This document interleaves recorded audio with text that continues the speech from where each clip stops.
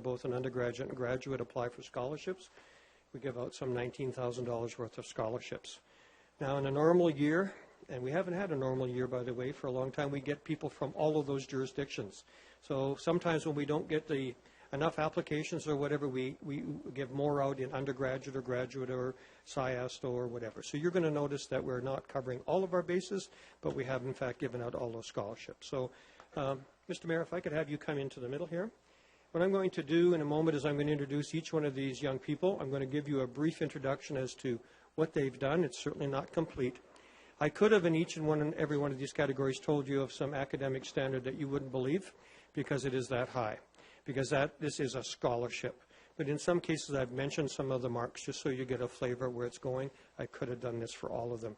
But I want you to pay attention to the diversity of what they would like to do. I'm going to begin with our University of Regina undergraduate, and I'm going to begin first with first-year entrants, and I would like to welcome forward Tegan Schultz. She will receive a scholarship for $1,000. Tegan finished her high school career at Balfour, serving as school president and maintaining an average in the high 90s, all the while taking classes in the Advanced Placement Program. A future in education as an English teacher awaits this young leader who loves to dance and to teach dance. Now, when I say this part, I'm okay if you all clap. Congratulations, Tegan. Thank you for doing that. Next first-year entrance also goes to Keely Bannon.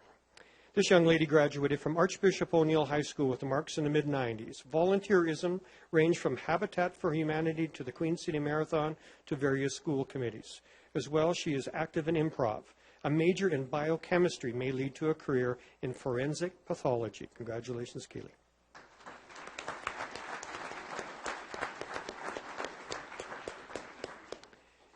Shane Greiba, second year, $1,000. Currently pursuing an honors physics degree with a desire to end up with a PhD in theoretical physics with a career as a university professor or to work with the Large Hadron Collider in Geneva, Switzerland. Physical activities such as hockey, boarding, and jogging help to keep life balanced. Congratulations, Shane.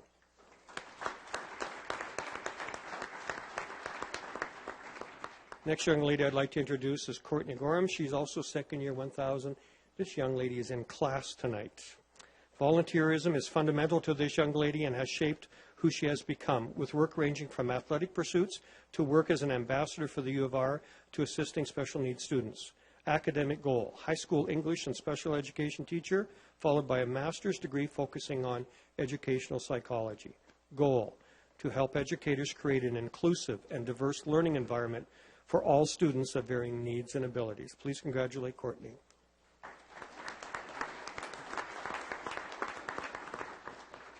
Kimberly Higgins, second year, $1,000.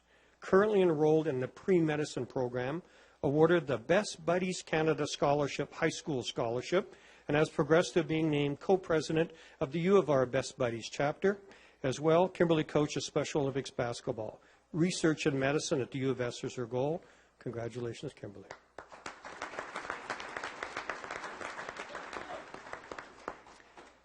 Naomi Kwong, third year, $2,000. Third-year student completing a Bachelor's of Science, major in chemistry and minor in health studies. Goal, pediatric oncologist. Volunteers with seniors and at Hope's Home, as well as a mentor with the YWCA Big Sisters. Nominated for a Woman of Distinction Award, winner of piano awards from both the Queen City Kinsman and Regina Central Lions. This young lady is a teacher, a leader, and an organizer. Congratulations, Naomi.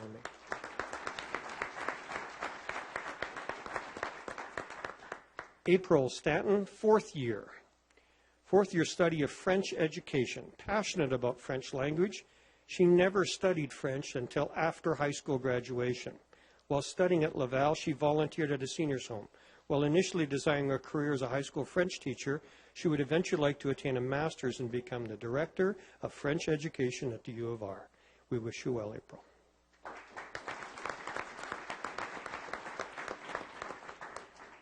Matthew Palmerine, postgraduate, $2,000. A lifeguard and water safety instructor with the City of Regina. Tutor for chemistry students at the U of R. Research topic, development of a gray water reclamation system prior to its commercialization.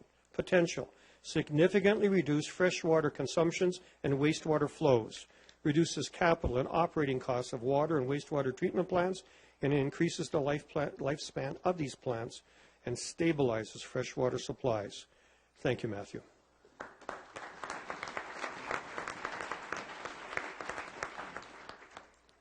Imtiaz Bhuiyan, postgraduate, $2,000. A leader in engineering societies here in Regina and previously in Bangladesh. Research devising innovative waste management methods to reduce the footprint of surface mining in uranium industries. Goal, environmental stability of the deposited materials in the containment facilities at a lower cost, and also work on developing industrial method for water recovery, wastewater reuse, and reduction of tailings volume. We wish you well.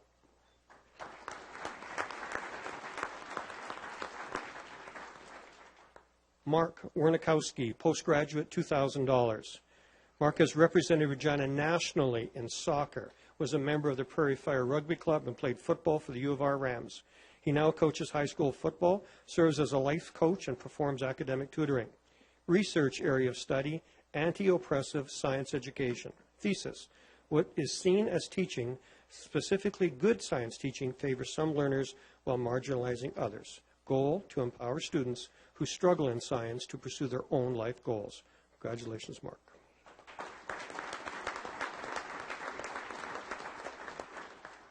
First Nations University.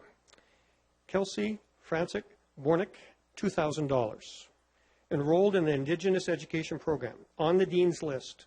Goal, to become a teacher in a school with disadvantaged youth, but would eventually like to start a school that would incorporate equine assisted learning. Been involved with an orphanage in Uganda, fundraising, and had visited, both teaching and caring for the children, and set up a program that may help with future sponsorships. Congratulations, Kelsey.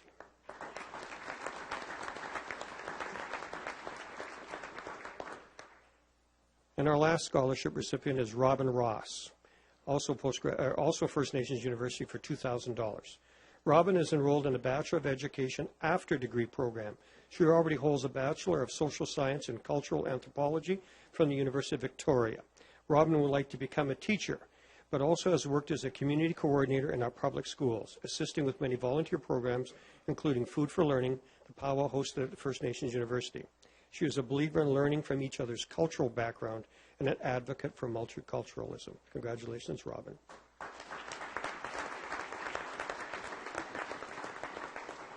I'd like to invite the members of the committee to also come forward, and they are Amy Morris from First Nations University, Wendy Mackmer, Graduate Studies, U of R, Donnell Schoenhofen, U of R, Todd Schwartz from the City of Regina, Jason Carlston from the City of Regina, Rhonda Maylander, and Gail Lambert from the City of Regina. And I also would like to recognize that every time we do this, the Dean of Graduate Studies, Ron Callan, comes here. Welcome, Rod, and thank you. Ladies and gentlemen, these are some wonderful people.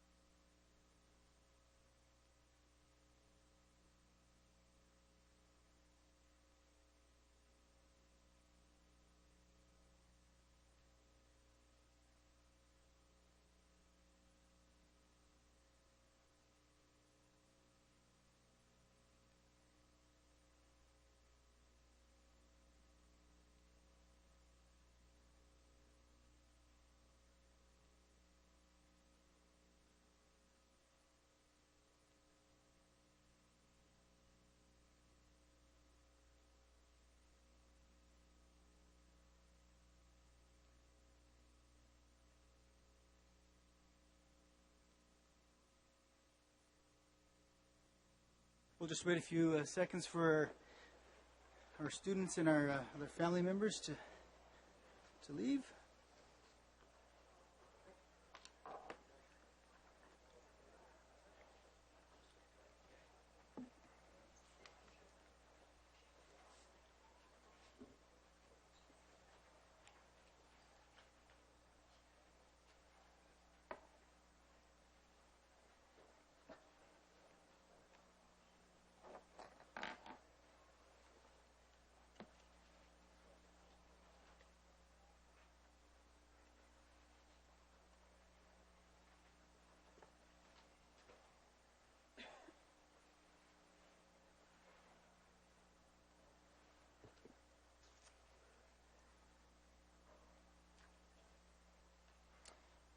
Okay, if I can have a motion to confirm the agenda for this evening. Your Worship, move the agenda with the corrections from the clerk's office.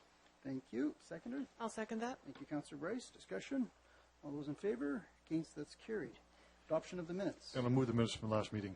Thank you. Your Worship, I'll second those minutes. Thank you. Discussion? Call for the question. All those in favor? Against? That's carried. Our first item on the agenda, Delegation 77, Mr. Paul Mraz.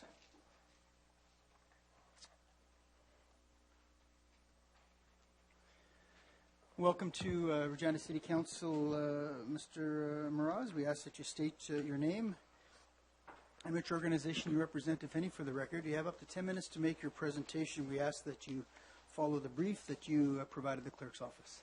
Thank you. Good afternoon. Good evening, Your Worship and City Councillors. My name is Paul Mraz. I am the Development Manager for Dundee Developments. I'm here in support of the proposed concept plan amendments and rezoning for Harbour Landing Phases 6, 8, and 9. Thank you. Approval for these phases constitute approximately 1,100 housing units in a variety of land uses. I prepared a brief presentation to illustrate the intention of these approvals. The local housing market has gone through a very rapid evolution in the last 5 to 6 years, and the package before you will highlight some of the changes as well as the opportunity these new phases can realize. The first 2 pages of the package include the proposed revised concept plan, as well as a marketing plan that shows the overall development. These are included for your reference.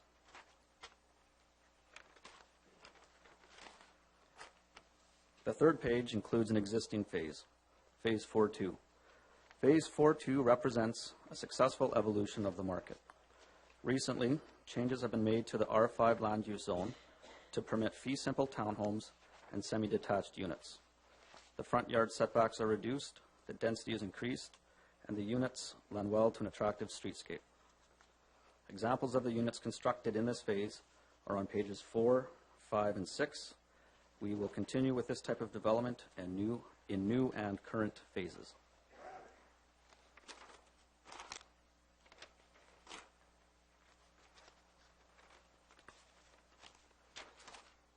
On pages 7 and 8 are some examples of what is possible on narrow detached DCD-12 lane lots. The demand for these types of units is strong, and many of these homes include secondary suites. We also intend to follow this trend on future phases.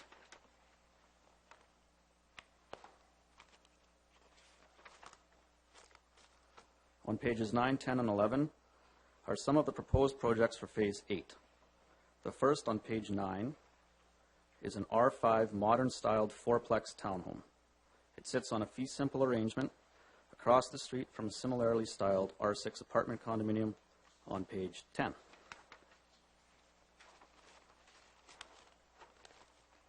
On page 11 is an R6 lane street layout.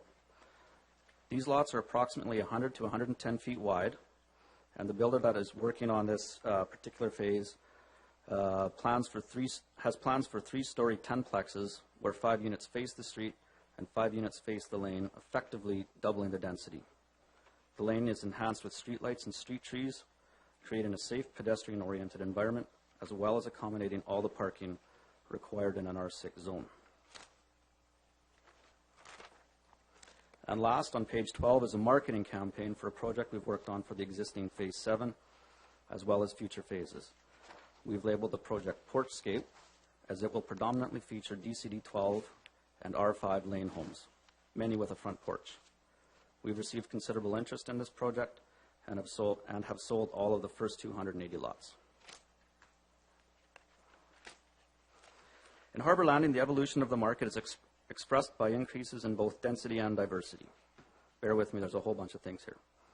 Within Harbor Landing, we have the following housing forms: R1 walkout lots, R1 40 to 50-foot lots, R5 semi-detached townhomes, R5 4, 5, and 6-plex attached townhomes, R6 rental apartments, R6 walkout townhomes, R6 luxury apartment condos, R6 pocket park entry-level towns, R5 3-plex stacked condos, R6 13-plex condos, DCD 12 narrow lot lane single detached, DCD 12 narrow lot non-lane single detached, DCD 12 40 by 80 wide shallows, R6 100-foot lots, multiple R6 apartment style condos, and secondary suites in the R1 and DCD 12 zones. I expect more diversity to follow. To summarize, the housing market, as we all know, has undergone a significant change. As developers and builders, we've had to change and continue to change to respond to the new market. We've had some successes and look forward to further evolution. Finally, I suggest that the new recipe for success is increased density and diversity. I look for your support on the proposed approval, and I'm available to answer any questions. Thank you very much for your presentation, Mr. Mraz. Councillor Fougere has a question. Thank you, Mr. Moroz, for your presentation. A couple of questions for you.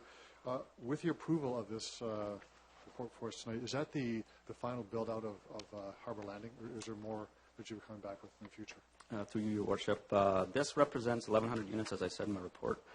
This will take us into early 2014, and we've got phase 10 to follow, and that will be the end. So one more phase after One more this. phase, Right. which will take us into 2015. Another question to Your Worship. Are you ahead of schedule in the build-out of Harbor Landing? We are we're going through it twice as fast as we thought we would.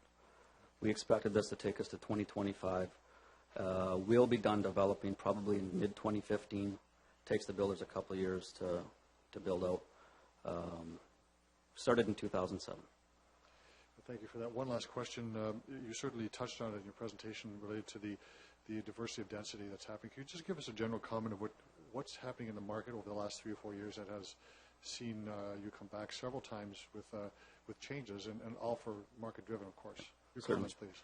The best way that I can describe it is the Regina market of old, to contrast it to the old Regina market, which was 50-foot lots, 2-story houses, 40-foot lots, big bungalows, and some condominiums parked somewhere in a corner. That was 6 or 7 years ago, when you could get that big house on the 50-footer for $150,000. That world doesn't exist anymore. So, as I say, as builders and developers, we've had to change our entire business model such that we can build stuff that people can afford. Things are getting smaller, smaller, and smaller. Density is getting better, or higher and higher and higher. And that's probably the best way to describe the change. Good. Thank you very much. Thank you, Councillor Fougere. Councillor O'Donnell?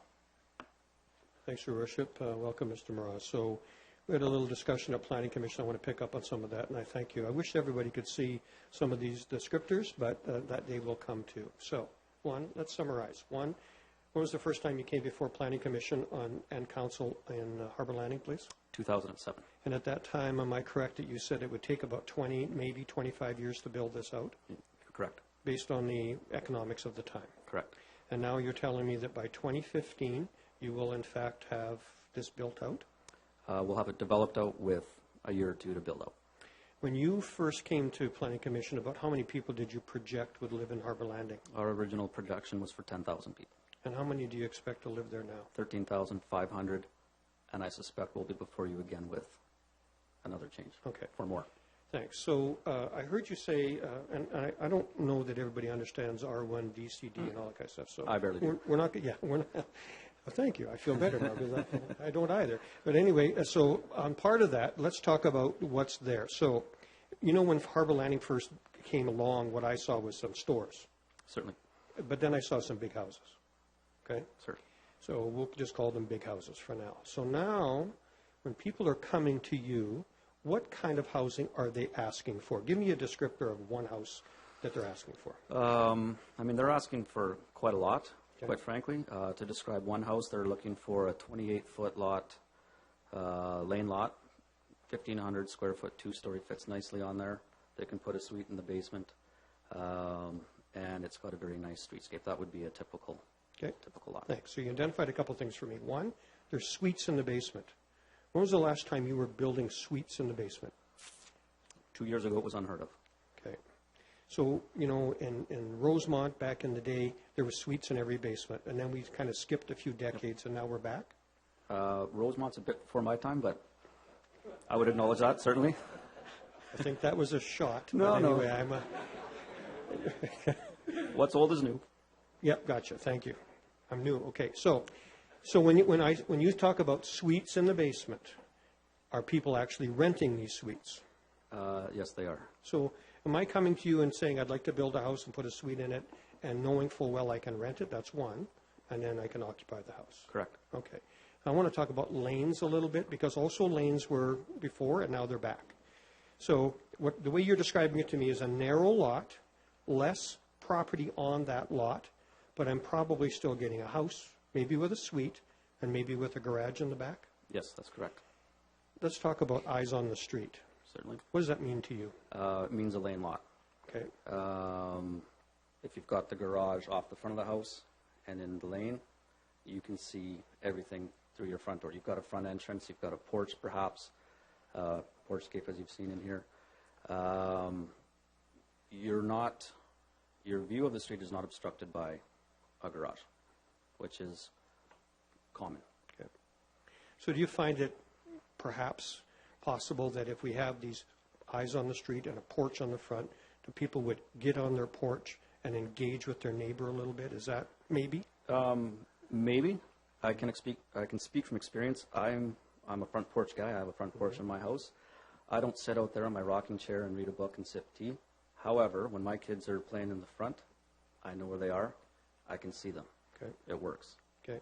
Talk to me a little bit about row housing, because I know that that's a phrase, brownstones or walk-ups or other phrases and so on. Let's talk about row housing.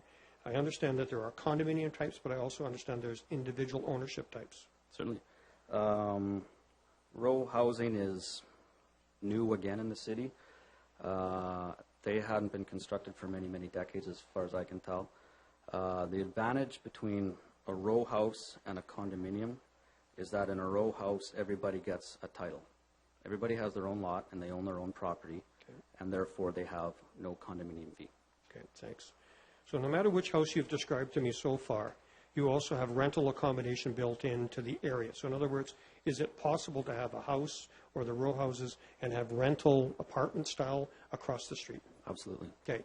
So in your world, where you are building a variety of homes, you have a mix of rental, whether they be suites in the basement of houses or whether they be structures that are large, actually, in many cases. Are you getting any complaints about that?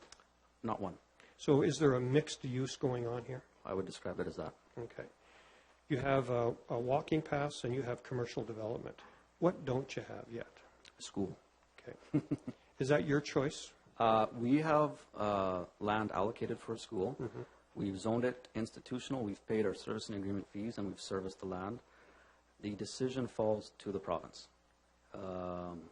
We've had discussions with the school board. They recognize the necessity for a school in a neighborhood of 13,000 people. It takes some time for them to get through the paperwork, but at the end of the day, it's the province that makes the decision. Okay, thank you. The next question, and it's probably my final one. So at some point in time, soon, I guess, you're coming to the end. You made a statement in your presentation about the future. So if you describe the future to somebody who doesn't have a picture in front of them and so on, what do you see the next phase looking like as compared to this? In the future, earlier I described the evolution of the market from the old 50-foot lot, which would have been a loop and lollipop type of land or street layout. We're probably somewhere in the evolution of the market. We're somewhere in the middle, which is moving from the loops and lollipops to something very grid-oriented with lots of lanes, but predominance of lane housing, probably 80% lanes, 20% non-lane. You can't always do a non-lane. Going forward in the next 3 years, I think the evolution is happening very rapidly. The development would be mixed use, higher density. The average would probably be a medium density overall. Predominance of lanes, lane housing, row housing. A lot of the stuff you're already seeing, probably further evolved. As we go along and it's moving fast, we're learning things, we're making mistakes along the way, we're learning from those mistakes, and things are getting better as we go forward. And I see a positive forward change. So when you say mixed use, rental? Yep. Rental in terms of suites and rental in terms of larger structure, Certainly. apartment style or whatever? Certainly. Perfect, thank you. Thank you, Councillor O'Donnell. Councillor Bryce? Thank you very much. I'm just wondering, page number 11. So as I'm going through this, I'm understanding some of the garages, or some of the houses have the garages at the back and that sort of thing. When I come to page 11 you have the lane housing and that sort of thing, I'm just wondering, where do you put the garbage and the recycling bins? Is it something that's a community garbage and recycling, or is it an individual one? Has that been thought out yet? Yeah, through your worship, each of these lots, each of these buildings would sit on its own lot, so they'd be condominiumized, and they would be required to provide that privately. Okay, and that will be known ahead of time through your worship? Absolutely. Okay, thank you. Thank you, Councillor Bryce. I don't see any other questions, so thank you very much for your presentation. Thank you. Oh, I'm sorry, I missed Councillor Ventura. My apologies. Councillor Ventura? Thank you, Your Worship. I jumped a little late, but I have Mr. Moroz, good to see you. Barrier-free, wheelchair accessible housing and that sort. So is there a percentage that you might be looking at in the future or looking at it now? Through your worship, I don't know if there's an actual percentage. I do see some builders coming forward with that type of design. So the front entrance of their house, if there's a driveway, the driveway would transition into a sidewalk and go right into the front entrance. There'd be no steps. They're building that, I think, on a custom type of demand. So is there a demand out there? Are you getting asked that question? I don't get it asked directly, but the builders obviously are. Okay. Thank you, Your Worship. Thank you, Councillor Ventura. I see no other questions. Thank you very much for your presentation, Mr. Moroz. Thank you. Councillor Fougere. Your Worship, on behalf of Planning Commission, I move concurrence in CR 12-128. This is the application for a zoning bylaw amendment and concept plan amendment for the property just discussed. I'll go quickly over with the recommendations just to illustrate once again the diversity and density of housing that's taking place. So we're moving away from urban holding, which is a current zoning designation, to on Phase 6, Stage 1. We'll go to direct control district. Those are the narrow suburban residential lots. DCD 12, this is near the pipeline corridor. R5, which is medium density residential. And there's public service, which will be moved to environmental reserve. Phase 6, Stage 2, direct control district 12, which is again the narrow suburban lots. DCD 12, again with the pipeline corridor setback overlay zone. R5, and then the public service with respect to a reserve. The application also moves forward with urban holding on Stage 8, again direct control district, the narrow lots for residential. DCD 12, once again along the pipeline corridor. R5 and R6, these are higher density residential. And Harbor Landing Phase 8, Stage 2 is direct control district, suburban narrow lot residential. R5 medium residential. Your Worship, we're seeing here there's no R1, which is a classic single family dwelling. This has moved away from that, and this is very much in keeping with the conversation from the delegation and Councillor O'Donnell on the nature and scope of changes to the plan. Planning Commission was pleased to see this and recommends concurrence to Council. Thank you, Councillor Rozier. Councillor Clipsham. Thanks, Mr. Mayor. Councillor O'Donnell's question around the school made me think, with 13,000 people here and one school site, I guess my question to the administration is, what have we experienced in the past? And I know you don't speak for the school board, but would that one site be a high school, and would there be a couple of elementary schools feeding into it? Or is that one site going to include a high school and a couple of elementary schools? Or how is this going to work? Is there, in fact, enough space reserved for schools in this 13,500 subdivision. Mr. Carlson? Your Worship, I'll turn it over to Mr. Searle in a moment. I do believe there's one site in Harbour Landing. In addition, we had contemplated additional sites to the west of Harbour Landing as the area grows, and there was also a town centre area identified sort of north and between the three communities. There's two future communities to be built west of Harbour Landing at some point. In terms of the one school site identified, I believe it's sufficient for a joint elementary school facility. I do not believe it's high school, but I'd just turn it over to Mr. Searle to see if he has anything to add to that. Mr. Searle? Yes, Your Worship, to add to Mr. Carlston's comments, the town centre, which is envisioned to be at the centre of three future communities in the southwest sector, would contain the institutional uses such as high schools and so forth. The size of each of the community units within the southwest sector, such as Harbour Landing, generally would have a centrally positioned site to accommodate elementary school development. So, and perhaps I should have asked this of Mr. Morose, but maybe you're familiar with his conversation with the province. What was have the developers been looking for some information about when an elementary school will be built on this site, or what in fact have they been asking?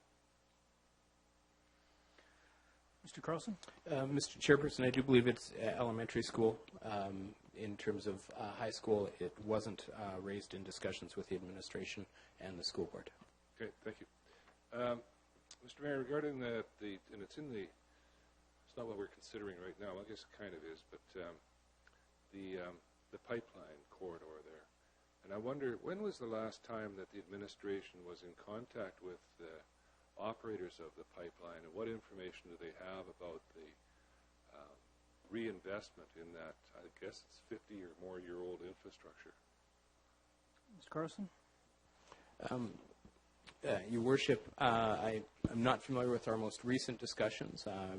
Again, ask Mr. Searle. I know that our communications are regular in terms of every application that comes forward related to any new subdivision or rezoning. Contact is made with them, but in terms of renewal of their system, I don't have that information available. Anything to add, Mr. Searle? Your Worship, in 2007, at the time of the neighbourhood concept plan approval for Harbour Landing, extensive consultation occurred with the pipeline companies, and as Mr. Carlston's indicated, on a application-by-application basis, consultations are made to identify any comments or concerns that they might have with the proposals. Mr. Mayor, it's not their concerns I'm concerned about, it's my concern.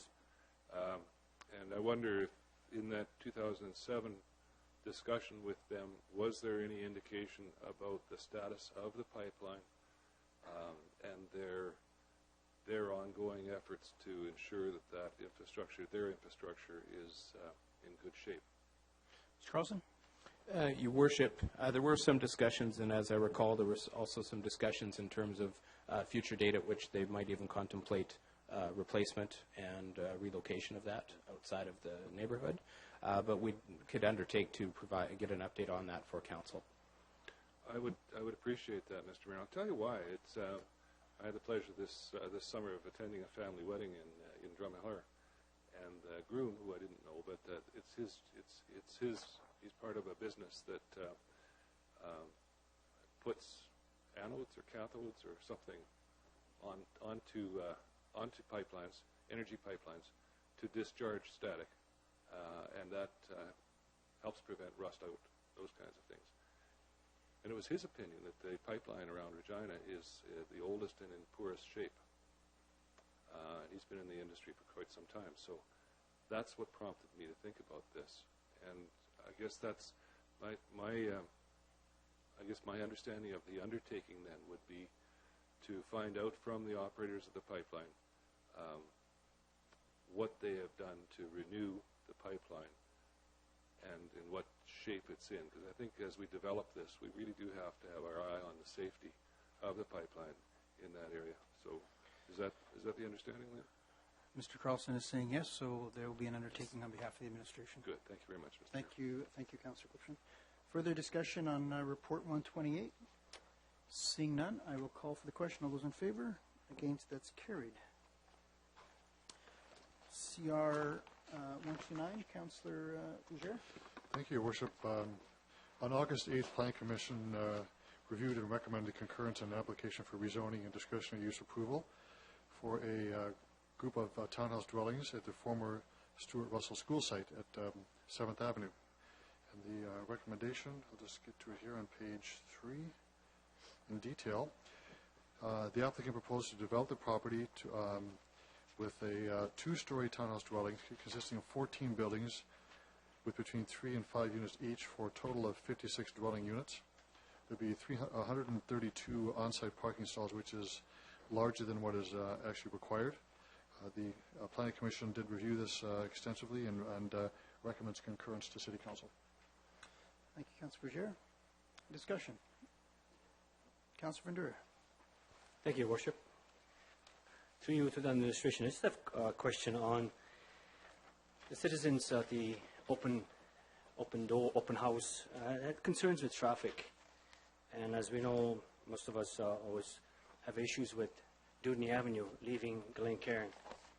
Everyone says it's only one way out. Question is lights, traffic lights on Dudney Avenue and Cavendish. There's a lot of traffic that stops because there's foot traffic mixes with cars turning and coming. So we're letting traffic go across, pedestrian walking across, and stopping the cars turning. So to you, Your Worship, can I get an answer on what are we going to do at that intersection? Because it has a snowball effect coming back from 7th Avenue as citizens leaving that area. Ms. White? Thank you, Your Worship. This proposed development is going to generate approximately 40 trips in the PM peak, so it won't be a considerable change to traffic load, but there have been a lot of challenges in the neighborhood existing and in the past. I will refer this to my colleagues in traffic controls and lighting for them to review and see if any changes can be done to signal timing at the location mentioned. Thank you for that. Your Worship, one more. Take it back to 7th Avenue. Taking back to 7th Avenue going on to Fleet Street and Dudney. There's another intersection that has a little difficulties managing traffic. I know that we're increasing only small increase, but there's always a difficulties moving traffic. Through you, Your Worship, is there something that we're going to be doing, or are we doing an ongoing study on that intersection? Through you, Your Worship. Ms. White? Your Worship, again, Dudney Avenue has limited roadway right-of-way, and that creates some challenges in terms of providing traffic flow and signal movements. I will make sure that my colleagues are aware that this location requires a review as well, and if there are any results, they could pass them to Councillor Fundura. And going to Your Worship, going through the report, it states that the sewer and water is sufficient. My question would be, as we have increasing residents into the area, is there an issue on the pressure, water pressure for emergency, for fire hydrants? Is there sufficient enough water that as we grow in this neighborhood? Through Your Worship. Ms. White? Your Worship, the water requirements for firefighting and water pressure for this development are modeled as part of the application process, and in this case were sufficient to support the proposed development to current fire standards. Okay. Your Worship, question on the fence. Through you, sir. There's a 4-foot fence when you exiting the property. My question is, I'm a little bit worried about the sight line when you're exiting the property coming onto 7th Avenue. And there was a second question within that same question. I would like administration looking into not allowing parking on 7th Avenue on the north side of 7th, adjacent to the property. If I can get some kind of answer to that, Your Worship.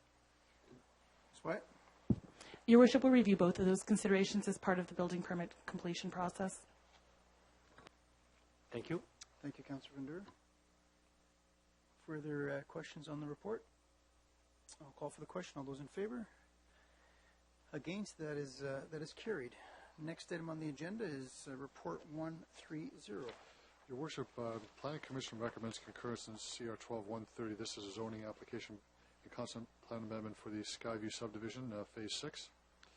And the application is to change from urban holding to R1, is a single detached, and R5, which is medium density. Also, there is a change with respect to of density, of course, and location, but the sanitary sewer service is actually being moved within the subdivision to provide greater servicing to the lot, and of course some of the streets within the proposed subdivision will be changed to accommodate the movement of the sanitary lot. Planning Commission recommends concurrence. Thank you, Councillor Fougere. Discussion? Seeing none, I'll call for the question. All those in favor? Against? That is carried. Report 131, Councillor Fougere. Again, from Planning Commission is an application for a zoning bylaw amendment with Kensington Greens Phase 2. And this is, again, moving from urban holding to, let's get my report here. Is to accommodate the second phase of the Greens on Gardner, the Kensington Greens. This is a concept plan change that was originally approved in 2005 by Council. It's also consistent with the overall growth management that happens within our official community plan. Planning Commission reviewed this and recommends concurrence as well. Thank you. Discussion? Call for the question. All those in favor? Oh, I'm sorry. There is a question. Councillor Zarka, sorry about that. Thank you, Your Worship. I have a couple of questions to the administration. And Uplands is kind of a unique community in itself that it really has like two entrances onto it, one being Winnipeg Street North and the other being Broad Street. And with really no other way out of that, I'm wondering through you, Mr. Mayor, to the administration, do we have current traffic counts on both those streets? Ms. Wyatt? Your Worship, baseline counts were completed as part of the first approval for Kensington Greens, and they are in the range of approximately 1,000 vehicles a day on both streets. And also through you, Mr. Mayor. And what were those streets designed for? Ms. Clark? Your Worship, both streets are considered arterials, minor arterial streets, and would typically carry in a range of approximately 7,500 vehicles a day. Okay. Also through you, Mr. Mayor, with more traffic and obviously more housing going into this area, are there going to be future sort of build-outs of these streets that could possibly alleviate some of the traffic issues that we see, especially on what we call the Winnipeg Street North right now? Your Worship, part of the transportation master planning process has been to evaluate the need for additional routes. We know in this area there are very limited accesses in and out, and Winnipeg Street is probably the best alternative for upgrading because it doesn't have residential frontage or sensitive uses like schools. So we will be looking at what's required to make sure we have good north-south movements. Broad Street actually does have a fair bit of capacity, but it's probably not where we'd want to put as much of the traffic, given that it has a number of sensitive roadside uses. Okay, and thank you for that. And also one last question, Mr. Mayor, is I'm wondering if there's, during this build-out, we're going to see a lot of heavy machinery, some excavators and things come in, and I was wondering if there was a possibility of rerouting those heavy machinery not through Uplands, but also to the north to the service road, that they could come in that manner. I'm wondering if that could be made a possibility. Ms. Wyatt? Your Worship, we can certainly discuss that with the applicant. I'm not sure about the structural capacity of some of the service roads and their ability to carry heavy traffic, but we can certainly have that discussion with the applicant and see what we can do to be more sensitive about moving construction equipment into the subdivision as development unfolds. Thank you for that. Thank you, Councillor Zarka. Further discussion? Call for the question. All those in favor? Against? That is carried. And the final Planning Commission report at this stage, 132. Councillor Fougere. Yes, thank you, Your Worship. An application here for a zoning bylaw amendment for 10 detached lots at Parliament Avenue and Queen Street Extension. The applicant, which is the City of Regina Real Estate Branch, plans to develop 7 detached lots along Parliament Avenue and 3 detached lots along the extension of Queen Street. Planning Commission recommends concurrence on this. Thank you. Discussion. See none. Call for the question. All those in favor? Against? That's carried. Before Councillor Clipshin speaks to the bylaws, Madam Clerk, can you provide notice, please? I will, Your Worship. City Council is about to consider the related bylaws that go with the reports that have just been discussed. The advertising has taken place for these bylaws. If anybody would like to address City Council, I would invite you to come forward at this time. There is no one, Your Worship. Thank you. Thank you, Councillor Clipsham. Mr. Mayor, there are 7 bylaws, 2012, 61, 66, 70, 75, 76, 77, and 78. And I'll move them, and seconded by Councillor Fundura. All those in favor? Against? That's carried. Councillor Clipsham? I'll move those 7 bylaws, seconded by Councillor O'Donnell. Discussion? All those in favor? Against? That's carried.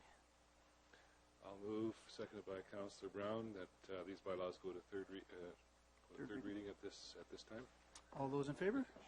Against? That's carried unanimously. And I'll move, seconded by Councillor Fougere, that these 7 bylaws receive third reading. Thank you. Discussion? Seeing none, call for the question. All those in favor? Against? That is carried. Our next item on the delegation on the agenda is Delegation 12-78. Mr. Colin Stewart.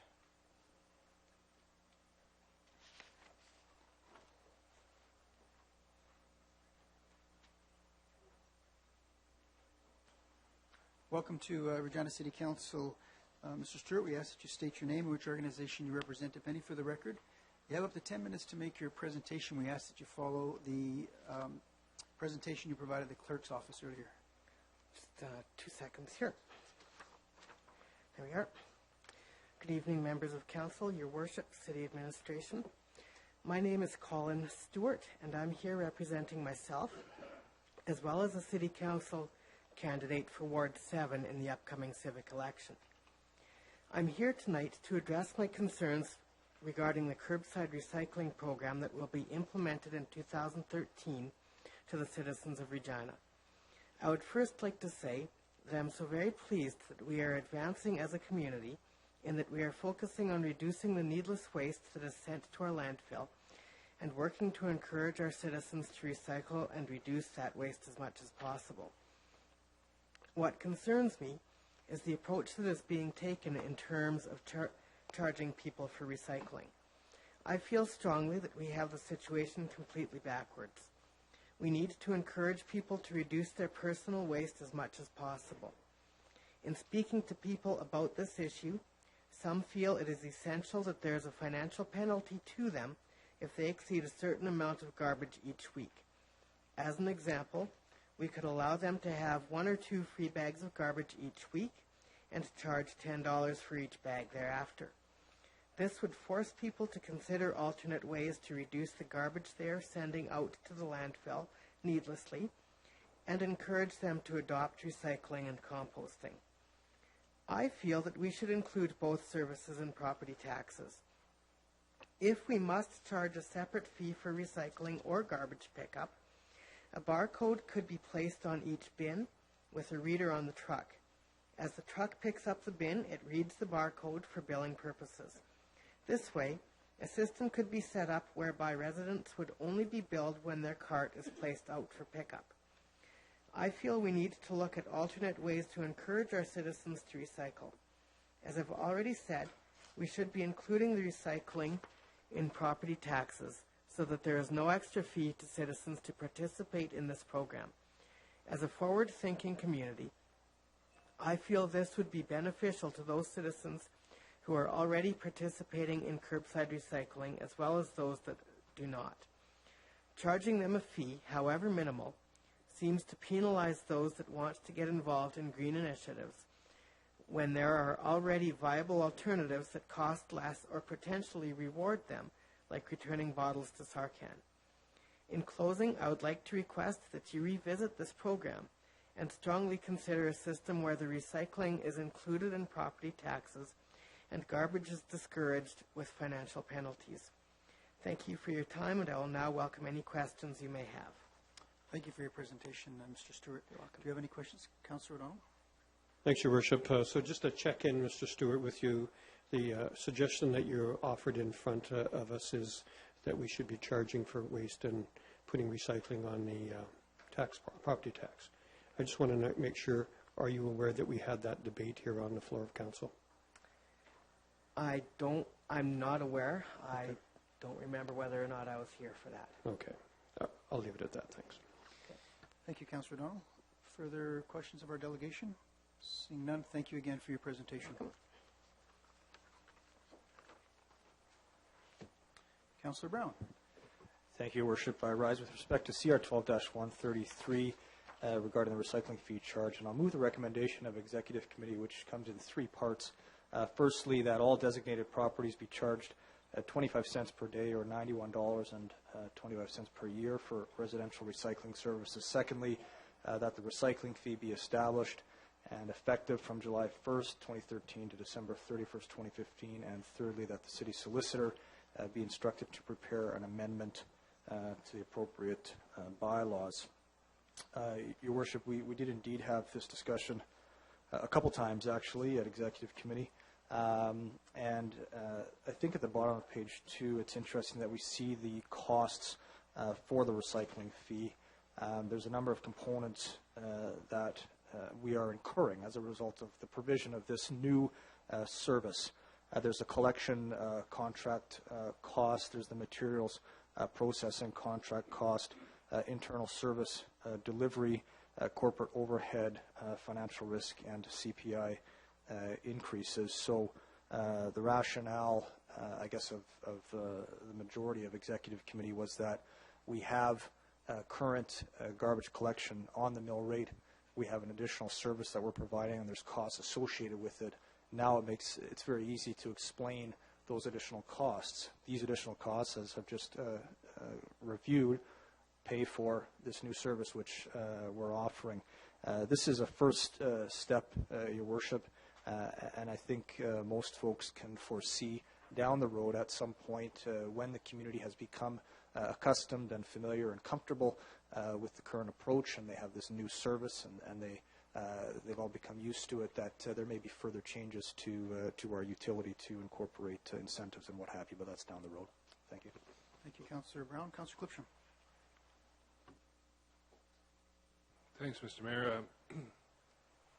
Normally I'd move Executive Committee items, but I don't agree with the recommendation in this case. I know that Councillor Brown referenced the Executive Committee where back in the beginning of September where we had this discussion.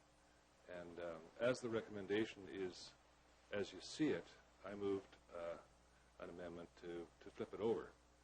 And with your being in London at the time during the Olympics, there were 10 of us here, and it was tied 5-5, so my motion did not carry. I think that you've been clear in the past that you support the recommendation the way it sits, so I won't bother going through the effort again because that would be 6-5 and quite humiliating to the 5 of us who are quite opposed to this. I think we're doing it wrong. But that said, I'm not unhappy with the price. I think the price is something that is affordable. My question to the administration, will that price go down when the province introduces the multi-material recycling program? Mr. Wanzura? Your Worship, we believe that to be the case. But, if there is a provincial multi-material recycling program, we believe it will be 25% of costs, which would be applied directly to this program. Good. So we'll see that reduced. My understanding, and there's been some discussion of this, that Saskatoon City Council instructed their administration to deliver a program for $4 a month, $48 a year. Has Saskatoon administration been successful in finding a provider that will do it for that cost? Mr. Wanzura? Your Worship, I've spoken to my counterpart in Saskatoon. They do have contracts in place with service providers. Their pricing is about $3.78 for year 1, going to $4.06 in year 3. One of the things that they do not include is, as Councillor Brown noted, they do not include in that rate things like existing waste minimization programs, the continuation of their Big Blue Bin programs, education, marketing, that sort of thing. So their rates to the homeowner are strictly the contract prices divided by 66,000 homes. Okay, thank you. The contract that we have, the contracts that we have concluded, Loras will be doing the pickup. With Loras is a Saskatchewan firm with good, strong local presence. But the facility where the recyclables will be sorted and shipped away is going to a Manitoba firm. Why, or is there a reason why a Saskatchewan firm did not, or better yet, a Regina firm did not get that contract? Mr. Wanzura? Your Worship, we went to the marketplace with a competitive bid proposal. We outlined the specifications that we asked proponents to bid on. When we received the bids, we received the bids, evaluated them with an evaluation committee, and the Mterra bid came out the strongest, and the other bids did not. Okay, thank you. The phase one of this program is for single-family residentials.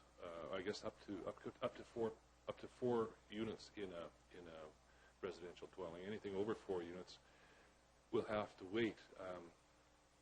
When do we expect to see multifamily, that is 5 or more, in a dwelling or in a building? When will they get the service? Your Worship, we'd like to get this program on the street and stabilized, but we think between 24 and 36 months to start moving towards multifamily programs. Thank you. The question was asked by Councillor Murray earlier with the, I think it was Councillor Murray, wasn't it, that asked the question? Councillor Bryce. Councillor Bryce, about the recycling, designing in recycling for these multi-unit developments that are being built as we speak. Is there anything in our bylaws that require, in our planning bylaws that require the provision of recycling space, or is that something we ought to undertake PDQ? Your Worship, I'm not certain of the specific provisions off the top of my head, but I can certainly look. As front streets get narrower, we've been moving more to back lanes, I think, and is fair to say. So I can certainly undertake to review that. Okay. And when will the provision of collecting yard and kitchen waste begin, and will that be a recycling fee, or will that be under the garbage? Your Worship, we're intending on running a small pilot to try this out in the upcoming months. But we would hope also, once we get this program stabilized, start moving on to multifamily and composting, that sort of thing. So in that order.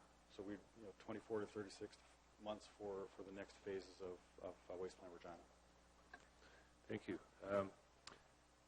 The recycling of larger materials, I guess I wonder if that is a recycling question germane to this report, but with the rollout of the rollout bins in to 25,000 households, what have we experienced with what used to get shoved in the dumpster, no matter how large it was? Mr. Wanzer? Your Worship, I think we are partially way through some of the back alley conversions. The experience so far has been reasonably good. I think that we've been active in the neighborhoods and working with community associations, and I think in my drive rounds of our staff, alleys that have been converted have looked reasonably in good shape. I think the neighborhoods are tending to respect that those bins won't fit everything in they have. Good. Thank you, Mr. Mayor. Thank you, Councillor Clipsham. Councillor Bryce. Thank you. I'm sorry, I still have a bit of a cold. I just wanted, Councillor Clipsham asked, and my questions, most of them were answered. I just wanted to clarify my position on this. I'm glad to hear that if the province coughs up the money that was promised, it will go directly to the bill of the recycling bill. That's another reason that I wanted it kept separately, so that we're transparent, people know what they're paying for this service, and that if we get a rebate of some sort, it actually goes towards that bill so that it's lessons for the residents of Regina. So other than that, my Saskatoon questions have been answered, so I'll leave it at that. Thank you, Councillor Bryce. Councillor O'Donnell. Thanks. I realize that mostly we ask questions of the administration. I know it's rare to ask questions of a colleague. I'm going to ask questions of a colleague. Councillor Clipsham. You sit on a committee. I asked you this as an executive, and I want to be a little pointed because I want people to understand this. So this is about the provincial program, Your Worship. One, are people being charged currently, right now, today, yesterday, and last week, a fee on some of these materials? I know that I get charged on my Coke bottle. I understand that, but on others. Is the province charging a fee? And I'll leave it open like that. Councillor Clipsham. Thanks, and Mr. I think Mayor. maybe, just so that everyone understands, can you just let us know the committee that Councillor O'Donnell is referring to, so that everybody understands that you do have some knowledge in this? I've sat on a couple of committees over the years. Beginning in 2005, sitting on a committee of a SUMA committee that was trying to push forward the idea of recycling across the province. The province in March of 2010 announced the multi-material recycling program, which is for packaging, the packaging being paper, glass, tin, plastic, with the exception, as Councillor O'Donnell kind of alluded to, with the exception of beverage containers, which are already covered and will continue to be covered by a deposit that is redeemable at Sarcan. So the recyclables that you currently have, beverage containers, won't be part of the program, but cornflakes boxes, mayonnaise jars, pickle jars, paper, glass, tin, plastic will be part of the program. Right now there is no charge to the consumer for that. The province intends that what they call the Stewardship Responsibility Organization, an SRO, will be set up that will be controlled by industry, although there's considerable heat on the province to ensure that there's municipal representation on the board of the SRO. But the SRO will set fees. This hasn't been determined how yet, whether the fee will be visible when you visit the co-op, or the Safeway, or the Extra Foods. I won't say Superstore, because I know none of us right-thinking people would go there. But so whether or not you see at the end of the tape a fraction of a penny for a cornflakes box, a fraction of a penny for a pickle jar, et cetera, that would all add up on your $100 bill, grocery bill, to 7 cents, 12 cents, 15 cents, I don't know what it would be. The SRO will collect that money.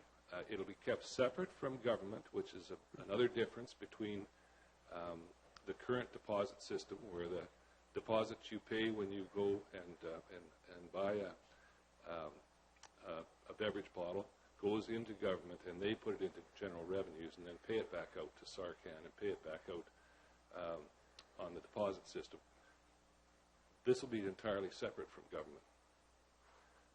Whether it's transparent, like I said, and you see it at the bottom of the tape, or whether it's embedded in the price and you don't see it, I don't know how that's going to work yet. But in any case, the amount that is collected across the province for all these products will go into a pool, and municipalities will get up to 75% of the cost of their recycling program. The 4 cities of Regina, Saskatoon, Prince Albert, and Moose Jaw, I believe it's those 4 cities, maybe it's just the Regina and Saskatoon, have been mandated to have a curbside, or as we call it, a property line recycling system. Smaller communities will have depot systems. If they want to have a curbside or property line system, they won't get paid for it. And that's a point of contention with municipalities as well. But we would get up to 75% of the costs that we're discussing tonight. Whether or not industry will figure out ways of keeping more for themselves, I don't know. That's one of the reasons I very much want to see, and SUMA very much wants to see, representation by municipalities on the board of the SRO. SUMA is going to be convening a meeting of the industry representatives and municipal representatives, together with the government, in probably October 10th, to discuss this business of the governance. A letter from the Minister of Environment to me today indicates he doesn't understand why industry is insisting that the 8 members of the board be industry only. He doesn't understand that. The reasons they're giving don't make sense to him. They don't make sense to the municipal world either. I think it's essential that we have that representation to ensure not only efficiency, which the industry will be interested in, but the effectiveness, which is what you and I will be interested in. Does that answer your question? It does. I have another one. So he went a little farther, and that's good. You provided some information. I'll pick up on one point.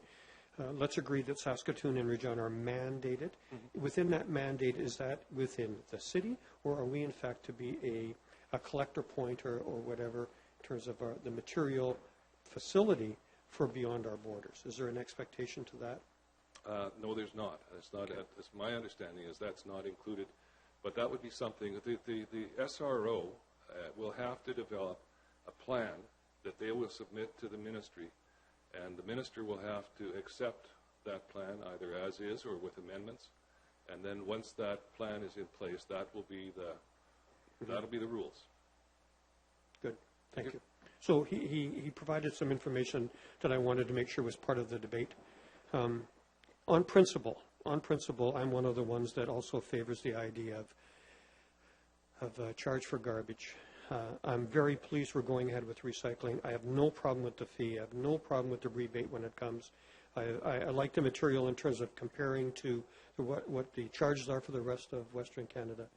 But, Your Worship, to be clear, when the vote comes, I will be voting in opposition, and it is because of garbage and recycling. Thank you. Thank you. Further discussion? I'll call for the question. All those in favor? Against? Motion is carried. On the bylaw of 87, Councillor Clipsham. Mr. Mayor, the bylaw 2012-87 puts into place the recommendations of the report we just discussed, and I'll move it. Seconded by Councillor Zarka. All in favor? Against? That's carried. I'll move the second reading, seconded by Councillor Hutchinson. Discussion? All those in favor? Against? That's carried. I'll move that this bylaw go to third reading at tonight's meeting, seconded by Councillor Hinks. All those in favor? Against? That's carried unanimously. And I'll move third reading, seconded by Councillor Bryce. Discussion? Seeing none, all those in favor? Against? That is carried. Our next item on the agenda is Delegation 79, Dr. Catherine Arbuthnot, and I hope I said that correctly.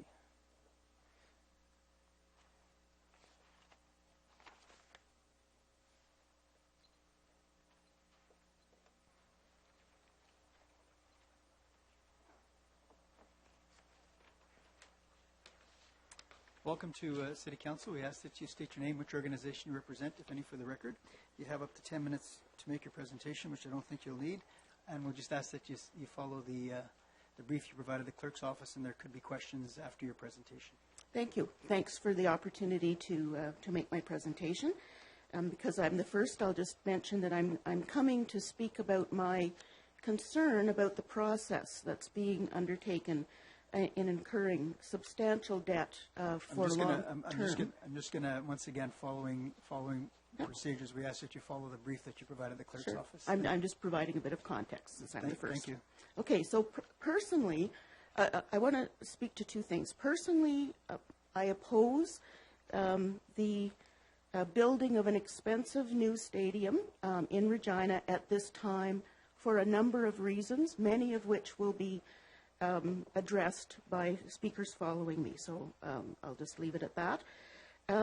Particularly, I'm concerned that almost all of the cost will be public, where a substantive portion of the benefit will be private.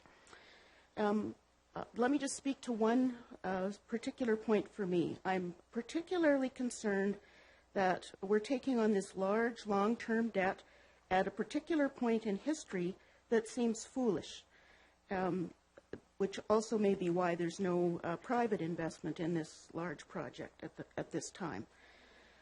Given our global challenges, it's highly unlikely that procedures in the next 30 years are going to look like what's happened in the past 30 years. So we need to be thinking in a more forward way. There's a couple of reasons for this. One is climate change. We've already experienced some of that. We're going to experience more in the next 3 decades. And some of those changes are likely to be costly, as we've already experienced to some degree. Our economic systems and markets are also likely going to require adjustments because we are straining the limits of growth, at least for waste, as we've heard tonight, if not for material growth. How we solve these challenges is not very clear, so maintaining ourselves in a state of readiness to act on this as yet unanticipated changes seems the wisest course of action at this particular point of history. Straddling ourselves with a large, long-term public debt at this time will seriously impair our capacity for nimble, adaptive response in a time of great uncertainty. So that's expressing one of my concerns at this time. The second point for me is that I'm very strongly committed to democracy. Many times throughout my life, given my age, I've willingly accepted actions that I do not personally support because a majority of my fellow citizens do. That's what it means to live in a democracy. If a majority of Regina citizens indicate the support for taking on this kind of debt, I would accept that. But an imposition from our elected representatives, I cannot accept a risky course of action such as this on that basis. So I call for a referendum on the stadium to be included on the ballot for the October 24th election. Thank you for your presentation. Do we have any questions of our delegation? Councillor O'Donnell. Thanks, Your Worship. Good evening. Hello. So, if I could just have a moment to Question, please. Yeah. Are you aware that many times over the past few years, a lot of people have come before us and spoken of optimism, growth, rapid growth, unbelievable growth, and so on? Are you aware of that? I'm not aware of all the specifics here. I'm aware of that generally, yes. Right. You're throwing in some caution. Quite a bit, yes. Are you throwing in gloom or doom? I think these are big challenges. I think I'm very hopeful that we will rise to these challenges. I think it will require us to be very flexible and adaptive. I think we can't just rest on our laurels of what we've done in the past. So, thank you. So no, I'm not doom and gloom, no. but I am urging us to not just rest on what we've done in the past. Thank you. To the comment about being ready for change, can I add this in? There are times when there is growth, and there is times when there's been depression. Sometimes projects are built during depression. Councillor O'Donnell, is this a question or a comment? Yeah, and so sometimes it's growth. How do you see things in terms of when to build? Up or down? Depression or? I think we're at a different historic time. We've reached some limits to growth. Our population as a species is very large. We have the benefit of lots of space and resources here in the West. I suspect we'll need to share some of that with some of our colleagues around the world. So we will have to build to some degree, but I think this is the wrong direction for us to take with this particular building. Thank you. Further questions? Councillor Murray? Thanks, Your Worship, and thank you very much for coming forward and bringing your presentation. I'm just curious, are you familiar with the entire RRI and what it is? And Your Worship, I realize we have a lot to go through, so just simply yes or no. Are you familiar with the entire build-out of the RRI and its inclusion of one piece being the stadium? The Regina Revitalization Initiative. Generically, I haven't read it. Okay. Thank you, Your Worship. Thank you. And Councillor Clipsham. Thanks, Mr. Mayor, and thank you for your delegation tonight, Dr. Buthnut. Can you tell me the difference between representative democracy and direct democracy? I'm not a political scientist, so no, I could take a guess, but I know there's differences between participatory democracy, where the whole electorate will take part in a decision through a poll or something like that. Representative democracy is we elect somebody who will represent us on big issues with some sense of how they're going to represent us, and some trust that they're going to consult us as they represent us. Okay. That's my idea about it. So in hearing from you, you talked about climate change. Am I right in thinking that if in an election, do you have a choice between someone who denies climate change and someone who says we have to acknowledge climate change and be prepared for it and do the things that are required, that your vote would go to the representative who is prepared to accept that climate change is happening and understand that changes will be needed in the way we do things? Yes. Yeah. So you're putting your faith, I guess, in that representative as opposed to the other one, because the other one you have no faith in. I don't trust that they are representing me very well, or at least, as I say, I'm highly in favor of democracy. But that requires that my representative listen to me and at least consider my perspective in their representation. Now, hang on a sec. I'm going to remind the gallery. I'm going to remind the gallery to please respect decorum and the bylaw of City Council, and I'm going to read it to you, and I'll ask that you respect it. Members of the public who can constitute the audience of the council chamber during a council meeting may not address council without permission of the council, shall maintain order and quiet, shall not applaud or otherwise interrupt any speech or action of the members or any other person addressing council. I will once again ask the chamber to be respectful of the bylaw. Thank you. Councillor Clipsham. Thanks, Mr. Mayor. Dr. Arbuthnot, as you just heard, we had a discussion about charging for recycling versus charging for garbage. You heard a couple of us say that we didn't favor what we were proposing to do, but we didn't win the vote, so therefore we're not going to get our way. Now, ought we to have had a referendum on that issue? Given the magnitude of the expense, personally, I would have said no. The magnitude of this debt and the duration of it is much longer. So where does one draw the line then, in your mind at least, between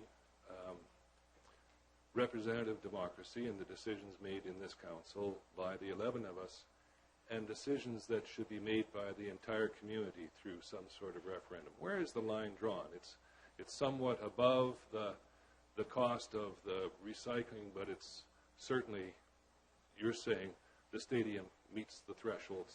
So where is the threshold? I can't give you a specific money amount or duration amount, but it's some substantive load, I guess qualitatively. It would be some substantive load for future citizens for an extended period of time, particularly when our private industries do not seem to be embracing the plan. Now, you say in your submission that when the majority of the people, at least that you know or hear from, favor something that you don't favor, you're prepared to take your lumps and go with it, just as we did, some of us did tonight, some of graciously or not. That's how I understand democracy, yes. Yeah.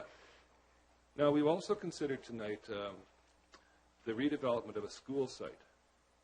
And I appreciate you probably didn't read that item on the agenda, but in that item on the agenda was the results of community feedback. Nobody favored it. Some favored it with changes. The majority of the respondents, and a pretty substantial percentage, although it's a smaller number totally, but a pretty substantial number of the people said, no, I don't favor it in any way. So we've talked about decisions that we make and the threshold based on money. What is the threshold based on a planning decision where the majority of us feel that an infill development of an old school site is good for the whole community, and yet people along that street or avenue around that, in the 75 meters that we send out doorsteppers to, they don't oppose it. So where's the threshold there? It's not a money issue, it's a planning issue. Where's the threshold? Well, there's the ideological reason to accept it, but that doesn't sound like very good representation to me. I'm sorry. That if everybody you're hearing from opposes it, and you haven't, if you've got a good sense that that's the zeitgeist, and you are representing those people, it seems to me that that's not very good representation if you oppose what the majority of the people say.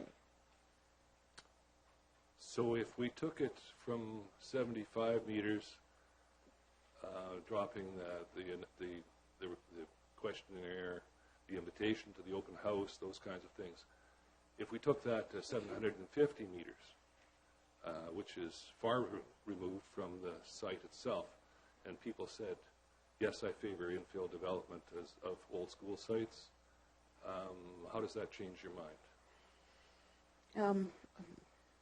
Well, if I come back to the principle of representation, who are you representing? So you're suggesting to me that, so I don't know who you're representing in that. Are you representing just the neighborhood? Are you representing the whole city? That's what needs to be decided in terms of representation. And how are you going to make your decision on October 24th? Are you going to vote for a person who says, I'm going to stick up for this ward and damn the interests of the whole city, or I'm going to do my best to combine the interests of the ward and the interests of the whole city? Is that a question that you feel you can answer? Personally, you're asking me personally how I make my decision. Then I'm just going to interject. I'm going to. We're not really on the topic of the referendum question or the actually three. It's not even a question of a referendum. It's a question of the report coming forward. Well, I beg to differ, Mr. Mayor. This delegation and all the delegations that I see afterwards are saying this ought to be a direct democracy, not a representative democracy.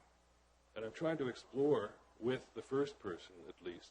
I don't intend to do this over and over again. But I'm trying to explore what is the difference between representative democracy, that is the 11 of us making a decision on behalf of a ward or people on a street or on behalf of the whole city, and the direct democracy, which I'm gonna ask.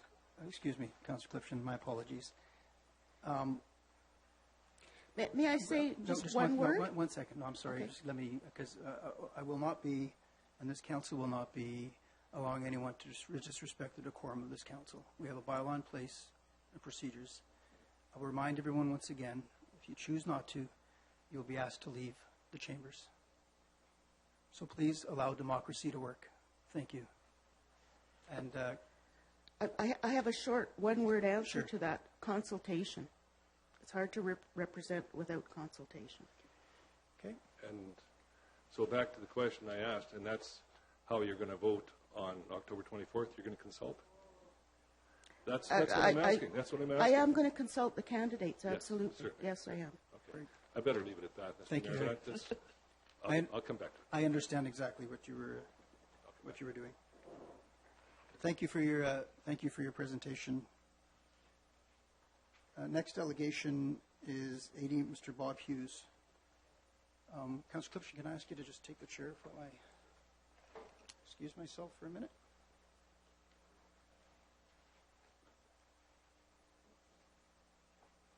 Just bear with us one second, Okay, Mr. sure. Hughes.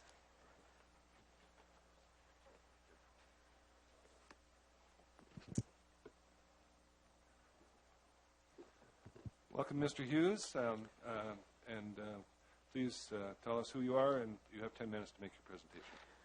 Okay, my name is Bob Hughes. I'll make I have a short, succinct presentation here. I want to thank the Mayor and councillors for the opportunity to present to you about this very important issue. When the Executive Committee of Council adopted their 5-point recommendation related to the stadium project, I was simply astounded to see that this included the authorization of a $2.5 million transfer from the General Fund Reserve to support the design, build, finance, the procurement process. The question immediately came to my mind: what is the hurry? And why bind the hands of future councillors when a civic election is so close at hand? The city has already spent $14 million to dress up the stadium and to provide temporary air-conditioned and cozy digs for a select few fans. Much of that money would have been better spent on any needed structural issues or on amenities that would benefit all stadium patrons for many years to come. That is my hope for any future spending. As a mental health worker, I see the homelessness and desperate need for affordable housing firsthand. However, I ask Council to please not insult our intelligence by linking a new stadium project to affordable housing on the present stadium site. It is critical that before another dollar is spent, Regina citizens finally have a say in this extremely expensive project, and I ask that Council include a referendum on it in this fall civic election. Thank you. Thank you, Mr. Hughes. We have questions for the delegation. Councillor Brown. Thank you, Mr. Acting Chair, and good evening, Mr. Hughes, and thank you for your presentation. In your report, you referenced what the city has already spent, and I wanted to ask you whether you're aware that the city has not spent $14 million to dress up the stadium, but that it was actually the Rough Riders out of their own money. Were you aware of that? Through you, please, Mr. Acting Chair.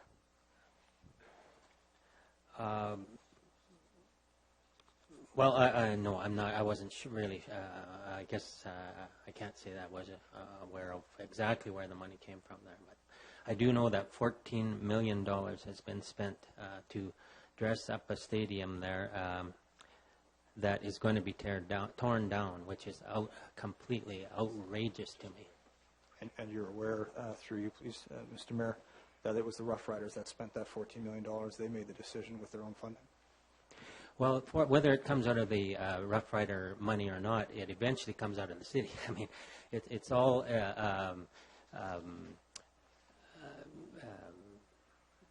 you know, in the final end. I mean, the money is going to come out of the city here. So this is $14 million that isn't going to be there for a future build,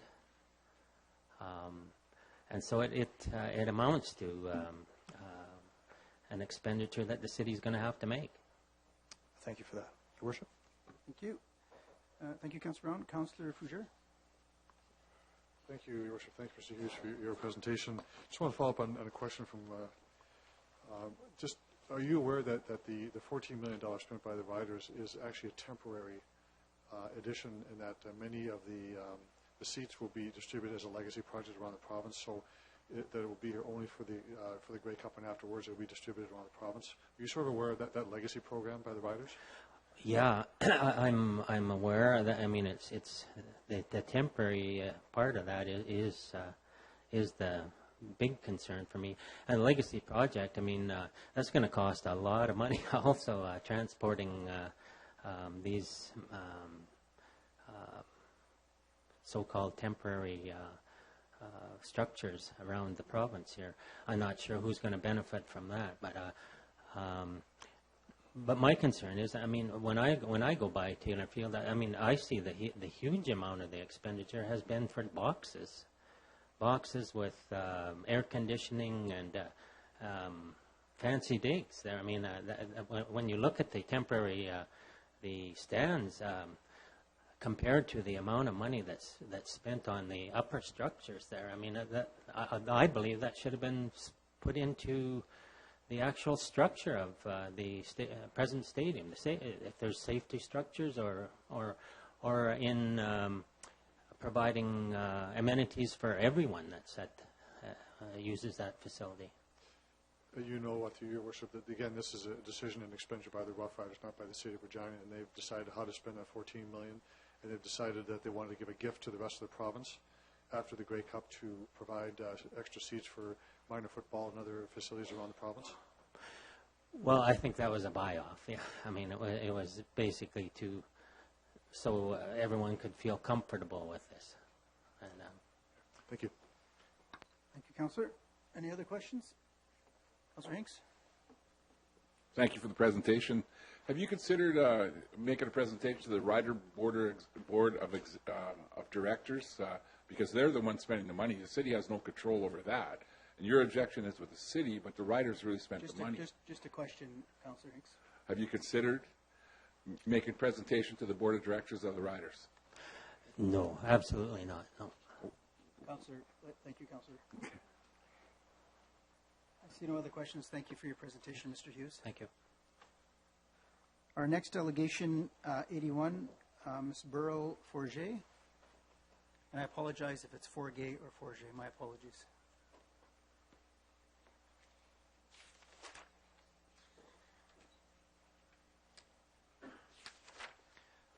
Welcome to Regina City Council. We ask that you state your name and which organization you represent, if any, for the record. We ask that you follow the brief that you provided the clerk's office. My name is Burrow Forget, and I am representing myself. I've been a taxpayer in this city for 44 years. I feel I have a fair amount of responsibility to the city in that respect. I respectfully request the Council to add to the ballots of the October civic election a referendum respecting the advisability of pursuing the building of a new stadium for Regina. When Taylor Field was built, I understand that it was put to the citizens in a referendum and it passed. The times and the needs are now different. So I advise this Council to use the same tactic in the 2012 election. Are you afraid it won't pass?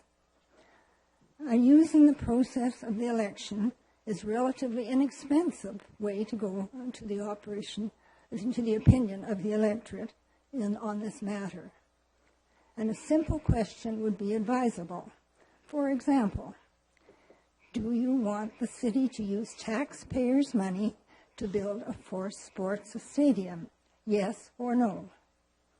Where the result is a yes or a no vote, then the controversy would be over. It's the democratic way to do. There's democracy which is representative, which would you expect to be properly representative. But when you're spending huge amounts of money into the future, it's time to do direct democracy, and this is the easiest way to do it.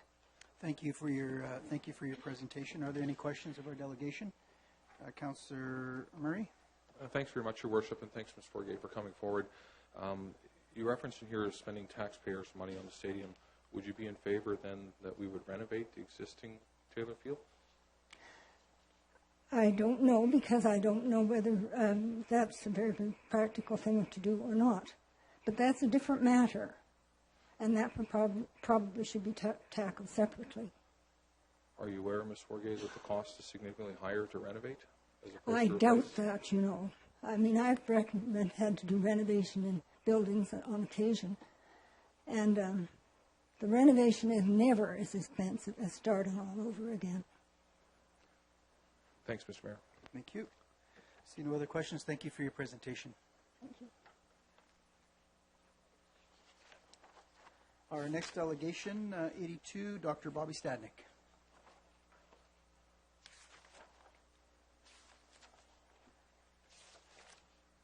Welcome to City Council. We ask you state your name and which organization you represent, if any, for the record. You have up to 10 minutes to make your presentation, and we ask that you follow the brief that you provided the clerk's office. My name is Bobby Stadnik, and tonight I'm speaking on behalf of the Coronation Park Community Group. At this point, the members of Regina City Council have had hundreds of city residents appear before them, either as delegates or as members of the gallery. Virtually all of these people have made it clear that they believe that the majority of citizens in Regina do not want a new stadium. The delegates have presented numerous strong arguments against building such a structure and have cited a range of issues in support of their position. I want to touch on a few of these concerns, but make it clear that these are certainly not all of the problems that Regina citizens have tried to express to City Council in terms of the stadium. Excuse me. Number one, the idea of using vast funds taken in large part from taxpayers to build a new, mostly unwanted stadium when there's a desperate need for revitalization of the existing old and failing infrastructure in the city is disturbing to many citizens.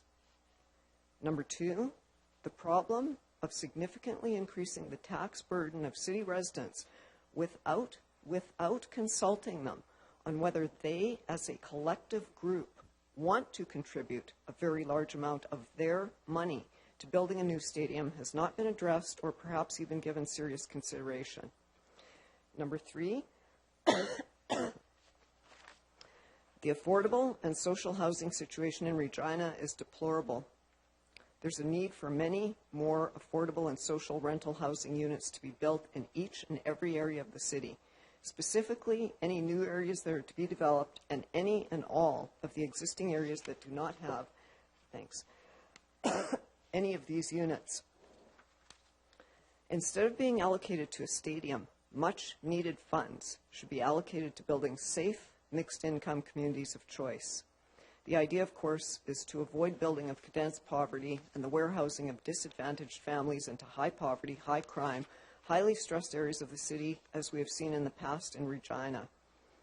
We're all aware of some of the consequences and the human suffering Regina has endured by having allowed the maintaining and building of areas of condensed poverty, and through the lack of providing meaningful and considerable funding into existing high poverty areas where funding is certainly needed. Disadvantaged families who are struggling with poverty desperately need affordable homes in safe neighborhoods. Communities like North Central and Heritage need to be provided with amenities that are available in affluent areas, and they need to be made safe. People who live in these neighborhoods have to be able to participate in the development of community-based solutions that are funded by the city. Significant money must be provided by the city to ensure that North Central, Heritage, Coronation Park, and other neighborhoods in need can become healthy, safe, and sustainable neighborhoods. Seeing that this happens immediately should be a priority for City Council.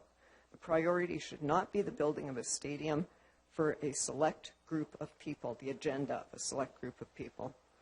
This past July, when City Council unanimously voted to go ahead with nearly $300 million stadium project, it seemed to most of the observers in the gallery that their concerns, some of which I and others have mentioned or will mention tonight, had been ignored by City Council. City councillors did not appear to have questions for the delegates, and they also chose not to make any remarks regarding the concerns raised. It seemed to many of us that night that Regina City Council simply gave a unanimous stamp of approval for the stadium to go ahead without getting general public approval. As you will recall, this lack of response from city councillors prompted many of the observers in the gallery to call out comments such as shame and disgraceful. To continue at this point to ignore the concerns of citizens in Regina by not having the stadium go to a referendum makes many of us ask the question, when did we stop living in a democracy? It matters little what other cities in Canada, or worse yet, cities in the USA are doing in terms of funding similar projects. We're not in competition with them. We have our own concerns. What is important is what the citizens of Regina collectively want for our city. It's for these reasons, among many others, that City Council must listen to the voice of the people, and the question of building a stadium must go to referendum. Thank you for your presentation, Ms. Static. Are there any questions? Seeing none, thank you for your presentation. Next delegation, 83, Edward Jones.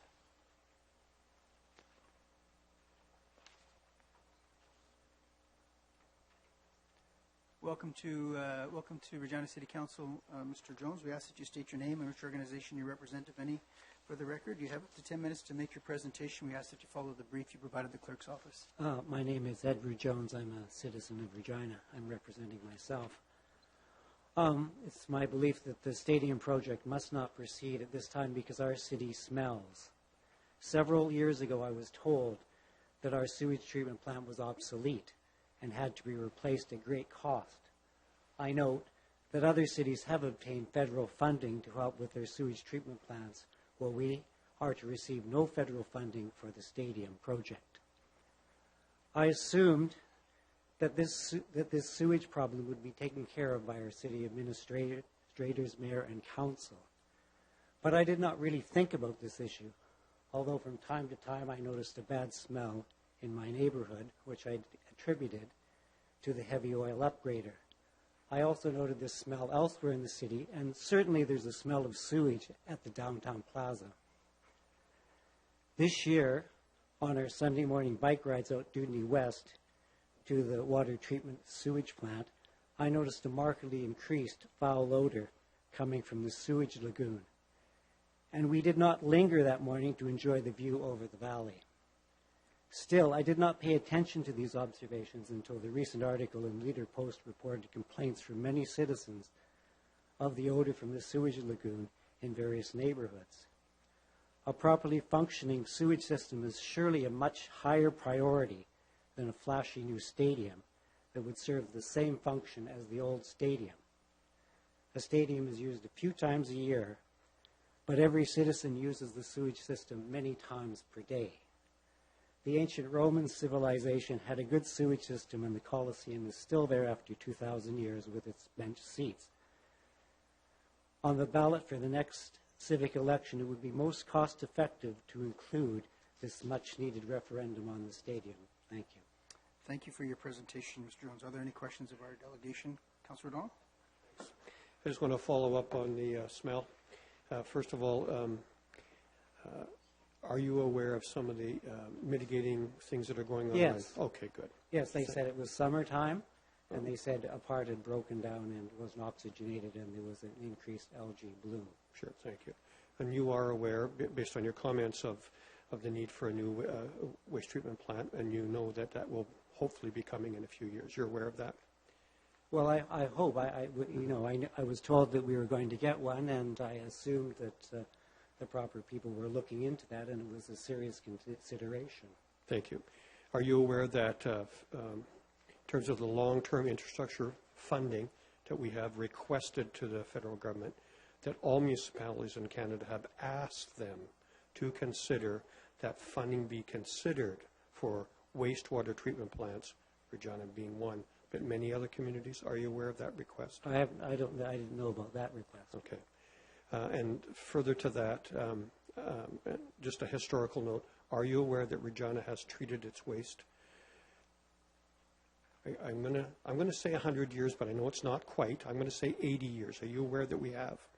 I knew that we had a secondary treatment, which at the time I thought was quite good. That's right. And it was one thing that I was proud about, that, we had a properly functioning sewage system, and given our situation in the middle of a continent without a real river.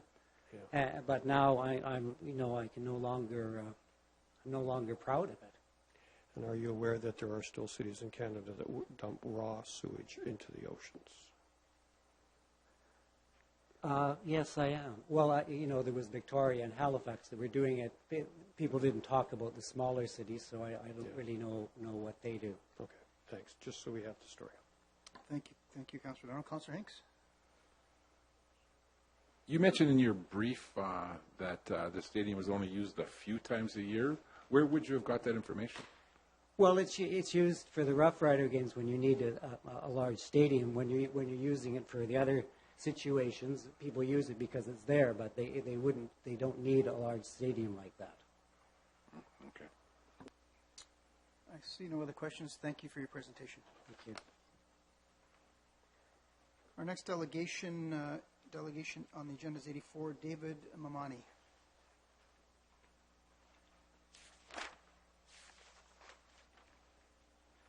Welcome to Regina City Council, Mr. Mamani. We ask that you state your name, which organization you represent, if any, for the record. We also ask that you follow the brief you provided the clerk's office earlier. My name is David Mamani. I represent myself. And let me tell you a story. There is a family, a father, a mother, and 3 children. The oldest child wants almost everything: expensive hockey and football equipment, to eat at McDonald's every night, and to live a wasteful, luxurious life. He is selfish and greedy. and he doesn't want to share anything with his siblings. The youngest child, sickly and weak, is a woman and is never very healthy. She also wants to receive from her parents little something so that she can also live a moderate lifestyle. Moreover, she knows that her oldest brother doesn't want to share anything with her. The middle brother supports his oldest brother in many ways, even though he knows deep down he will not receive hardly anything. The parents' favorite child is the oldest one. They want to give him anything he wants. Yet the youngest sister is totally and almost always neglected by the family. What kind of family is this? To be sure, this is not a healthy family. The city of Regina and our province are much like this family. The oldest brother is like the wealthy upper-class society. The youngest daughter is like the low-income and working-class society. The middle child is like the middle class, who are almost always silent, hoping to receive at least something from the oldest child.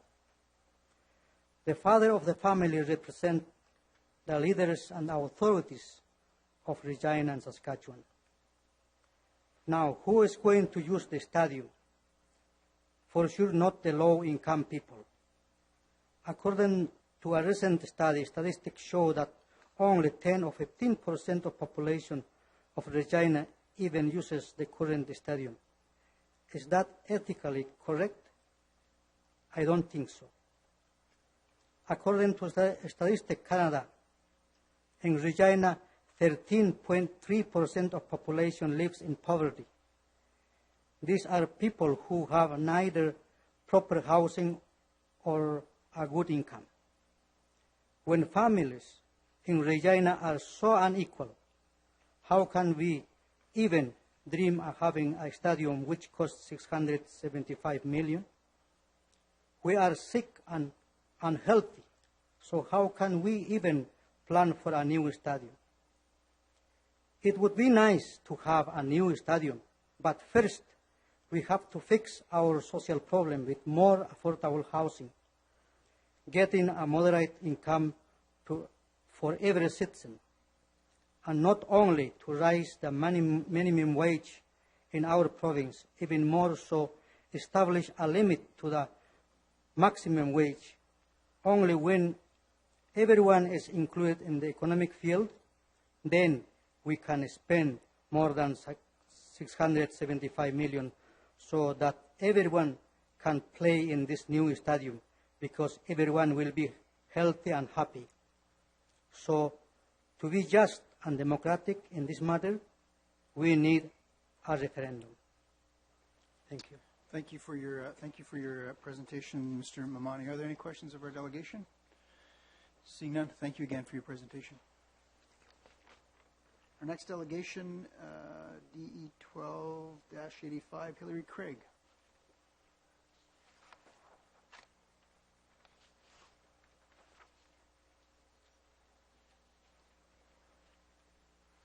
Welcome to Regina City Council. We ask that you state your name and which organization you represent, if any, for the record. You have up to 10 minutes to make your presentation, and we ask that you follow the brief that you provided the clerk's office earlier. Thank you very much. My name is Hillary Craig, and I'm representing myself. And thank you for the opportunity to make this presentation. Your Worship and Councillors, I'm here tonight to express my concern about the decision of the Council to go ahead with building a new stadium. There are many reasons why I believe this is not the best way to spend existing tax money or a good reason to raise our taxes.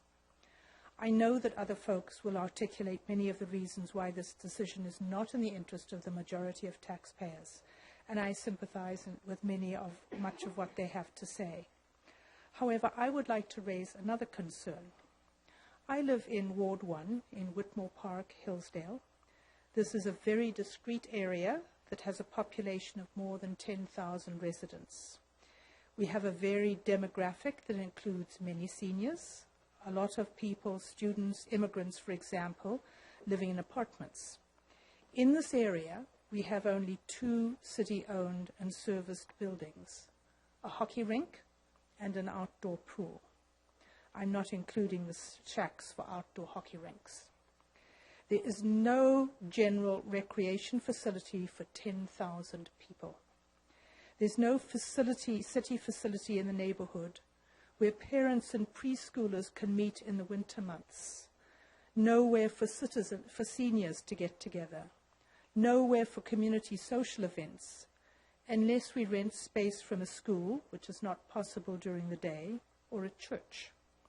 There isn't even a single public place where we can post a notice. I should mention, I find it so totally unacceptable that the ongoing needs of our population are ignored, while the needs of the football fans, which are in fact already being met, are being bumped to the top of the agenda. I should mention that the situation is even worse in places like Harbour Landing, where there isn't even a school, as we heard today earlier, or a church. Even upscale Wascana View has no indoor facility within walking distance. In our severe climate, we need in each neighborhood indoor spaces that are within walking distance, where we can meet and build community. This surely should take precedence over a new stadium.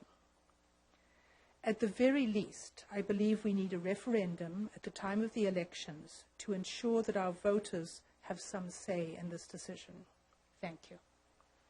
Thank you for your presentation, Ms. Craig. Are there any questions of our delegation? Councillor O'Donnell? Thanks, Your Worship. Welcome. You heard, obviously, from your just comment, slightly different than your script, the discussion that we had with Mr. Mraz at Harbour Landing about the schools. You heard that. Yes. Thank you. I asked that question because of what I read with yours. I want to know if you're aware of the study that the city did on recreational facilities and the recommendations that came from that study. I am aware that there was a study of recreational facilities, and I'm also aware, though, that there was very little consultation done at the neighborhood level. I'll leave that to questions I can ask the administration at a later time. Thank you. I'll note that. Thank you, Councillor O'Donnell. Councillor Murray? Thanks, Your Worship, and thanks, Ms. Craig, for coming forward and taking questions. As I had asked once before, and again, Your Worship, I appreciate that we have a lot of people here, but are you familiar with what the completed RRI, the Regina Revitalization Initiative project, is in totality? Again, I appreciate that the stadium is a piece of it, but are you aware of the total program? I'm aware of, I have some awareness. I won't say that I've read it in great detail, though. Okay, thanks, Your Worship. Thank you. Thank you for your presentation. Thank you.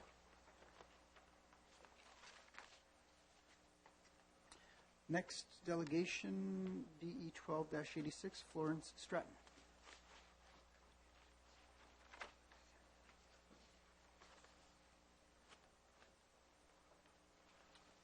Welcome to Regina City Council. Ms. Stratton, we ask that you state your name, which organization you represent, if any, for the record, and you have up to 10 minutes to make your presentation.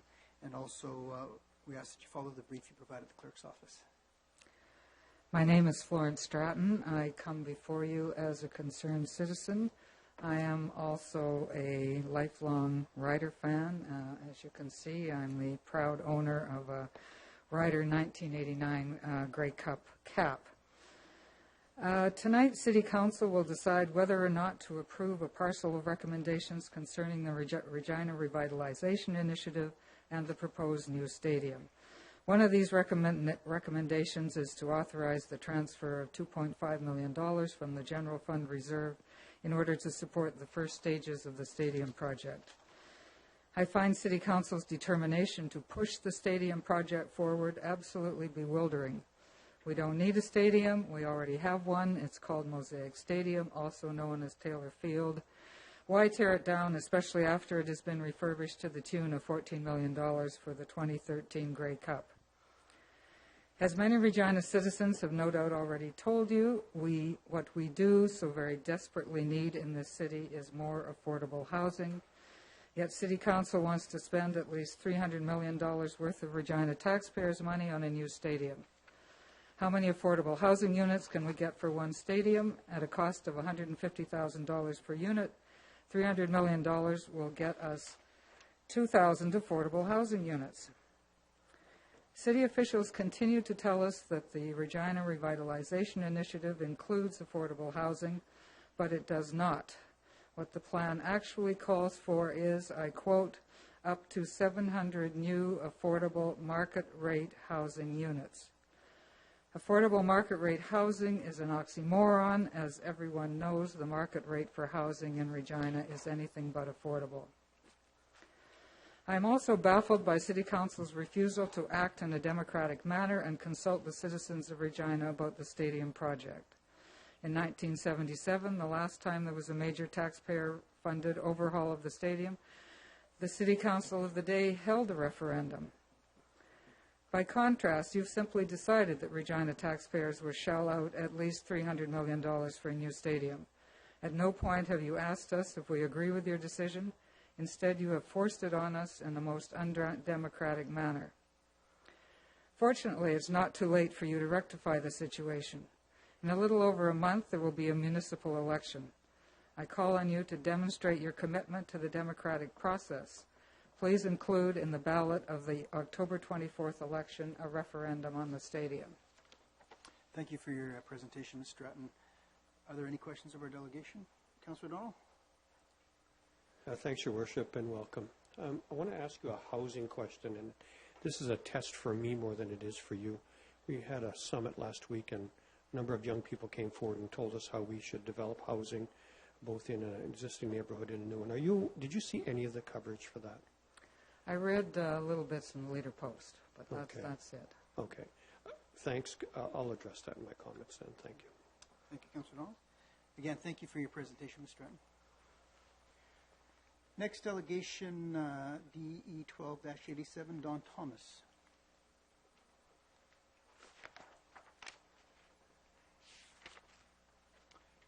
Welcome to Regina City Council, Ms. Thomas. We ask that you state your name and which organization you represent, if any, for the record. You have up to 10 minutes to make your presentation, and we ask that you follow the brief you provided the clerk's office. Thank you. Good evening, Mayor Fiacco, City Councilors. My name is Dawn Thomas, and I'm here tonight representing myself and approximately 5,000 Regina taxpayers who have signed the stadium petition asking the City of Regina to hold a referendum on the funding of the new stadium. The total cost of the new stadium, including loan interest and maintenance over a 30-year period, will be almost $750 million. According to the city's funding plan, $300 million of that is coming from Regina taxpayers. City Council is telling us to trust them because they were elected within a democratic process, as Mr. Clipsham alluded to. They are asking us, rather they are dictating to us that we need to invest all of this money into a project we have had and continue to have no say in. In the process of gathering signatures, I have found several individuals, including city employees, businesses, organizations who have been told to remain neutral and or silent. I ask you, is silence in the best interest of a democracy? It is obvious to me that in Regina we are no longer living in a democracy. A true democracy does not include having major initiatives forced upon the general public using their hard-earned money, like a stadium created behind closed doors without public consultation and without public support. This, my friends, has turned into an autocracy. In calculating the cost of the stadium, City of Regina officials did not include any contingency for cost overruns. My question was ignored at the July 23rd meeting. In a project of this size, there are almost always cost overruns. As Mayor Fiacco was quoted in saying regarding City Square Plaza in the last issue of the Prairie Dog, page 7, paragraph 3. I am issuing a challenge to the current City Council. If you are so sure that you are representing the majority of the citizens, put the question on the ballot for this year's municipal election. Do you support the use of municipal taxes in the building of a new stadium? By holding a referendum on the October 24th ballot, not only will City be saving taxpayers money, rather than running a separate vote when I do achieve the 20,000 signatures that are required, they will restore the faith and democracy of all Regina residents. If the result of that referendum is that the majority of residents support the use of municipal taxes in the building of a new stadium, we will stand down and pay our taxes because we have had a say. Please ask me questions. I would love to address some of the ones that were asked here tonight if given the opportunity. Thank you for your time. Thank you for your presentation, Ms. Thomas. Are there any questions of our delegation? Doesn't look like it. Thank you for your presentation. Am I permitted to answer the questions previously? No, you're not. Thank you for your presentation. Democracy at its best. Thanks. Thank you. Our next delegation is D12-88, Bob Ivanochko.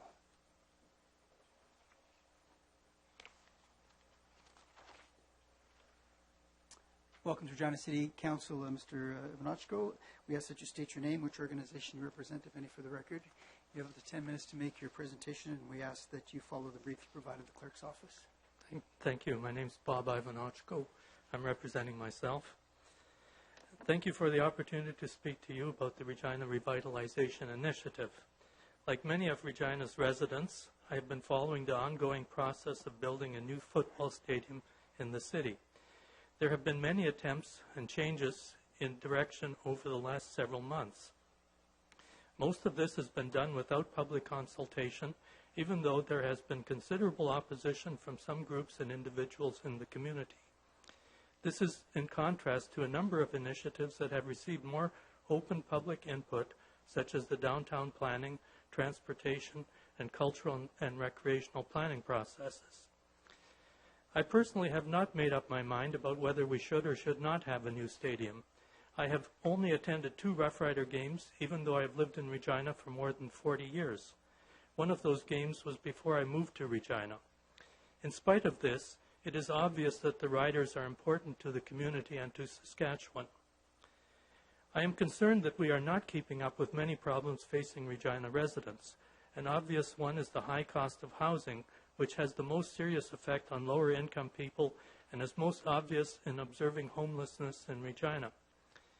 I'm involved in the Knox Metropolitan United Church Outreach Ministry and see this problem regularly as people use the alcove in front of the church and the trees on the Victoria Street side for sleeping. There is also a number of homeless people sleeping in the Caragana hedges and shrubs in the St. Chad's grounds along College Avenue east of Broad Street across the street from my house. Many of my friends and neighbors are upset about the cost of the new stadium and its effect on taxes over the next 30 years and think increased tax dollars would be better used for more immediate needs. They are asking for a plebiscite to be held along with the civic election this fall. There is a petition in circulation that questions the spending of tax dollars on this project without the public having the opportunity to vote on the issue.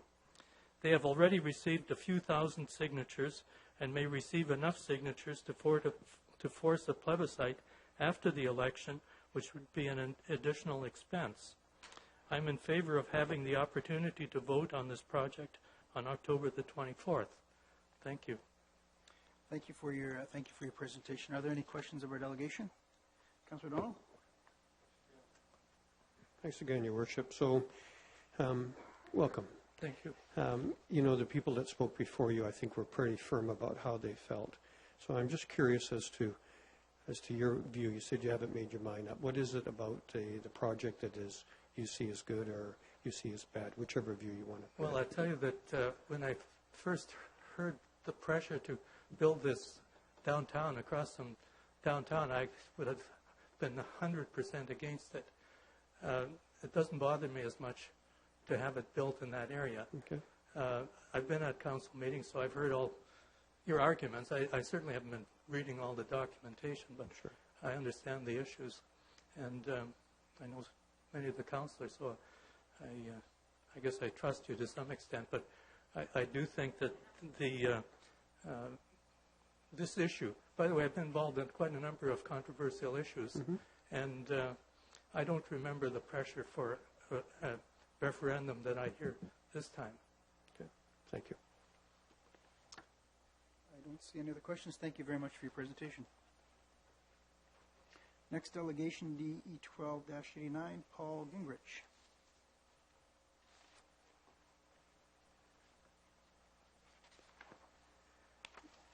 Welcome to Regina City Council, Mr. Gingrich. We ask that you state your name, which organization you represent, if any, for the record. You have up to 10 minutes to make your presentation, and we ask that you follow the brief that you provided the clerk's office. Thank you. My name is Paul Gingrich. I'm a resident of the City of Regina and speaking in that behalf. In my presentation to Council on July 23rd, I argued for renovating Taylor Field rather than building a new stadium. When councillors responded to delegations, reference was made to how Council has been open in providing information about stadium plans. But when I checked the City website, the only reference I could find to plans to renovating Taylor Field were in the 2010 document, Saskatchewan Multipurpose Entertainment Facility and Feasibility Report. Page 11 of that report is a statement that a major redevelopment of Mosaic Stadium would cost $109 million, although no details are provided. But at the July 23rd meeting, several councillors mentioned a figure of $150 million as the cost of renovation. And I wonder how councillors arrived at this figure. In the Regina revitalization documents, I found no information about redevelopment, either the cost or what it would involve, and I suggest that Council has either not thoroughly investigated the option of redevelopment or has not made this information available. Documents from the July 23rd meeting in the City website show that there's been a $100 million loan, that there will be a $100 million loan from the province to the City to assist in financing a new stadium. My understanding is that a facility fee incorporated into ticket prices will raise sufficient funds to repay most of this loan and interest on the loan. So if this facility fee were to be devoted to redevelopment of Mosaic Stadium, rather than building a new stadium, this would come close to meeting the $109 million estimated cost of redevelopment. Undoubtedly, there would be some cost to taxpayers to finance such a redevelopment, but using the figures in the July 23rd Memorandum of Understanding, the bulk of the cost would be met by users of the redeveloped stadium. There are many reasons to redevelop Mosaic: reduced expenses for city taxpayers, budget flexibility for city in the future, allowing the city to meet other infrastructure and social needs, maintaining a stadium that's similar in size, location, and facilities to a new one, and Taylor Field is familiar and well loved. In the 2010 feasibility report, two of the stadiums that were highlighted as illustrating best practices in stadium and entertainment facility design were Wrigley Field in Chicago, built in 1914, and Fenway Park in Boston, built in 1912. And Lambeau Field in Green Bay was opened in the mid-1950s. All of these have been redeveloped in the last decade and are among the most popular and most outstanding stadiums in North America. They have not outlived their useful life, but have been extremely successfully redeveloped. Why could Regina not do the same with Taylor Field? In terms of allocating $2.5 million from the city's general reserve fund to development of a stadium, I'd urge councillors to approve this only on the condition that a major portion of these funds be used to develop a detailed plan and budget for redevelopment of Mosaic Stadium. Once these plans and costs become available and are provided to the public, I'd also urge councillors to schedule a referendum so city voters and taxpayers can decide which plan they support. Thank you. Thank you very much for your presentation, Mr. Gingrich. Are there any questions of Mr. Gingrich? Councillor Brown. Thank you, Mr. Mayor, and good evening, Mr. Gingrich, and thank you for your presentation. Are you aware that the province has steadfastly refused to contribute to any renovation of Mosaic Stadium? Well, that was reported, I believe, but the point I was trying to make is that that money might not be necessary if the facility fee were to be used towards redevelopment of Mosaic Field. Thank you for that, Mr. Mayor. Thank you. Councillor O'Donnell. Thanks, Your Worship. Welcome. Previous delegation referenced the new seats and area that's in Taylor Field. Are you aware that that was a ticket charge by the riders to build that to increase their revenues? I wasn't aware of that specifically. I was aware that the money did come from the riders. Thank you. So are you aware that in terms of the reference that you made to the $12 ticket charge to cover the either renovations or the loan, you made reference to both, thank you for that, that is a business decision of the riders, that that's something as they are in control of their ticket that they would have to decide to do? Yes. Okay. Thank you. Thank you, Councillor O'Donnell. I see no other questions. Thank you for your presentation. Thank you. Our next delegation, DE 12-90, Mr. Peter Gilmore.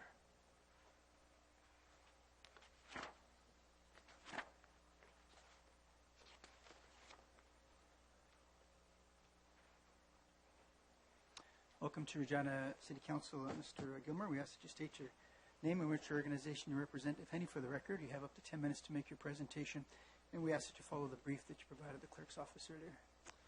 Thank you. My name is Peter Gilmer, and I'm representing the Regina Anti-Poverty Ministry. And on behalf of the Regina Anti-Poverty Ministry, I'm here to call on Regina City Council to hold a binding vote of the citizens of the city in a referendum regarding the use of significant tax dollars to proceed with the new stadium. While we have been involved in the petition campaign for such a referendum, we would certainly prefer if Regina City Council would agree now to hold the referendum in conjunction with the October 24th, 2012 municipal election. This would be less expensive than holding a separate vote later. It has become increasingly clear since July 14th that the vast majority of Regina residents favor a referendum before proceeding with a project that has such large and lasting financial implications. Up until this summer, it was our understanding that a new stadium would only proceed with a much larger proportion of private sector funding. Instead, it is the taxpayers of Regina who will be largely responsible to cover costs. We believe that helping to ensure affordable housing for all should be a greater priority than a new stadium. You are well aware that Regina has the lowest vacancy rate in the country. The housing that is available is beyond the means of low-income people. We need to return to the traditional understanding that affordable housing costs no more than 30% of a household's income. In recent years, we have consistently heard that the City of Regina is not responsible for affordable housing because it does not have the revenue base. We've been sympathetic to this argument because we too believe that the federal and provincial governments must play a much larger role in the development of affordable housing, particularly social housing. However, if Regina taxpayers are asked to put up $300 million over the long run for this project, we would argue that responding to the housing crisis should be a greater priority for civic dollars than building a new stadium. We have heard that the status quo is not on, but the estimated $150 million needed to upgrade Mosaic Stadium is far less than the $675 million for a new stadium. Ultimately, our preference is to place needs before wants, but at the very least, let's let the voters decide. Thank you for your attention. Thank you for your presentation, Mr. Gilmer. Are there any questions? Councillor O'Donnell? Thank you. Welcome. We've chatted before a little bit about affordable housing, so I want to start there, and then we'll talk about a couple other things. One, are you aware of how we fund the $10,000 a door for whether it's rental? Could you just describe that to me, please? Well, my understanding is that if another community agency or level of government is involved in developing affordable housing or the affordable housing unit, that the city will put down $10,000 per door of that unit. Yeah, so it's either rental or affordable. Thank you. So we fund that based on the purchase of land. So are you, the sale of land. Are you familiar with the fact that the city bought lands to the east of Regina?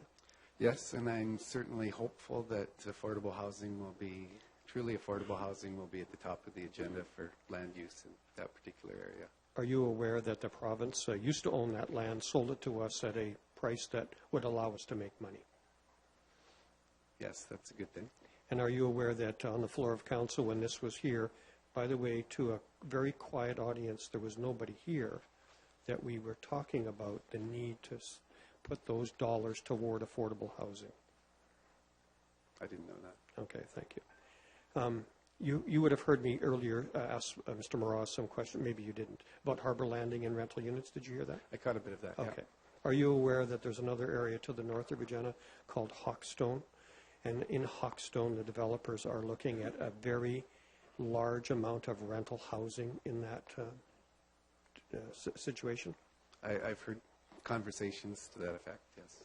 Perfect, thank you. So I'll leave that part alone. I just want to make sure we understand each other.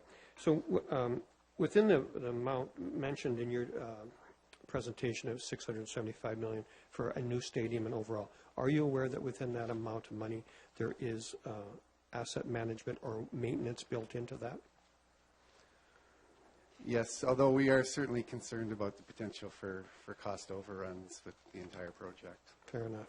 And if we were to project $150 million renovation, and I cannot ask you about that, I'll have to ask the administration about that, there is no asset management or maintenance built into that amount of money.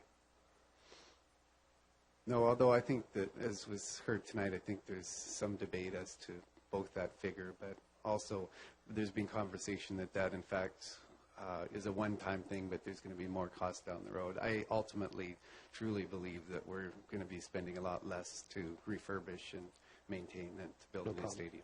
No problem. Thank you. Thank you, Councillor Donald. Councillor Berger. Thank you, Mr. Gilmer, for your presentation and answering questions. Just to follow up on what Councillor Donald spoke about, would you believe that the City of Regina is active with the province in providing as best as it can for the moment or assist in affordable housing? Well, I think both levels of government need to do much more than they presently are, but I certainly know that the city has been doing something with the $10,000 per door, but we certainly think that there's a lot more that could be done, and we need to be putting more resources, municipal resources, into it. And you're aware that we provide both land and tax exemptions as well to make that more affordable? Yes. I think I know the answer to the question, but I'll ask it to you anyway, through your worship. Have you been this diligent speaking with the province on their role in affordable housing as they're developing their programs? Yeah, I think right from the beginning, for years now, we have actively been calling on the province to do more. I guess our concern, we certainly know that there is a strategy in place, but our concern is that it's been focused primarily on market incentives, and in many cases that's not going to help the low-income people that we work with because, as was mentioned earlier, market cost housing is not affordable for those folks. Have you taken the opportunity, through your worship, to speak with the federal government or MPs about their role in coming back into the housing market as they did in the 60s and 70s and 80s? Yeah, certainly I know that a big loss was the loss of commitment to social housing by the federal government in 1993, and that we've never recovered fully from that. So certainly the federal government has a role to play, and a big role to play, and we've pushed all levels of government. So you've met with them to speak with them about their possible role? Well, we've certainly spoken to members of Parliament. And we've also actively promoted the national housing strategy through whatever means we can, which certainly includes a much larger commitment to social housing. Thank you very much. Thanks. No other questions. Thank you. Thank you for your presentation, Mr. Gilmer. Next delegation, DE 12-91, Jenny Ma.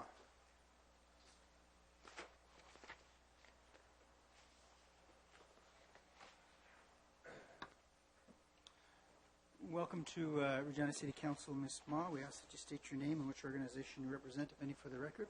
You have up to 10 minutes to make your presentation, and we ask that you follow the brief you provided the clerk's office earlier.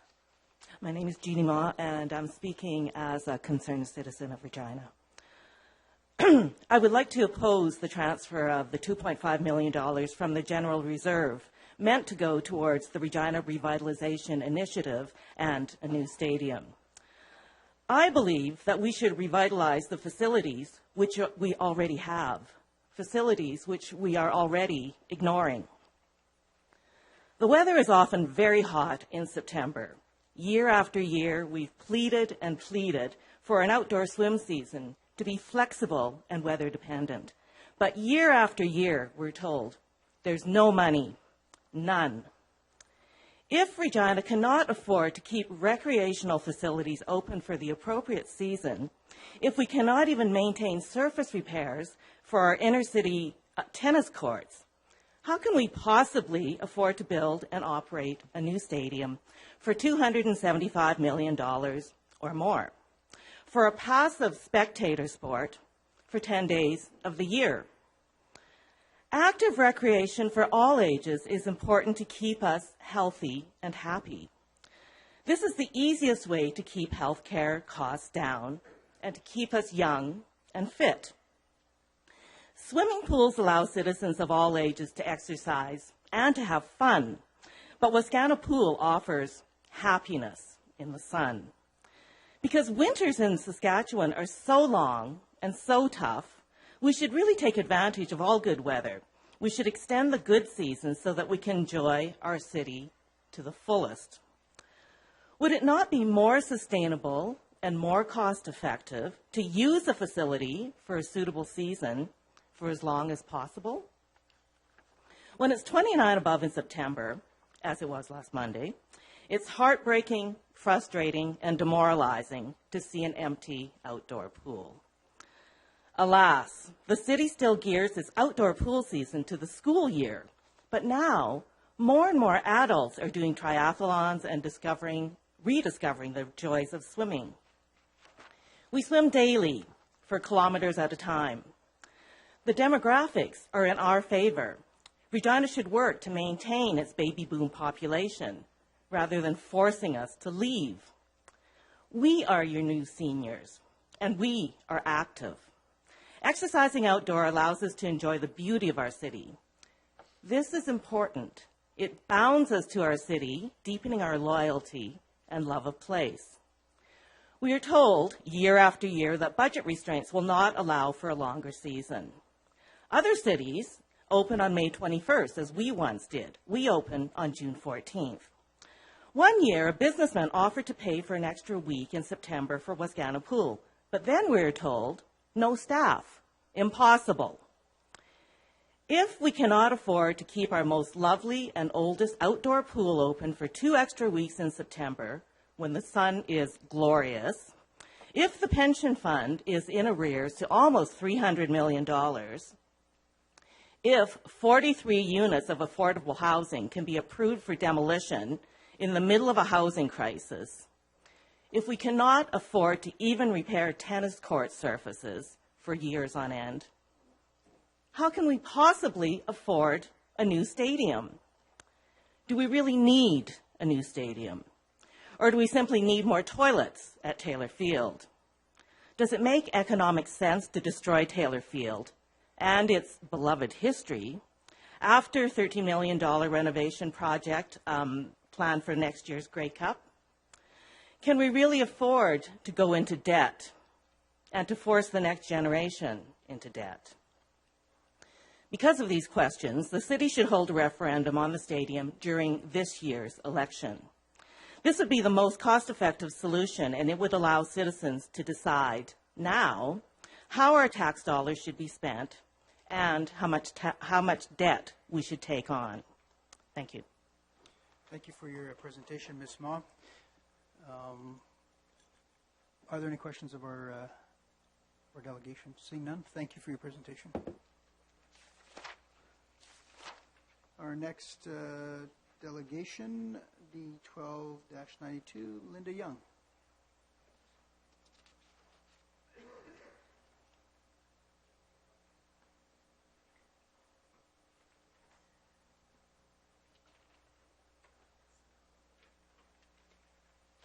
Welcome to Regina City Council. Ms. Young, we ask that you state your name and which organization you represent, if any, for the record.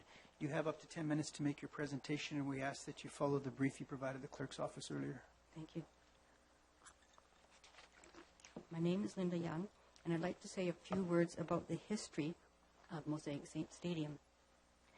We, my family, have a vested interest in its history, as my husband's grandfather, Alexander Young, a former city alderman, was involved in the conception of the sports play surface. Also, 2 uncles, Andrew Young and Fritz Sandstrom, better known as the Crazy Swede, played for the fledgling Regina Rough Riders. Mosaic Stadium's properly called Taylor Field is a sacred ground. It has been the home of the Saskatchewan Rough Riders since 1946. To quote from Heather Hodgkin's essay in Regina's Secret Spaces, and I quote, Taylor Field was built in 1946. The stadium was named after Neil J. Piffles Taylor, a lawyer and a city alderman, who was prominent in rugby and football as a player and an administrator in the early 1900s. The games had been moved around to various fields in Regina until 1928, when that year they were played in Park de Young on 10th Avenue. In 1947, the park was renamed Taylor Field. Taylor Field was built for football fans. Famous across the land and beyond, they are the hopeful, the faithful, and the stalwart. The throngs whose collective team spirit cannot be dampened by drought, cold, wind, the economy, or even a string of losses. Drawn by their love of live football, those who sit in these stands have weathered decades of triumph, disappointment. The most loyal in the country, they show up through rain, snow, their hearts full of hope that their team will win. And it's this devotion that caused the Saskatchewan Roughriders to become known as Canada's team. The history of Taylor Field is precious. Because of this, the city should hold a referendum on the need to build a new stadium. Thank you. Thank you for your presentation, Ms. Young. Are there any questions of our delegation? Seeing none, thank you for your presentation. Our next delegation, DE 12-93, Angelica Barth.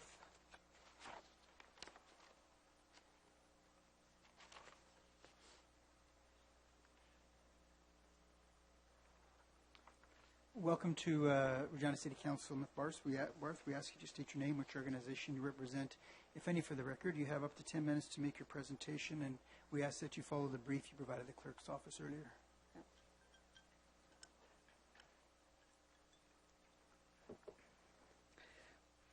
I'm Angelica Barth, and I'm here to represent myself as a concerned citizen, also as the member of the Queen City Tenants Association.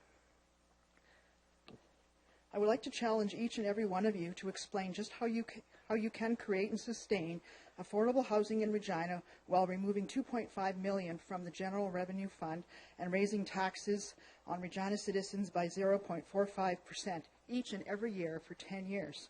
This is just for consultation costs and stadium maintenance, respectively, let alone the building costs of the stadium. What about the possible cost overruns which would further tax Regina citizens and further lead to increased rents as landlords pass on the costs to their tenants? Just what is left over for affordable housing in the General Revenue Fund? What about other civic funding available for the development of affordable housing that does not rely on good faith of the private developers alone? Affordable housing is far too vital for this hope and wish approach to housing. Housing is vital and crucial for Regina citizens. I would suggest you look at Saskatoon as a model. Even Saskatchewan Housing has looked at Saskatoon, who's got involved in housing. Therefore, the creation of a City of Regina housing program and developments are crucial to the livelihoods of Regina citizens. Affordable housing ought not to be left to the whim of private developers. Projects that are not vital to Regina citizens' livelihoods, such as the stadium, ought to proceed only when private developers choose to become involved and take up at least, if not most, of the risk, as they are actually one of the main groups who stand to profit the most from these types of developments. This regardless of whether or not or how much the city may benefit from the stadium development. We ask you, is it really credible to simply go ahead with the stadium when clearly there is much opposition from many Regina citizens? We, the citizens of Regina, need to be respected, not only to be listened to, but really heard. In other words, we appeal to you, the City Council of Regina, to not go ahead with the stadium development until all citizens of Regina have a proper, decent, and affordable home. We may measure having succeeded in achieving this not only worthwhile goal, but absolutely vital necessity by having a vacancy rate of not less than 3% as recommended by CMHC and a homelessness rate that is one of the smallest per capita in all of Canada. If the City Council insists on approving the stadium, please be sure to include housing units within the stadium for not only the construction workers, but the growing number of homeless citizens that Regina continues to experience, especially given that we are once again headed toward the winter season. And perhaps the Riders football team and members of City Council would consider working as a team to take in members of Regina's growing homeless population. Thank you for your presentation, Ms. Barth. Are there any questions of our delegation? No, there isn't. Thank you for your presentation. Our next delegation, D 1294, Chad Novak.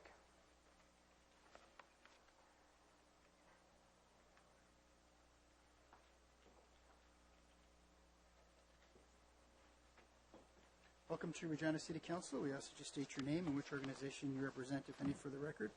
You have up to 10 minutes to make your presentation, and we ask that you follow the brief you provided the clerk's office. Thank you. Good evening, councillors, city administration, fellow taxpaying citizens of Regina. My name is Chad Novak, and I am here as candidate for mayor of Regina in the upcoming civic election. I am here to address my concerns on the proposal that is before you tonight to approve spending another $2.5 million on this stadium project to support the design, build, finance P3 model. I have addressed you numerous times in the past about this project, with my concerns about continually pouring money into this before you actually consult with the public as to what they want to see in their city. Each time I have been assured that nothing is set in stone, there is a long time ahead of us, and nothing is legally binding quite yet on the project. First of all, I am offended that you would insult the taxpayers of Regina, myself included, by saying that you are taking this, quote unquote, one step at a time. It is quite obvious to those of us that have been paying very close attention to this project, especially those that came tonight to delegate before you. While you technically are approving one step at each meeting, there are things that are being worked on in the background and seems to be strategically released in order to make the process seem more transparent. Beginning with my first council address on April 30th, where I asked some pretty pointed questions about the project. Instead of receiving a single answer, I was instead confronted by Mayor Fiacco accusing me of presenting lies to council, along with Councillor Hinks. I was asking legitimate questions as a taxpayer on a report that I read from front to back. Mr. Novak? Yes, sir. I would ask that you follow the brief that... I am reading exactly the brief I have in front of me, thank you. Actually, it was edited, as you know. You were asked to remove a few things, and I'm going to ask that you I apologize, I didn't receive any notification of that. That's fine. Thank you. Thank you.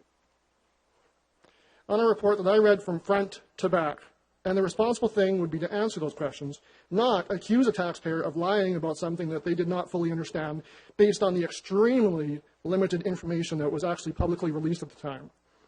I question if the mayor would have taken that stance if any other citizen had been up at the podium that night asking the very same questions that I did. But as I saw tonight, obviously, that doesn't make a difference to you guys. Secondly, the term legally binding is ambiguous in this situation, because while there aren't any RFPs or RFQs requested quite yet, or at least publicly announced that they haven't been requested, you continue to spend money on this project on consultants and other expenditures to the tune of, if you approve this tonight, $3.5 million. $3.5 million is a big price tag to get to the point of nothing legally binding. You are spending $3.5 million of taxpayer dollars on something you don't even know if the public honestly supports. You had touted to the public all along from April 2011 to May 2012 that this was going to be a dome stadium on the CPR lands. Then, after I addressed council with some honest criticism on that project, less than a week later, coincidentally, it was announced that, oh wait, no, you know what? We're actually going to build an open-air stadium on Everaz Place grounds. Miraculously, wherever the heck that came from. I'm going to ask that you follow the brief again. I am, sir. Novak. Actually, you had spent over a year getting... Mr. Novak. Yes, sir. I'm going to ask that you follow the brief. I am reading it word for word, just like you... I'm going to ask that you do it respectfully. Hey, you know what? You pay respect to me, I'll pay respect to you, sir. Thank you. Mr. Novak, you can take the seat to the gallery, please. No. Yes, you may. No, I'm reading word for word. Okay, I will tone it down a little bit, just you can take for your pleasure. You can take your seat. You had spent over a year getting... Mr. Novak, you're done at in the chamber here. Okay, you know what? Instead of referendum on October 24th, elect everyone that's on the stage, get them out of here. You can leave the chambers. Thank you.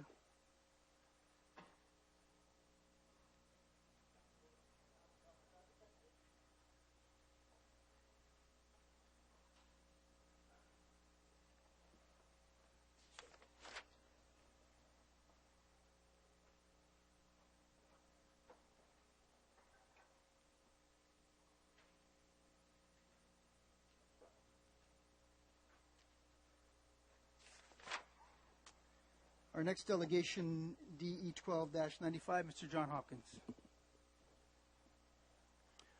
Welcome to City Council, Mr. Hopkins. We ask that you state your name, which organization you represent, if any, for the record.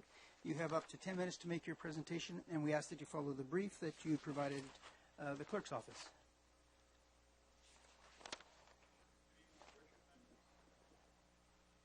Just one sec, we'll get that mic on. There we There go. it is. Good evening, Your Worship, members of Regina City Council. My name is John Hopkins, and I am the Chief Executive Officer of the Regina District Chamber of Commerce. I am here today in support of the recommendations before you. I want to begin my comments tonight by stepping back and looking at the big picture. The Regina Revitalization Initiative is more than a stadium. It's more than a housing project, and it's more than an industrial land conversion project.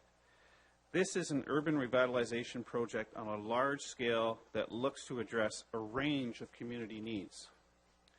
The needs for a new stadium, the need for an additional mix of new housing in a new inner city neighborhood, the need for additional office and retail space. It's about redeveloping land that could easily become urban blight, and most importantly, it's about embracing the needs of today for the benefit of generations to come. Bringing the focus back to the financing model, I would like to express our support for the design-build finance model being proposed. The report delves into the rationale for the change in approach in detail through analysis provided by the City of Regina in the report, as well as Deloitte, who have been involved in projects like this around the world. If the recommendation by a global expert is to move to a design-build finance model, we would certainly support that recommendation, that direction. In a nutshell, what is being proposed is best practice. The city will be able to mitigate the risk involved in design, build, and finance aspect of the project by using a guaranteed price provision, which should keep the project on time and on budget as long as there are not major change orders given. I would like to take this opportunity to mention another significant Regina project that came in on time and on budget. The Cooperator Center, a quality product on time and on budget. Your Worship, a lot of talk has taken place about the financing of the stadium itself. However, for the record, I would like to clearly state that the private sector will be involved in a major way with the Regina Revitalization Initiative through the redevelopment of the current Mosaic site as well as the CP lands. The total investment by the private sector has been estimated at over $500 million. As for the financing of the stadium, I'd like to draw your attention to the development of some of the more recent sporting venues and the level of public investment. Ivor Wynne Stadium in Hamilton, $137.5 million, or 95% of the total publicly funded. Investors Group in Winnipeg, $105 million of the $190 million project cost is public money, but if you count the provincial loan to the Winnipeg Blue Bombers, it jumps to $190 million, or 100% of the capital cost. Oilers Arena in Edmonton, $250 out of the total $450 million project is publicly funded, with the source of an additional $100 million in revenue unknown. Console Center in Pittsburgh, $290 million, or 90% of the $321 million project has been funded with public money.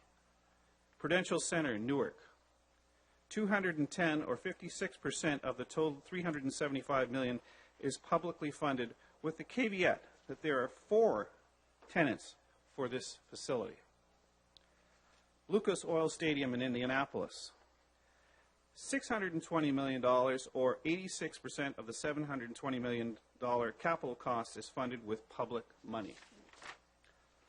Viking Stadium, $548 million, or 56% of the total $975 million project, once again, publicly funded. Cowboys Stadium in Dallas, Texas, $444 million, or 37% of the $1.6 billion project, publicly funded. Now, to be fair, there are a few facilities that have been done with no public money, one being MetLife Stadium in New York, which has two NFL teams as tenants. Your Worship, the point I'm trying to raise here is public funding for professional sporting facilities is not an anomaly, but rather the norm. These are community assets. Your Worship, the way the report has been written, using lifestyle costs over 30 years versus the traditional capital costs alone, is not standard practice, but is quickly becoming best practice. If we had the lifestyle costs for the preceding facilities, the numbers would be far higher. One of the issues that has been somewhat skirted around until recently is the impact of the Saskatchewan Rough Rider football team. According to a recent report, the Riders generate over $82 million in economic impact each year, which will increase to over $200 million next year with the Grey Cup. If one takes a life cycle of 30 years for the stadium and multiplies the $82 million economic impact, the impact using constant dollars amounts to $2.5 billion over 30 years. If one appreciates the value of the economic impact to match the value of the $82 million over the 30 years, the impact using a 2% appreciation rate is $3.2 billion. I hope what is clear is that the Saskatchewan Rough Riders have a significant economic impact to this city and this province and should not be underestimated. Your Worship, what is at stake here is a major redevelopment of Regina's inner city, the new stadium, and the Saskatchewan Rough Riders. In closing, I would like to encourage you to support the recommendation. Let's keep Regina growing. Thank you. Thank you for your presentation, Mr. Hopkins. Councillor Clipsham. Thanks, Mr. Mayor, and thanks, Mr. Hopkins, for your presentation. A big part of what we're discussing in the report tonight is the design, build, finance versus the design, build, finance, maintain. And you said in your delegation that you're willing to take the advice of it was Deloitte that provided that analysis for us. I attended the infrastructure summit last week. Were you there? In the same room, yes. Yeah, same room, same. But remind you, there was a number of breakout things, so we may have been listening to different people during the day. But certainly one of the highlights of the 2.5 days was the discussion around public-private partnerships. And this issue of design, build, finance versus design, build, finance, and maintain was something that got some attention. What did you take away from the summit about, because for me that's happened since the executive committee discussed this, so I'm having to think about those things. But in terms of the ability of the private sector to invest and innovate in the project, if it's a design, build, and finance, what kind of innovation would you expect them to do? If it's a design, build, finance, and maintain, what kind of innovation would you expect them to do? That's a great question. Thank you. I was at the... Let's have a great answer. Because I want the administration might have a better answer than I do. In fact, we were at the same presentation, and I remember asking a question about this very subject. Now, when I talk about this being best practice, what I took away from the summit was, in fact, that what we are doing here, in many ways, is best practice in terms of trying to mitigate the risk as much as we possibly can. Going with the design, build, finance model, what the factor that we're trying to mitigate the most is the actual price. So the cost overruns and all of that, subject to any change orders. But a guaranteed price where the private sector or the builder needs to come in on time and on budget, particularly on budget. And I think that's something that we're seeing more and more throughout Canada. But, Ontario, I think, leads the way, followed by BC and Alberta. Not a lot has been done in Saskatchewan, but the proof has been that these projects, in many, many ways, have come in on time and on budget. I recall one of the stories that, or the stories essentially that were talked about at that. There was a hospital that was built, and I believe it was Abbotsford, and there was another government building that was built somewhere else in BC. One of the projects went through a very similar model that the one we're talking about here tonight. That was the Abbotsford Hospital project. And then the other project went through the more traditional design-build sort of format. And the traditional design-build format came in way over budget, hundreds of millions of dollars over budget. And the design-build finance, I'm not sure if there was a maintenance component to it, it came in on time and on budget. Again, this is sort of best practices. And I think when you're looking at the design-build finance model, what you're really guaranteeing is price. There's a lot more price certainty versus the old model. The comparison looking at the design-build finance or maintenance model, as I understood the discussion that took place, is the priority would be looking at the life cycle of the project far more than it would be just the construction period, the design-build aspect of the project. So that was my sort of takeaway. I have had some discussion and thoughts about some of the other executive committee meetings, particularly where there were some other discussion about why are we not including maintenance as part of this. And if I understand those discussions correctly, part of the reason is there is some expertise that we already have here in the city through Evraz Place on the maintenance aspect of it. So there would be actually a cost savings. So I guess the trade-off is the cost savings versus the life cycle build of 30 years, let's say. I hope I've answered your question. Yeah, I still have questions, and that's fine. I guess one of the questions I still have is, so in a design-build finance model, as you say, price is the issue to the bidder. Now, if they have a choice between two materials, one of which is more durable but more expensive, and they're trying to meet a price versus the design-build finance and maintenance model, where they have to look at they really do have to look at the durability of the materials, because at the end of the 30 years, they hand over the keys, and it's got to be in top shape. Right. So again, with that focus to my question, what did you take away from the summit? The shorter term, it's all about price and price only, but maybe you cheapskate on the materials, or the longer term, 30-year term, life cycle term, where you really do have to, the company that's bidding has to really be aware and consider of the durability of the materials. That's a great question. I believe the model was the bridge in Winnipeg. Mm-hmm.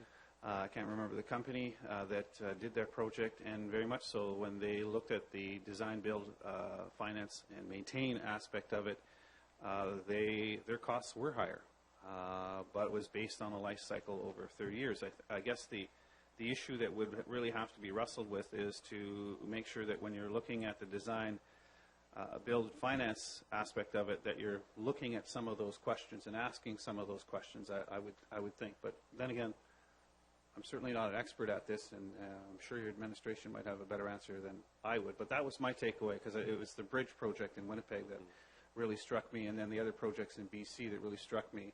I think we're on the right path here.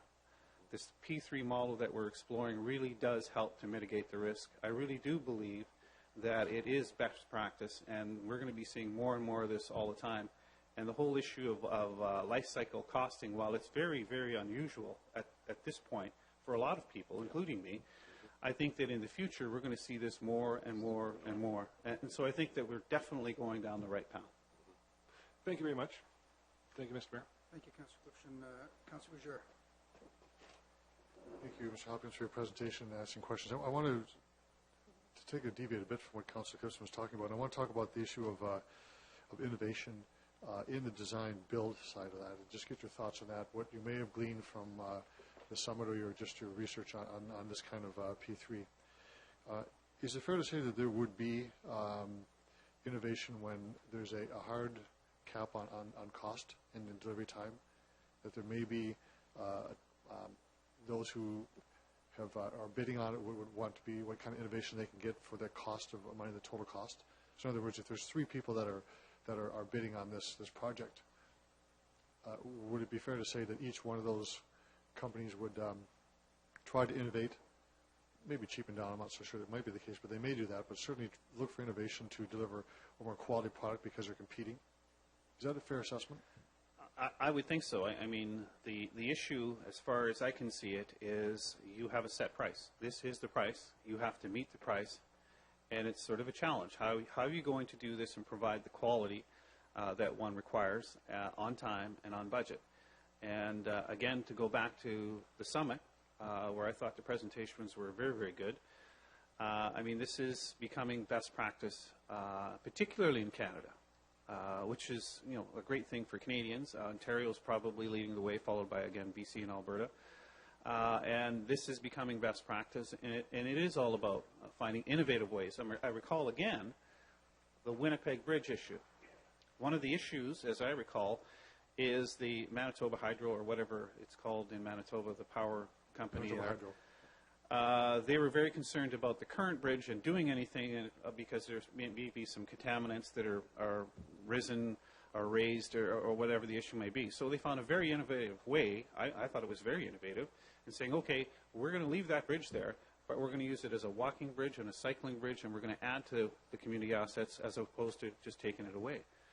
Solved a lot of problems, very innovative, and I thought it was a very, very good way of looking at that situation. So I think that there will be a call on innovation to sort of reign as opposed to the standard practice, which is simply design build, and that's where, in my humble opinion, you run into the major cost overruns, because you assemble a team. The team gets together to bid on the project, design and build and finance, and so it's up to them to sort of pull it all together.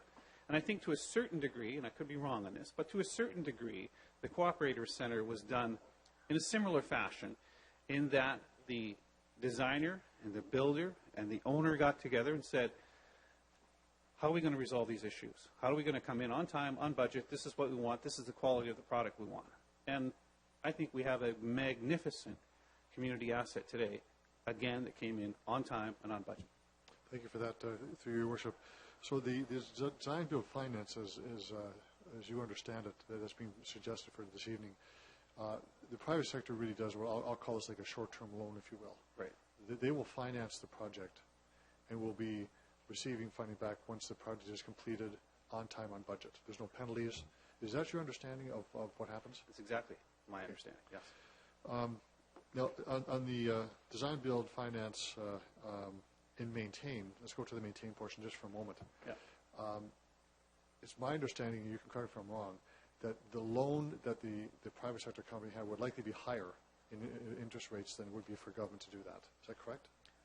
That is, from the session that I took in, that is the example that was used. It would be higher, yes.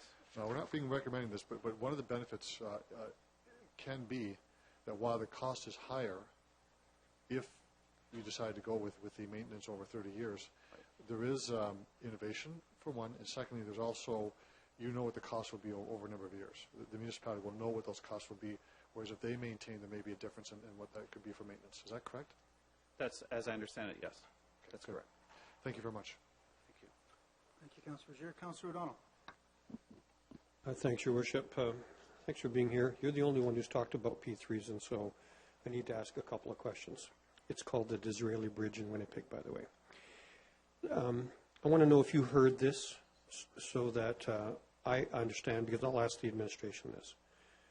When one company builds a facility, designs how it is, and finances it, is it possible for the person who's asking for the contract to say, you must build it to this standard? In other words, to Councillor Clipson's question, it has to have steel on the outside and concrete on the inside, or whatever it is.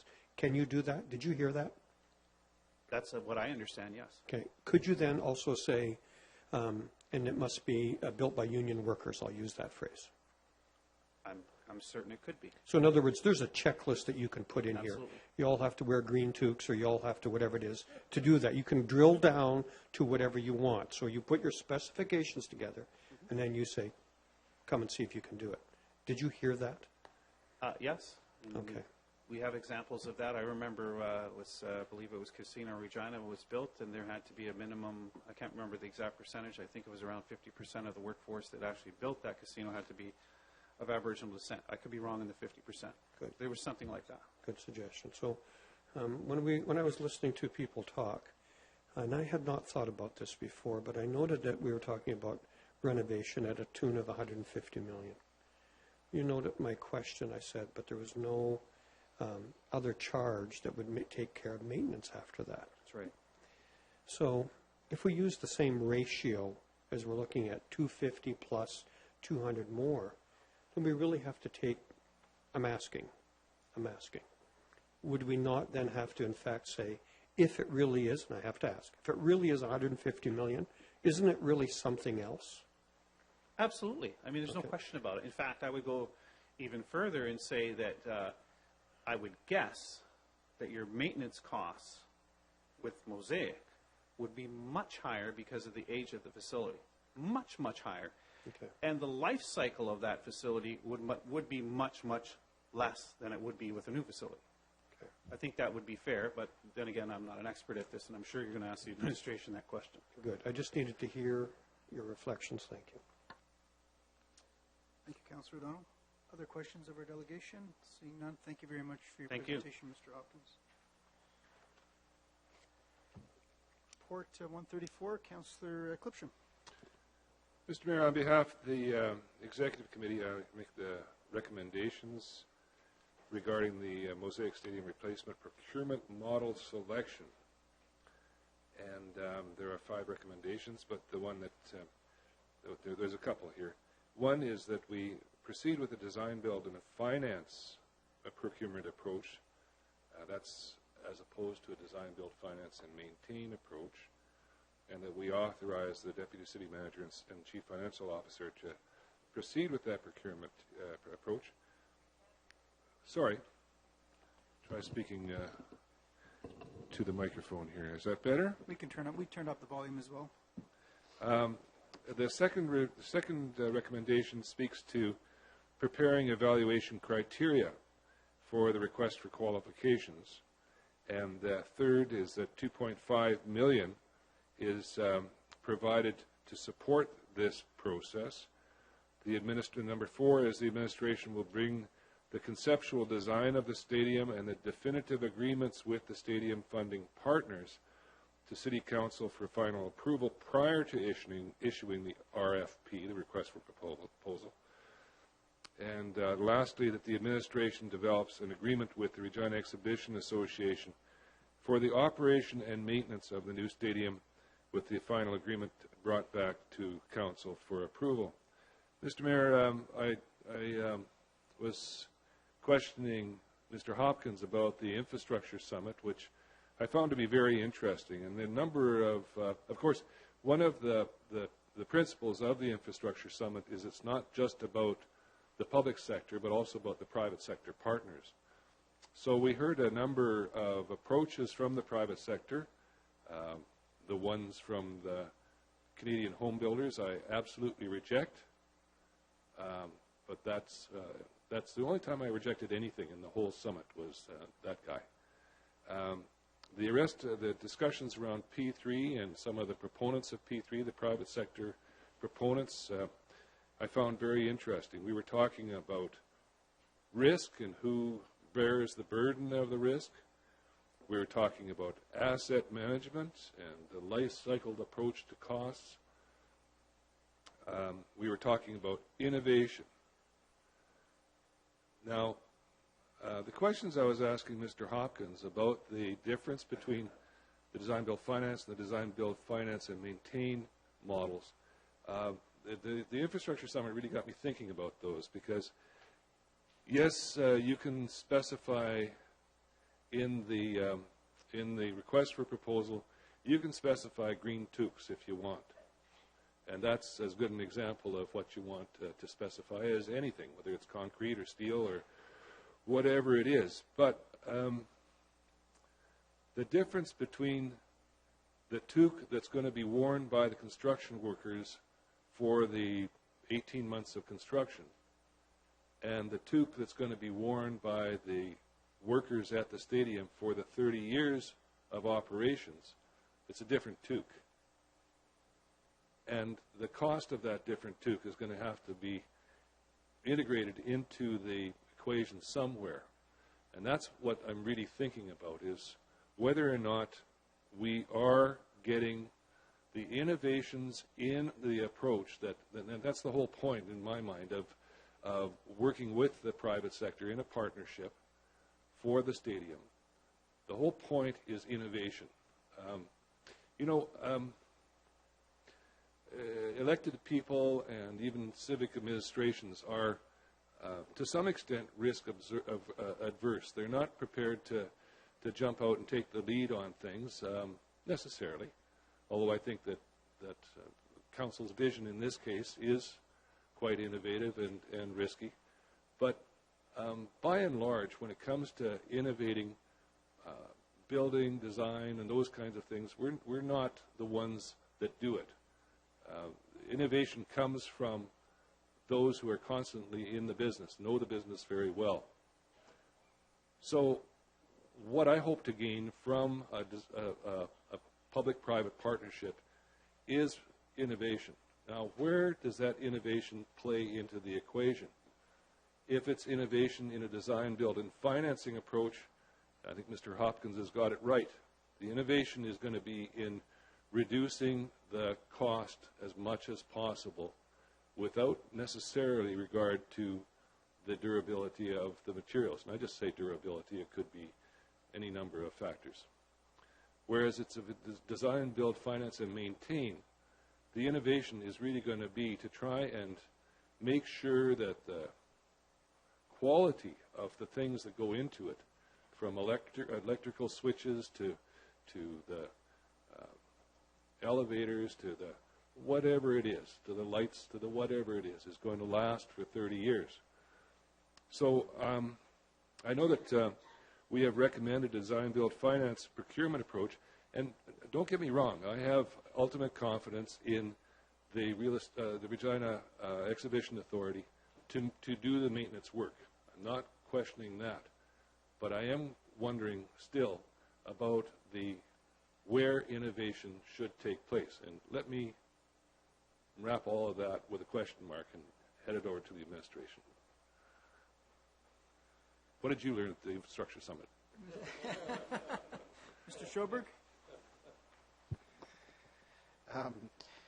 Your Worship, I'll maybe comment on some of the differences between the design build finance model that we've proposed and adding the maintenance component, which I think is at the heart of some of the questions and discussion here. So some of the points that we've identified in the report, firstly is the financial analysis between the two models identified. They were relatively equal. There was not a clear winner in terms of one versus the other. Both models deliver some of the benefits that the city was looking for through this procurement process, the opportunity for innovation, and a number of other elements. Between the two, the design, build, finance, maintain was a slightly higher cost option. So the report speaks to, in our analysis, the equivalent mill rate impact. And the difference there was roughly between the 0.45% and 0.479%, so relatively close, but design, build, finance, maintain slightly higher. We had discussion around within our team and the experts that advise us. There was one question mark in terms of separating the operations component from the maintenance component, and where do you draw that line moving forward, and being able to hold third parties to the various contracts that get determined. So there would be the potential that they could say, well, no, we're not supposed to do that maintenance. That's an operations issue, so that's somebody else's cost. We're not going to do that work. So our advice as well highlighted that in many of these projects, it would not be typical to separate the operations and the maintenance. So if you're interested in the maintenance component, you would typically include operations as well. So that certainly influenced our thought process, as well as the fact that we, as discussed in the report, have a local, very capable operator in the Regina Exhibition Association that has experience in similar type assets. The facility, of course, is within Everest Place Park, and they are, as a municipal corporation, going to be motivated certainly in the best interest of the community going forward from a maintenance standpoint, and we believe we'll have that opportunity to look at the maintenance over the course of 30 years and hopefully deliver us some value and deliver value back to the taxpayers in terms of minimizing our cost, and certainly as a municipal corporation they'd be motivated to do that. We were also, as we looked at it, more comfortable that this was a risk that the city could more directly take on for some of the reasons I mentioned, the capability of the Exhibition Association and so on, but that we do have, and it's a requirement of this process, of course, to do a lot of upfront work. So we will do a conceptual design that will identify a number of elements of the facility, but what also happens in this process is we detail, it's a very substantive document of performance specifications. So we tell those that are bidding on the project, these certain elements are mandatory, you must deliver it in this way. These areas are open for your innovation, your advice, and so on. So we'll go through that process ahead of time, of course, with the Exhibition Association, with our facility management team here at the city, as well as our technical advisors, the architects and engineers and so on. They'll advise us and say,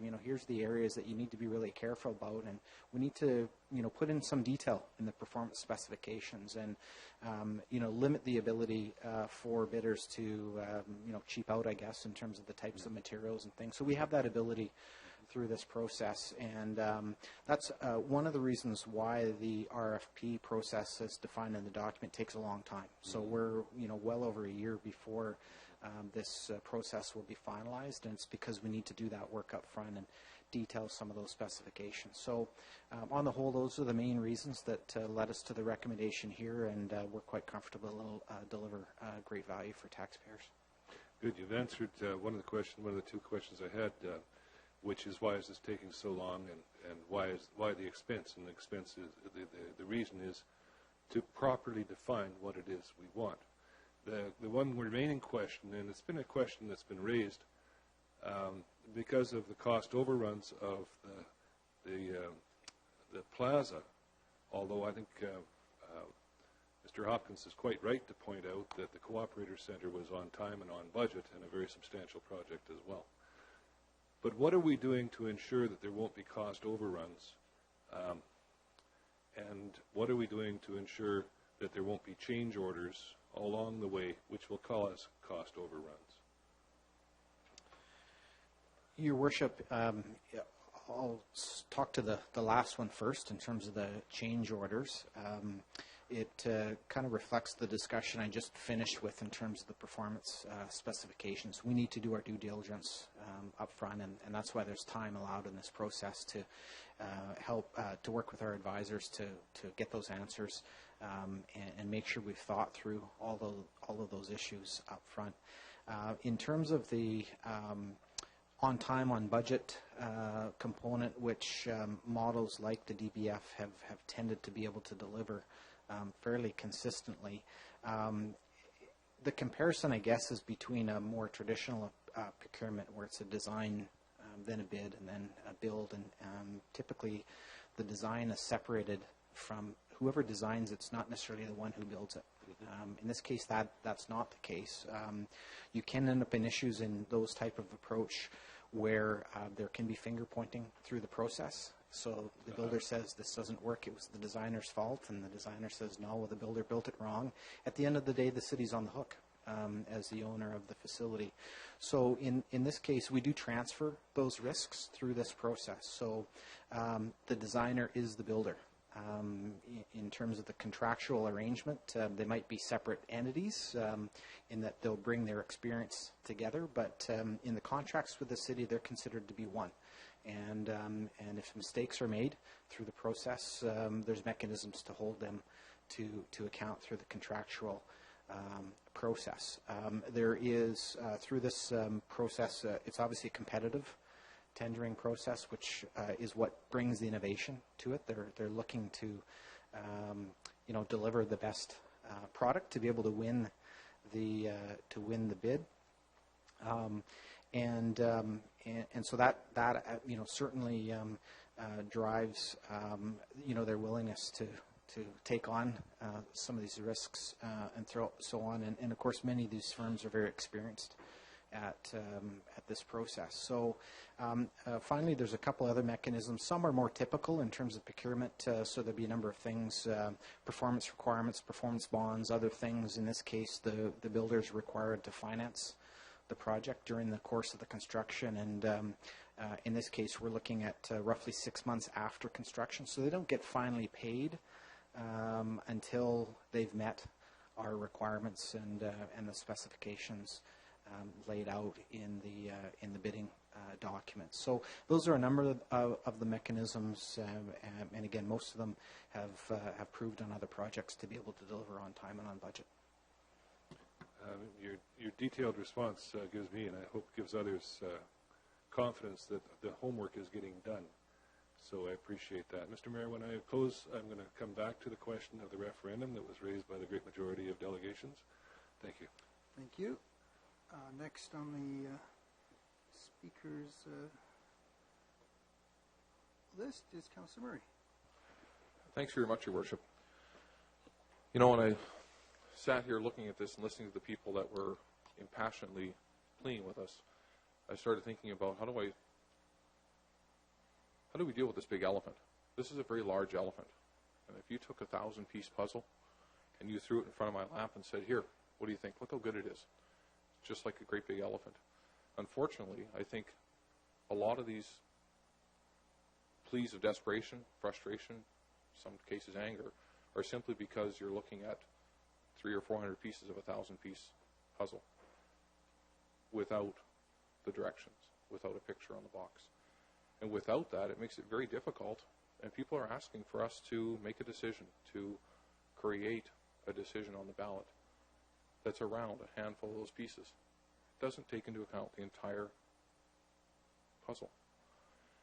As I go through Deloitte's report to us, 21 pages, and it goes on ad nauseum. And this is only one small component of the entire RRI. So to break it apart and say, Your Worship, to have us ask for a referendum on only one little piece does such a great disservice to the whole community. And, you know, sometimes I think to myself, maybe we're putting too much time into this, because really it's not that complex. The conversations I've had out there when I'm talking to people that are impassioned and they've got fuel in their belly that's saying there's something wrong here, I don't like this, it's simply because they don't have enough information. And when I ask the question, do you know all the details of the RRI, and I asked that question to several delegates, and unfortunately they don't have the information. The build-out of this completed RRI comes in at less cost than replacing, Your Worship, Mosaic Stadium. It generates for us additional tax revenue that's not available today. Most people don't realize that 53 acres of our downtown, Taylor Field and the CP lands, generate $58,000 a year of municipal tax. $58,000. Built out completely, that number changes to somewhere between 2 and 6 million. And council. Sorry, I will lean into the microphone. I'm not accustomed to yelling, and I don't like yelling. I always like to be calm and quiet. If we take those 56 acres of our downtown, redevelop them, they generate to the citizens of Regina somewhere between $2 and upwards of $6 million, depending on how that's done, in municipal and school taxes and all through the whole process. That goes back to our community. Council has the ability to redirect those funds directly towards the upfront cost of creating a stadium. Your Worship, a stadium that will cost the citizens of Regina a 0.45 mill rate increase, which is, to my understanding, and I appreciate that it can get convoluted when you start running numbers, but it works out to about $6 a year. The cost of a single premium cup of coffee per citizen creates for us, once a year, one coffee a year, creates for us, the whole community, a brand new state-of-the-art facility for arts and entertainment, opening up a brand new community for residential development, 700 new homes, for the cost of a cup of coffee, Your Worship, less than 2 cents a day. What can we do with 2 cents? It's unbelievable what we can do. We need to come up with a box that shows the puzzle in its completed form so the citizens today can understand what this is about. This is not about a stadium. I know Hinks will laugh at me because I'm not a big sports guy. And I make a lot of mistakes when I try and talk about sports because I don't know it. But that's fine. What I do know is finance. What I do know is making good quality decisions for our community. What I do understand is the responsibility that's put upon our shoulders and that we put onto our administration. That I do know, and that I take very seriously. What we're trying to accomplish for this community is a once-in-a-lifetime opportunity. We can leave Regina far better than it is today. Or, Your Worship, we could go backwards. I'm not in favor of going backwards. Thanks, Your Worship. Thank you, Councillor. Councillor Fougere? Thank you, Your Worship. Just a couple of questions to the administration, and I want to focus on some questions I talked about to Mr. Hopkins, and I know that Councillor Kipson raised it as well, but just from my understanding, and this is with the design build finance component. And from my perspective, there is innovation. I know we talked about likely there's more innovation maybe in the maintenance side of that, but in a scenario where we have three companies that will be bidding on the work to build the stadium, there will be innovation. I mean, we did talk about, Mr. Schoberg mentioned about we can specify the materials we want used, steel here and glass there. But because we have a competitive environment where three are trying to win that bid, there will be innovation, not just to lessen the value of the products used, but maybe innovation on a new way to do the work. Given there's some play now, again there'll be some specifications. I understand that, but both theoretically and in other actual projects, isn't that the case that there is innovation that takes place during the design build finance portion of it? Your Worship, certainly that's the case. As I've described, that competitive process tends to bring that out as well. It's hard for us to predict at this point and stay on top of the trends on an international basis. So to date, we have significant interest in this process from the market and on an international basis. And so I would expect through that they will bring some of their experience in other facilities from around the world and things that we just may not be as familiar with in Regina and Saskatchewan to the process. And so we'll be having teams, Your Worship, that will review those bids, of course, that come in. Because we're not the experts in building stadiums, but we have those with us who have done it before, and they will evaluate those innovations or each of the proposals that come forward to see which one is the greatest value for tax dollars. I assume that's correct. Your Worship, that is the case. We'll have a team of experts on our behalf evaluating the proposals. Your Worship, Mr. Schoberg mentioned something. I just wanted to see if I heard it correctly. When the administration was evaluating to have the financing portion of this, the maintenance portion of it, the difference between what we saw the city could do and what would be out in the marketplace, it wasn't a big difference between the two. And I guess I assume that there would be a larger charge for the private sector to do it because their interest charges are higher than what government can when they go for loans. Did I hear that correctly, or did I miss something on that? Your Worship, that would be the case when you take in the overall 30-year long-run cost, and the analysis in the Deloitte report goes into some more detail on that. That was the case. There's financing in place for 30 years, and in the case of the design build finance, that would be the city funds at a lower cost that would deliver that. As well, I think we have again the possibility for lower maintenance costs through ongoing delivery through the Exhibition Association. So there's some ranges provided in the report, and if you look at the opportunity in terms of the Exhibition Association, they could potentially reduce their maintenance costs from 2% of the asset costs, which is kind of a facility's best practice, down to potentially 1.75% or 1.5%. In the case of the Exhibition Association being able to do that on our behalf, that goes right back to taxpayers as opposed to going to a third-party entity. And so that's a benefit, and it does improve the financial results of the DBF model. So the 0.45% over 10 years is primarily related to the city funding the maintenance cost. Now, I know that we don't typically show the entire maintenance cost over 30 years. We've done that now for the $670 million, but all of the taxes that we collect, or most of it, is related to the maintenance of existing facilities. So we don't break those out to say what the maintenance would be for this facility, this library, or this swimming pool, but we collect taxes to maintain, don't we? So we do it in a different way. We always have done that. There's no other way to fund maintenance than through the property tax base. Is that correct? Your Worship, that is correct. Of course, all city work generally comes from either fees or taxes, and much of it goes to the maintenance on our infrastructure and capital across the city. Stating the obvious, but I think it needs to be said that we do that in any case. What we're doing now is we're saying up front, this is what we believe to be the maintenance cost over 30 years, to be up front and open to the public. So it's much more transparent than typically what we do. Your Worship, that is the case. The intention here is to show the true long-run costs, so that when City Council is making a decision, they have the best information possible in terms of what we expect to happen. I will add, in addition, the numbers in the report talk to the general percentages. So we're talking 1.5% to 2%.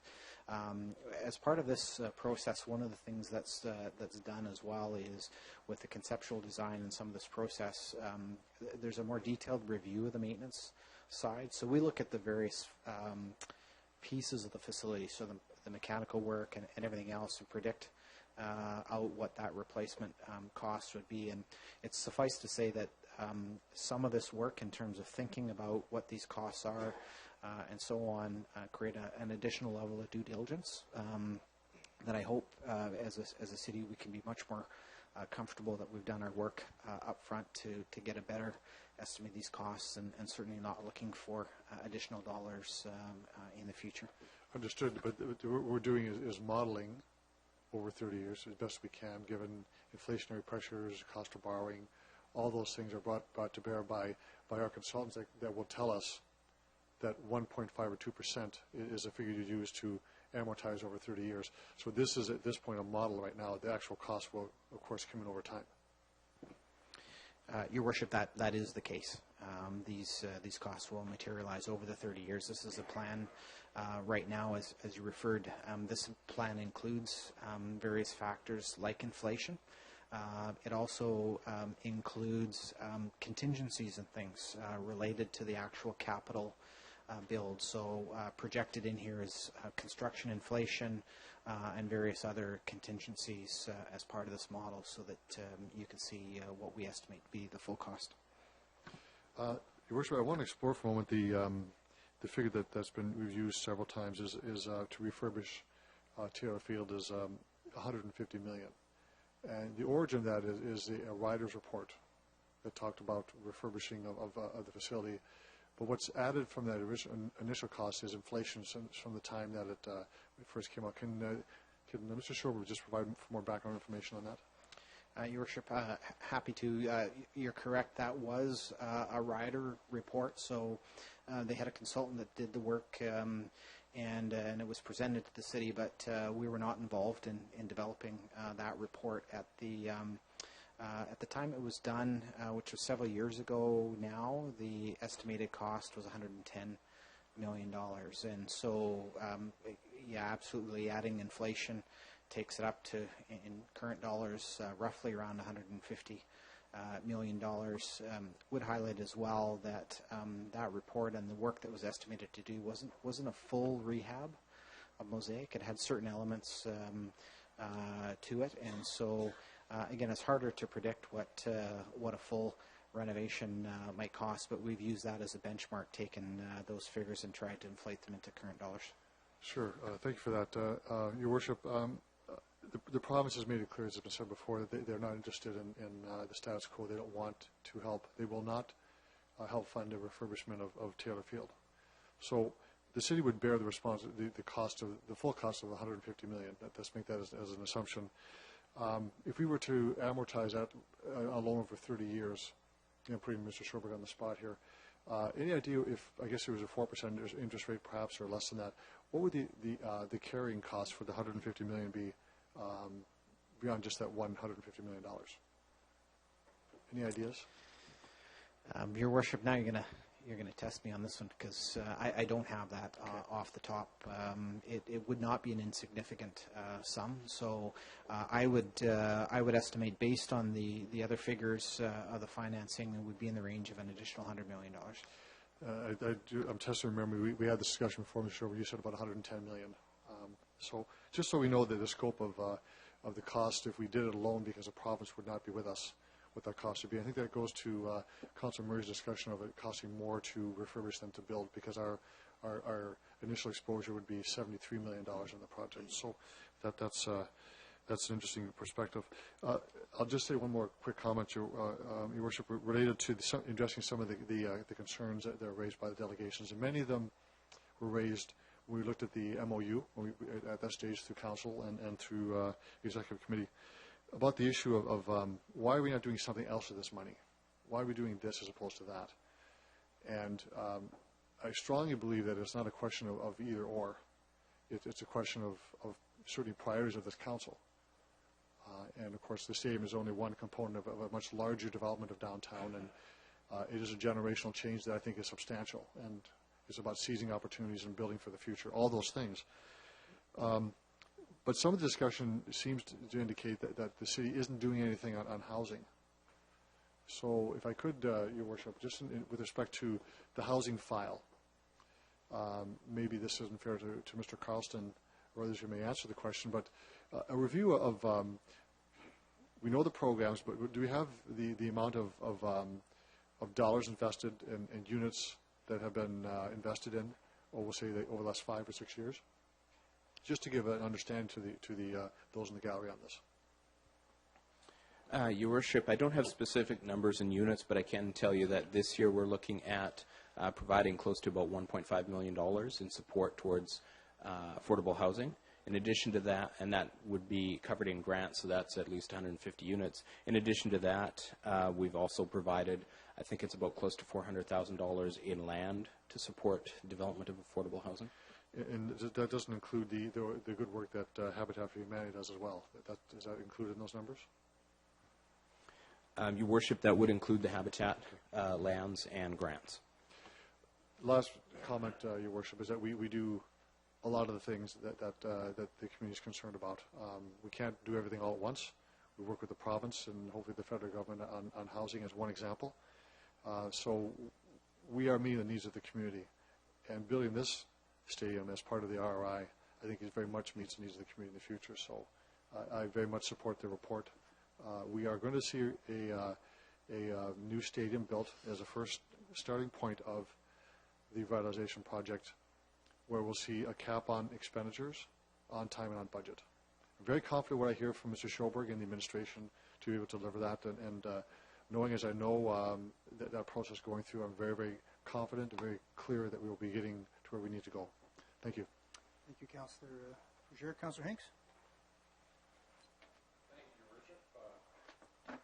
I just want to say that I'm in full support of the Regina Revitalization Project. And listening to the delegations, I was amazed how they haven't really read the report or looked into it, and don't understand that there's a housing part to it, and also it angered me that and I think 3 of the delegations referred to the city spending $14 million on the project, which is completely misleading because the riders are the ones that spent the $14 million to make the renovations to Mosaic Stadium. I've had the privilege of coaching high school football, playing for the Rams, coaching Regina Minor football, and I can tell you the city's always been good to all those organizations and letting them use the field. I presently have someone in my ward going around telling organizations that actually went to the Regina Minor Football Association and told them they would not be allowed to use the field. Now, this is totally misleading because the riders will use the field for approximately 8 or 9 times a year, and there'll probably be 250 or so events at the new stadium, and the riders will only be there for 8 of them. I want the media to get this. I want to assure the sports community and the entertainment community of our city and province that this stadium will be open to them. It's not just for the riders. And I know that some of the delegations have only recently moved to Regina and won't remember the debates over recent projects or projects from years ago. I do, because I was here. And I just leave you with this thought. What if the council of the day chose not to build the Lawson Aquatic Center, or the Fieldhouse, or the Brant Center, or the Cooperator Center? How would our city look today? And this project is not about me. What about leaving our city a better place for our future generations, our grandchildren, our great-grandchildren, and future generations to come, and just making our city a better place to be? Thank you. Thank you, Councillor Hinks. Councillor Brown? Thank you, Your Worship. I'd like to begin by thanking the delegations, the gallery, and the folks that have joined us at home through their televisions. Certainly appreciate your thoughtful presentations and the information and your perspective. I do have a couple questions for the administration. I want to understand, and I want everyone to understand,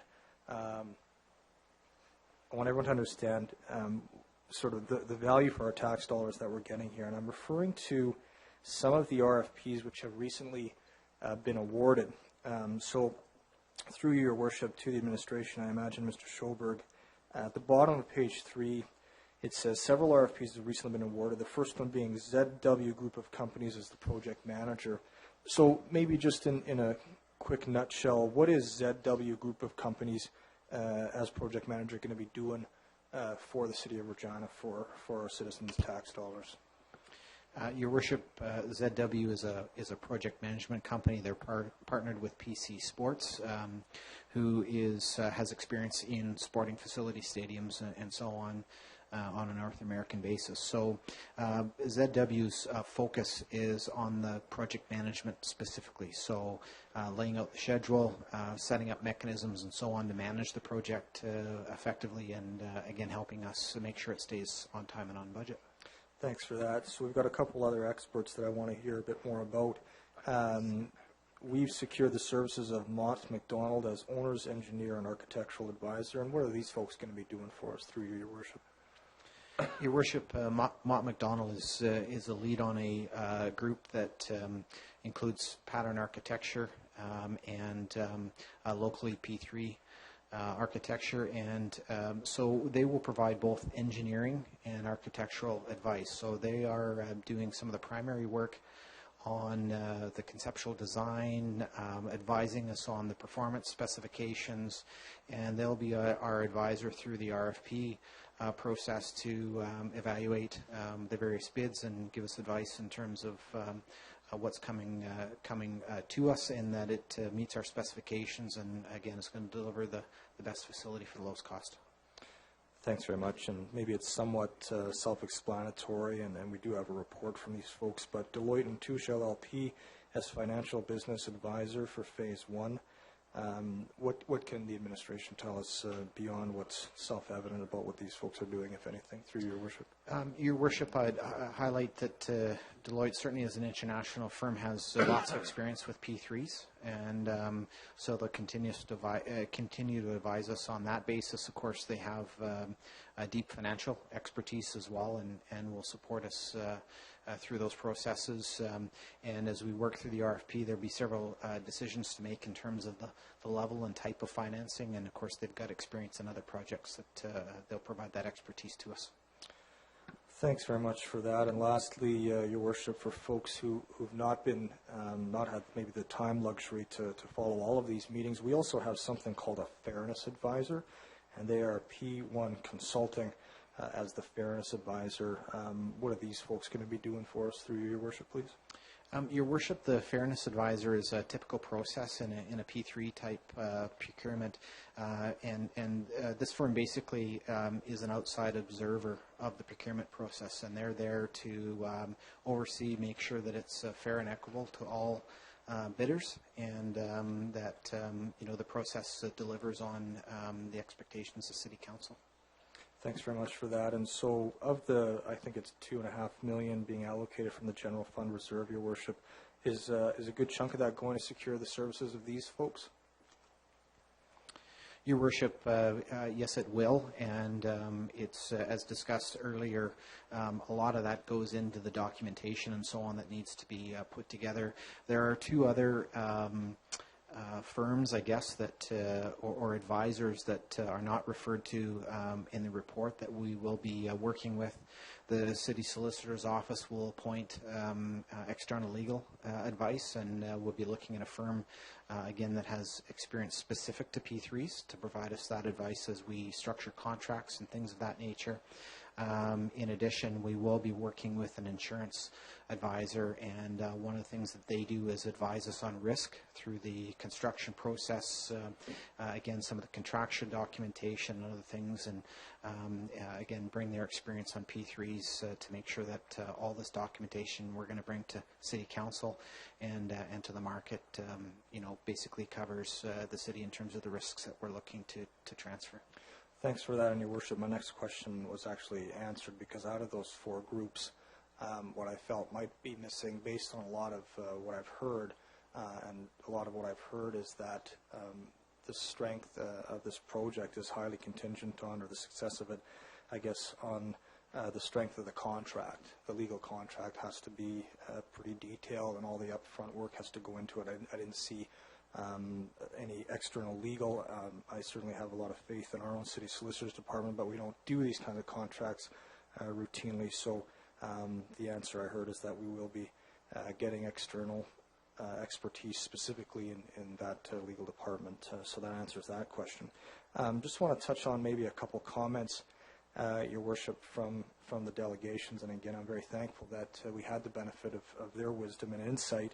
But there was one comment which I was very surprised at, and that is that one of the delegations said that we're not in competition with other cities. I'm not sure if many of the delegations share that view or not, but that is just not my view of the world.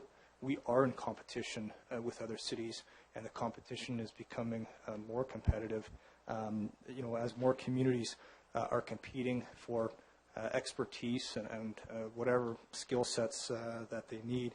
And the world in some ways is shrinking. I recently had the benefit of going on a business trip to China, and on the way I learned that there are 5 times the number of people learning English in China as there are people in England. So there are all these other communities that are opening up for the same people that we may be wanting to attract here. So we are in a fierce competition with other cities. I just don't see any other way around that. Your Worship, with respect to the comments on the renovations, it really hasn't been a subject of great discussion because the province is not a partner with us on that. They've said from the beginning they've never wavered, they've never changed, they've never hinted anything, and they're not interested in that. And when we can get $80 million from the province up front, $100 million float from the province for a new, I just don't know why we wouldn't look at that. Your Worship, to me, I'm not sure that there's a thorough understanding in any event, as some of my colleagues have commented by some of the delegations, on exactly what the deficiencies are with respect to Mosaic Stadium, and I'm not an expert on the deficiencies at Mosaic Stadium, but as I said last time, this facility was built in 1948 based on the standards of the day. The largest component of Mosaic was built in 1948. Things have changed since then in terms of facility and stadium design. It's structurally sound. It is a safe facility. However, it's no longer meeting the needs of our community. I won't go into the details. 30 seconds left. Okay, thank you, Your Worship. So as far as the options, Your Worship, the renovation at $150 million or new at $73. To me, it's a slam dunk. Very quick comment on democracy, Your Worship. Just because we have 1 or 100 delegations advancing a given position, if they don't get their way, that doesn't mean we don't have democracy. We do have democracy, Your Worship, and one of the best in all the world. Thank you. Thank you, Councillor. Councillor Bryce. Thank you. I promise not to take up 10 minutes. I'm not feeling so hot. I'm just going to go through some of the questions that were asked by the delegations that haven't been already answered. So how many times a year is the current stadium used? Through you, Your Worship. Schubert. Your Worship, the stadium, aside from Rider games, has over 2,000 hours of community use, so it's a significant number of events. Thank you. I just wanted to make that point because to me it's not a Rider stadium that we're looking at, and I hear that all the time. It's a community stadium that we're looking at, not just a stadium, but for entertainment and arts as well. So I want to throw that out there once again, because sometimes we do say these things over and over again, but sometimes people don't hear them. So I also want to ask the question, if the RRI does go ahead, does that mean that funding for other facilities such as pools and that type of thing is cut? Because that's sort of the impression that I got from some of the delegations. Is anything decreased because of this? Your Worship, certainly we're not proposing any of that as part of the revitalization initiative, and those things certainly are within the control of Council. Every year as you make budget decision, I suspect you'll continue to make those decisions as to the priorities of the community. Thank you. Have we put all of the information online that we said we were going to? Your Worship. Schubert. Your Worship, all of the documentation to date is online. We continue to put more information online, and over the next period of time, certainly hope to provide additional information if people want to understand things in a little bit more detail and maybe in a sometimes a little bit less technical way, but all the documentation that's been to Council is online and available for people. Thank you. You anticipated my next question. So in recent history, there's been a number of big projects, like Cooperator Center has been mentioned, the Plaza's been mentioned for cost overruns. What about the GTH? That's another big project that we've had. Is that over budget, over time? Can you, through you, Your Worship, tell us that big project? How do we do there? Carlson? Your Worship, that project was over $20 million of servicing and came in a little over $1 million under budget. Okay, great, thank you.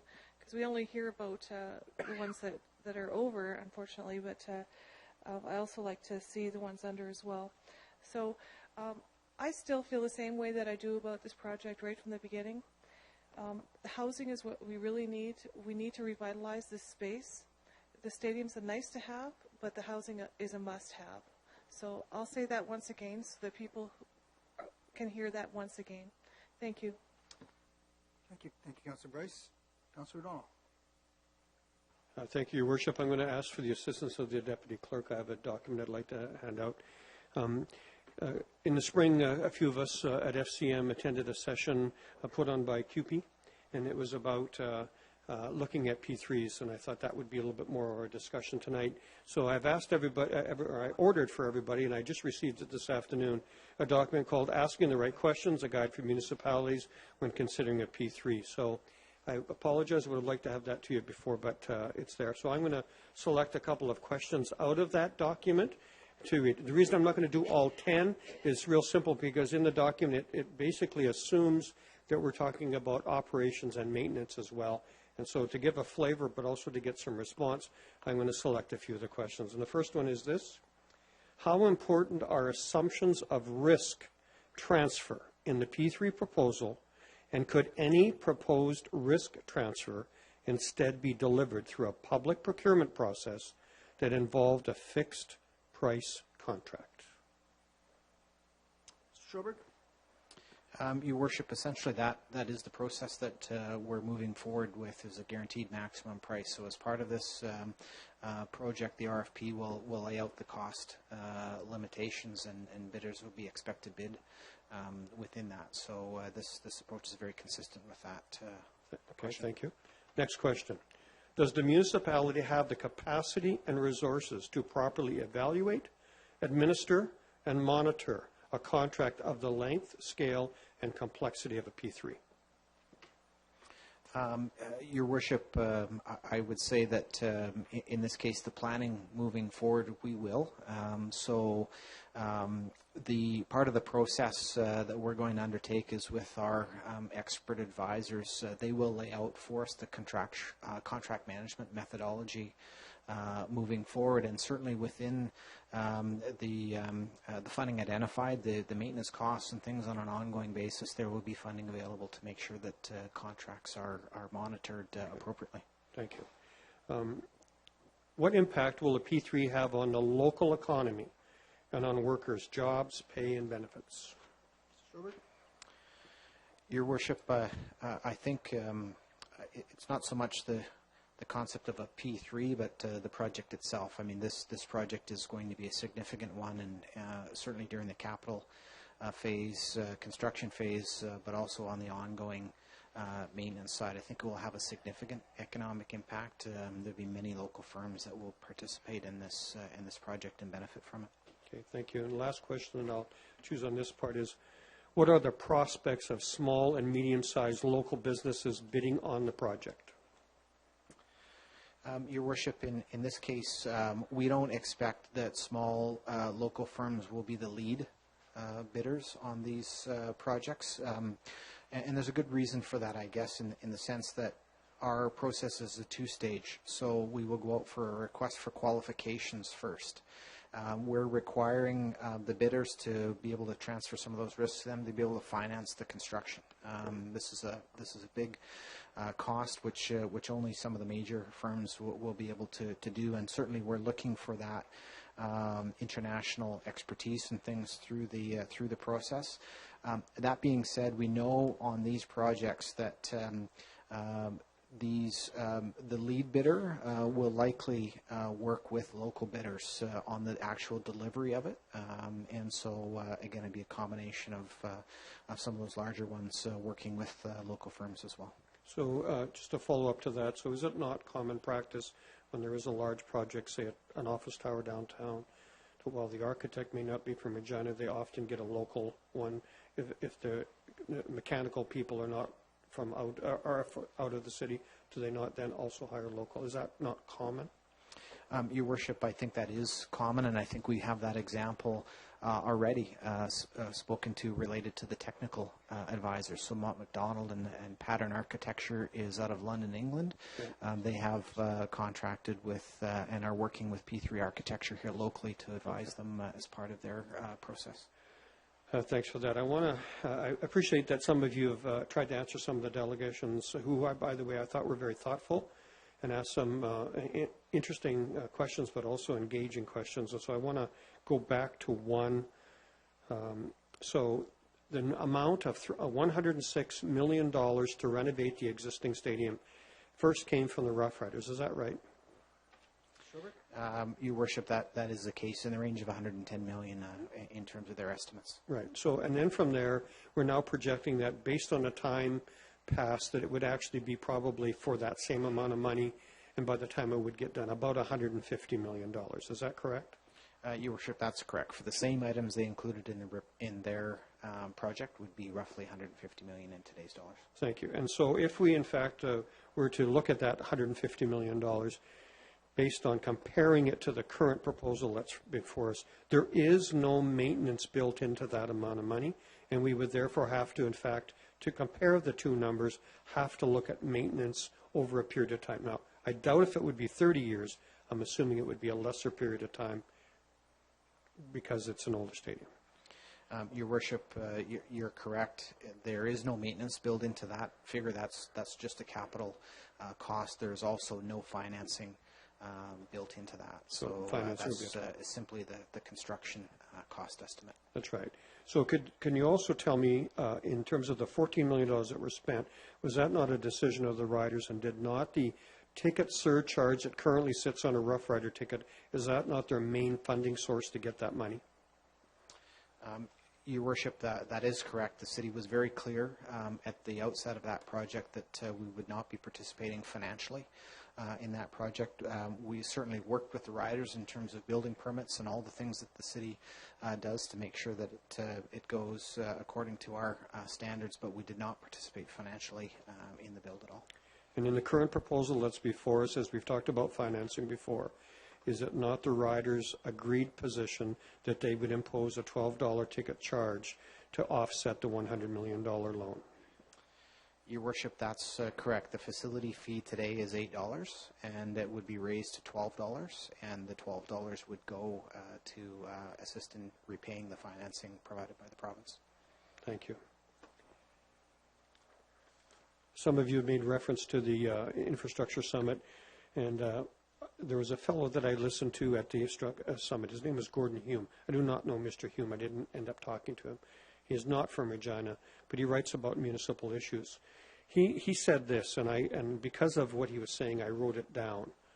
He said, here's what he believes council priorities should be. 1, community prosperity.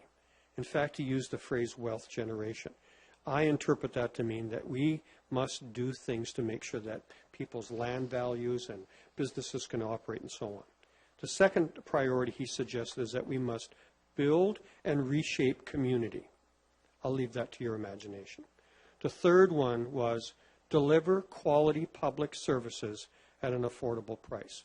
To me, that's one of, if you accept that notion, it's one of the reasons why we offer a subsidy to some things to make sure that people can afford that. In the world that I live in now, there are two words that matter to me. One of them is new. The word is risk. After listening to speakers, and they were, by the way, so everybody understands, Paul Moyse, the head of QP National, was John McBride, who's the head of P3 Canada, and the mayor of Winnipeg, Sam Cates. And that was who talked about P3.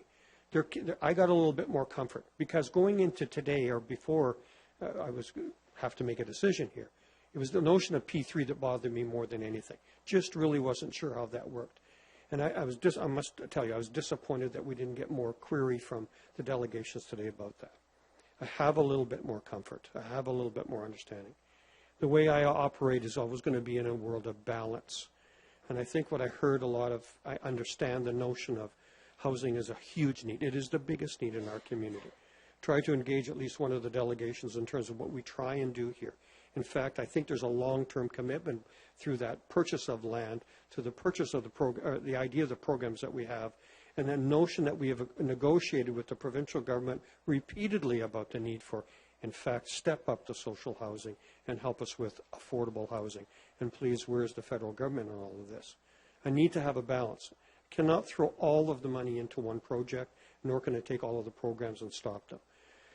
This, to me, this program of first and foremost building the stadium, because it's just first, is only a part of the parcel. This is about building our community. I've said that repeatedly. This is about building a business case for our community, and this is about attracting, let me quote here, community prosperity, reshaping and building the community, and delivering quality services. Because if we can generate more wealth, then we can provide more services, and we can assist with housing. Jobs have to matter here. I believe this is about creating jobs. Thank you. Thank you, Councillor O'Donnell. Further discussion before Councillor Clipson closes debate. Councillor Fundura. Thank you, Worship. Through you to the delegation, I have one question. Delegation presented tonight, the most we're saying is all public money. Could I get a little bit of a broader explanation? How the delegation, how our citizens are getting that information that it's all taxpayers' money into this project? to Your Worship. Schubert? Your Worship, I can't speak to the thoughts of the delegations themselves, but can speak to some of the financing that was identified in the MOU, and it's been discussed here tonight. The facility fee being a significant portion, so $100 million from the users of the facility as a funding source. We've also identified cost avoidance in the project, so eliminating the cost that we're currently spending at Mosaic Stadium is roughly $24 million. There are two other elements. One is an agreement with Sask Sport to provide them space in the facility, and so they will be leasing that back from us, and that provides over 30 years roughly $75 million of the funding. In addition, what's been identified is a hotel tax or some other revenue stream. So, in that case, not property tax specific, and that totals about $80 million over the course of 30 years. So, those elements are non-property tax related. In addition, the $80 million grant from the province, while coming from taxpayers provincially, of course, is not coming from property tax here locally. So those are some of the funding sources outside of property tax in the project. Thank you for that, Mr. Deputy Mayor. Another question that brings me to another question about what is the base price now for amateur groups to use Mosaic Stadium as it is now, to comparison to when there is a new stadium. What are the prices going to be for amateur groups, amateur sports, or not just the sports? Would we know somewhat in the ballpark it's going to change, going to go up, down to you, Deputy Mayor? Your Worship, I don't know specifically the rental charge today. It's not a significant amount, of course, as discussed by Council. That's one of the areas that the city chooses to subsidize, to allow community groups to use the facility. That is the plan going forward, so that community groups, again, would be able to continue to use the facility at a very reasonable rate that makes it affordable and available to the community. Your Worship, one question a delegation asked to that: the 700 houses are going to be built on the RRI. As a city, would we have a say what we want to see out of the 700 houses, to Your Worship? Your Worship, of course, we would definitely have a say in that process. It certainly is relying on the process that we choose to move forward on, but in both cases, with the land where Mosaic Stadium sits today and the potential purchase of CP land, both of those lands will be in city control, and as a result, we'll be able to guide the development process and meet the needs of the community. Thank you, Your Worship. Then a couple comments. As we see our city grows, looking at this from the very beginning, it scared me to look at such a huge, such a big project. But the scare, if I was scared, I would never come to this country and stay here. I arrived here 76 to Regina, and I'm still here. When I look at the map of Regina, I said that before, it was very small, and we were left behind at all times. I always said, even you have 5 cities that started together back in the 40s or 50s. We are number 5. And I was always questioning why we always number 5. Why is Vancouver? Well, let's just go Winnipeg, Saskatoon, Calgary, Edmonton. And we were left behind. The decisions are hard to make, and I've been struggling with the decisions. Yes, I'm putting citizens in a little bit of difficulties and some of the burdens. But once the citizens and taxpayers recognize what they're getting for what we're asking, I think they will understand that. Keeping our children off the street and beside the fence and spray painting the fence and making bad judgments. We need to, as a community, and as a community as we go forward, I've learned that this is a great country to live in, great city, but we have to work together, and it costs us as a community to move forward. Is the stadium going to be, or the RRI? I would say the RRI is a bigger thing than just the stadium. Is the stadium going to be the answer to all? Maybe not. But I believe that the RRI, the revitalization, building the housing, and if we have a say in how we plan that and how we build that, then I can be very comfortable that we are going to achieve that attainable, affordable, and housing that everyone can afford. And my biggest thing is, too, is the transit, that we move around in a safe manner, and things are affordable. And then barrier-free, that we built that we think about not just the individuals that can afford, but the individuals that cannot. And yes, I believe what I'm hearing, it's hard. It's very hard for me to stand here and say, you know what, I want to go forward. Because I believe that if we don't go forward, we're just going to stay still. And I will always remember that map of 1976, that we can move from one end of the city in 5 minutes. And no one knows who we are. Now people know who we are. Not just through the internet and through Twitters and all these things, but people know who we are. That means is the world wants to do business with us. And I want to I want to keep my children here. I'm selfish. I don't want them to leave my house, because then I have to worry about them. If I see them close, I know where they are.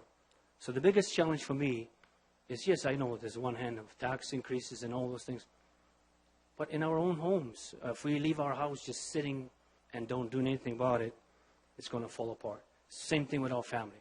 Our community depends on the community depends on what we do as we move forward as a city. And I've learned one thing with the Infrastructure Summit, the citizen engagement. And I think that is a very challenging thing to do, but I've learned a lot. And I wish that I had that citizen engagement note a few years back so I can move forward with it. But I will move forward with that. And I do support this because I look at it, as Councillor Murray mentioned, $6. I don't think I can even walk across the street for $6. But as long as we know, and citizens know exactly what it's going to cost, there's no hidden agendas, there's none of this stuff that's just put away on a big book and big, large words that I don't even understand. If we communicate, we will be successful. So, Your Worship, I thank you for the time. I believe we're doing this for our future. And again, I said, is the stadium going to be it all? I believe it's the revitalization, the RRI is going to be it. Because we can't sit still. Everybody else is going to pass us by and even faster. So thank you, Your Worship. Thank you, Councillor Kundera. Councillor Zarka? Thank you, Your Worship. And just a couple of comments. You know what, through this whole process, you know what, we've looked at this as an opportunity of a generation. We'll never see this one again. I truly believe it is, and I truly believe that it's upon us to make the right decision, to move forward with this stadium, to move forward with the RRI. I believe that John Hopkins once said, let's not shirk our responsibilities for somebody else. Let's move forward. I also feel that, you know what, we have done our due diligence. We are going through the process of finding a different method of doing construction in our city, and that's through P3. Responsibility of giving some of that risk to somebody else and lessening our risk in the situation. The stadium is just a small part of what the RRI is. It seems like a big part right now, but the stadium isn't just something that is just enjoyed by the Rough Riders. It's enjoyed by all the fans. It's enjoyed by all the high school kids that'll play football there, soccer there, all the grandparents that'll go out and watch those games. That's what that stadium's about. But it's just a small part of the RRI.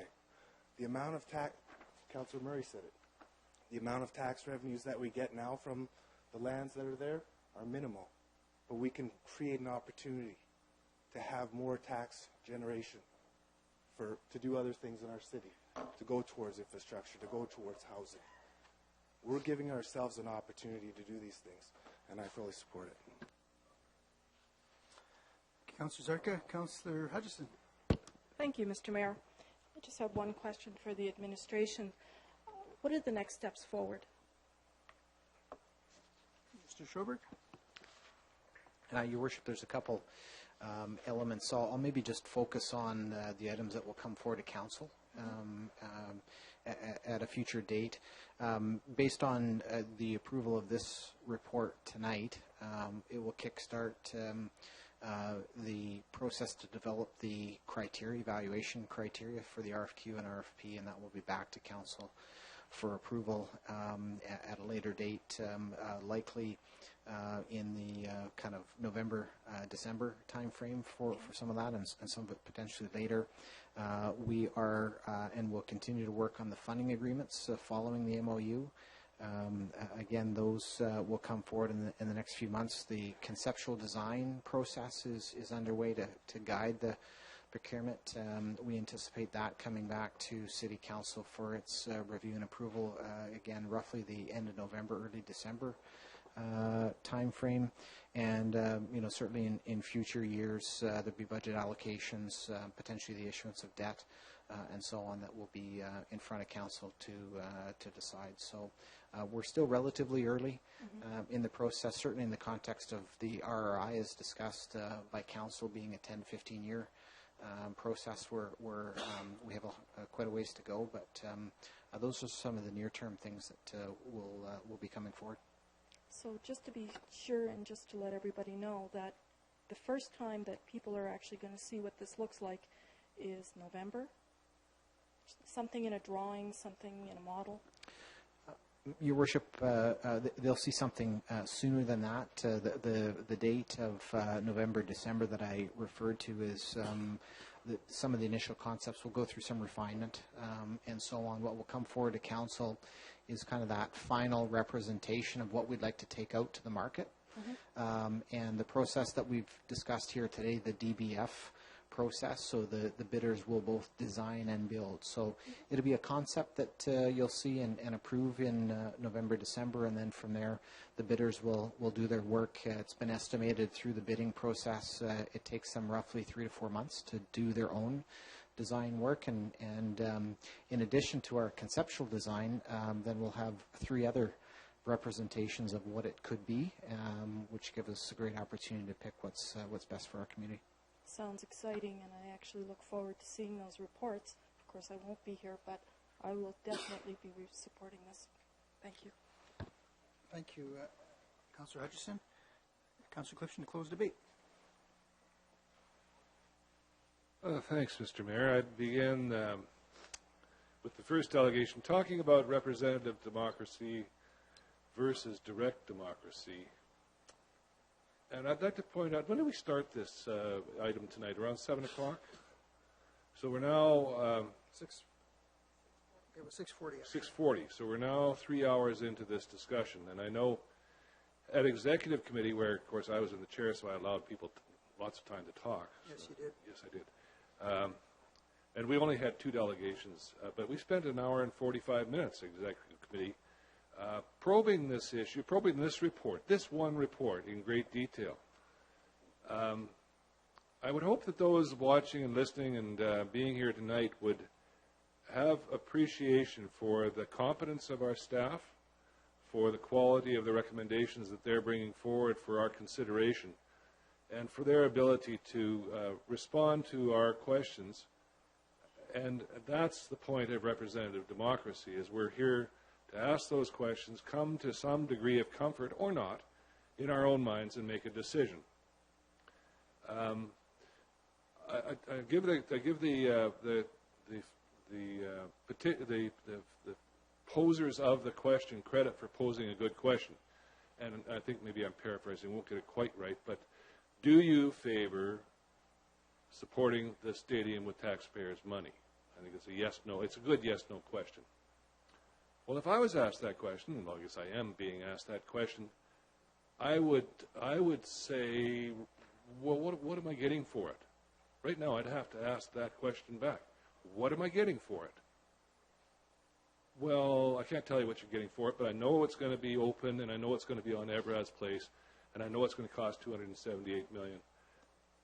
But I can't tell you anything more about it than that. Well, that's not enough for me to make the decision about whether or not I want to spend taxpayers' money on that.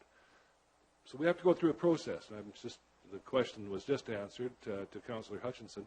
We're going to start seeing what it looks like in the very near future. Now, also in the very near future, we've got an election. So if you are opposed to the stadium, you have a chance to vote for candidates who oppose the stadium. There is a process for a referendum. It requires, what is it, Madam Clerk? Is it 10% of the voting public, and that amounts to how many? Madam Clerk? Through you, Your Worship, it is eligible voters representing about 10% of the population. So with an estimated population of 200,000, that would be 20,000 signatures. So, and they've got a period, there's a set period for the effort to raise the number of names on the petition. And I'm told that'll be around November 10th or somewhere in there. So that'll be, the new council will have a chance to receive that petition. And if it's sufficient, then the question will go. I think by that time, people will have, it would be much more appropriate to have that in hand to see if, in fact, there are 10% of the people who do want to have a referendum. Whether or not those 10% are going to vote yes or no to the question of whether they favor spending taxpayers' money, that's quite another question. But I'm comfortable standing here tonight as one of the 11 of us who have asked an awful lot of questions in detail over the course of many meetings about this. I am quite comfortable that we are on a path that will come to the day where we can describe in detail what this is going to look like, and then it's time to vote for it. Mr. Mayor, the question of risk is, what we're doing is risky. I understand that. Now, I'm not running again, you're not running again, but several of you are running again, and you're maybe going to be opposed by someone who is quite articulate about opposing the stadium. Well, that's the risk you take by supporting the stadium. Is it the right thing to do? I don't think anything gets done without vision. Nothing gets done without taking the risk. And I hope that, as Councillor Murray and others have said, that when people look at this, they say the Regina Revitalization Initiative, with its chance to greatly expand the downtown and the assessment base that goes with it, to greatly expand the number of inner-city affordable housing units in the Taylor Field site today, and a new stadium on Evraz Place. I hope people will see that as a whole, as a vision that is worth the risk. Because I do. Thank you, Mr. Mayor. Thank you, Councillor Clifton. I'll call for the question. All those in favor? Against? That is unanimous. I'll move a 10-minute recess, or is that enough? How about 5? 5? Sure. I'll second that, Your Worship. Thank you. 5-minute All in recess. favor? Against? That's carried.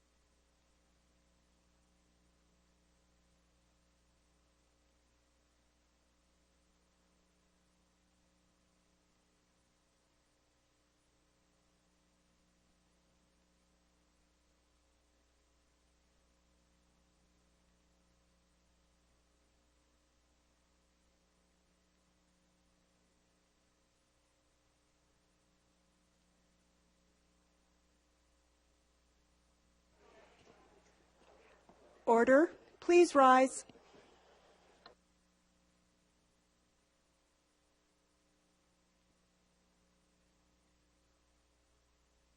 Please be seated.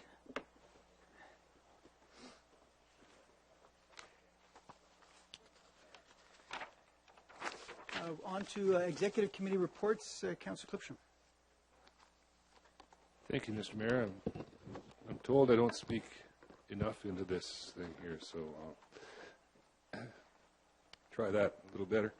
On behalf of the Executive Committee, I want to move the report that is titled Final Draft Transportation Directions for Transportation Master Plan. And in this report, there's discussion around the directions that came out of an extensive consultation with the public.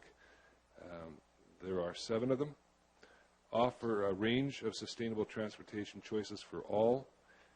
Integrate transportation and land use planning. Elevate the role of public transit. Promote active transportation for healthier communities. Optimize the road network capacity. Invest in an affordable and durable system, and support a prosperous Regina and region. And I just question to the administration, with these in hand, assuming they pass tonight, what becomes of these, and how do they influence, first, our transportation master plan, and secondly, our official community plan? Ms. White. Thank you, Your Worship. The 7 transportation directions will become the governing framework that will help us define specific policies for roads, cyclists, pedestrians, transit, as we develop our official community plan and some really tactical strategies in the next phase of the TMP. They'll also be part of our public consultation process. We want to make sure we reinforce the message that we've heard what the public said and are acting on that as well. And how does this tie in with the official community plan? White. The processes are lockstep and, in fact, are being run collaboratively. This is a very key part of the official community plan and is being project managed by somebody who's on that committee. So they're integrally joined with each other. So when we're talking about, say, the development of a new neighborhood in Regina, these 7 principles will all be integral to saying, to showing what that new neighborhood is going to look like. Not only from kind of housing, but also from how people get around. Is that correct? White.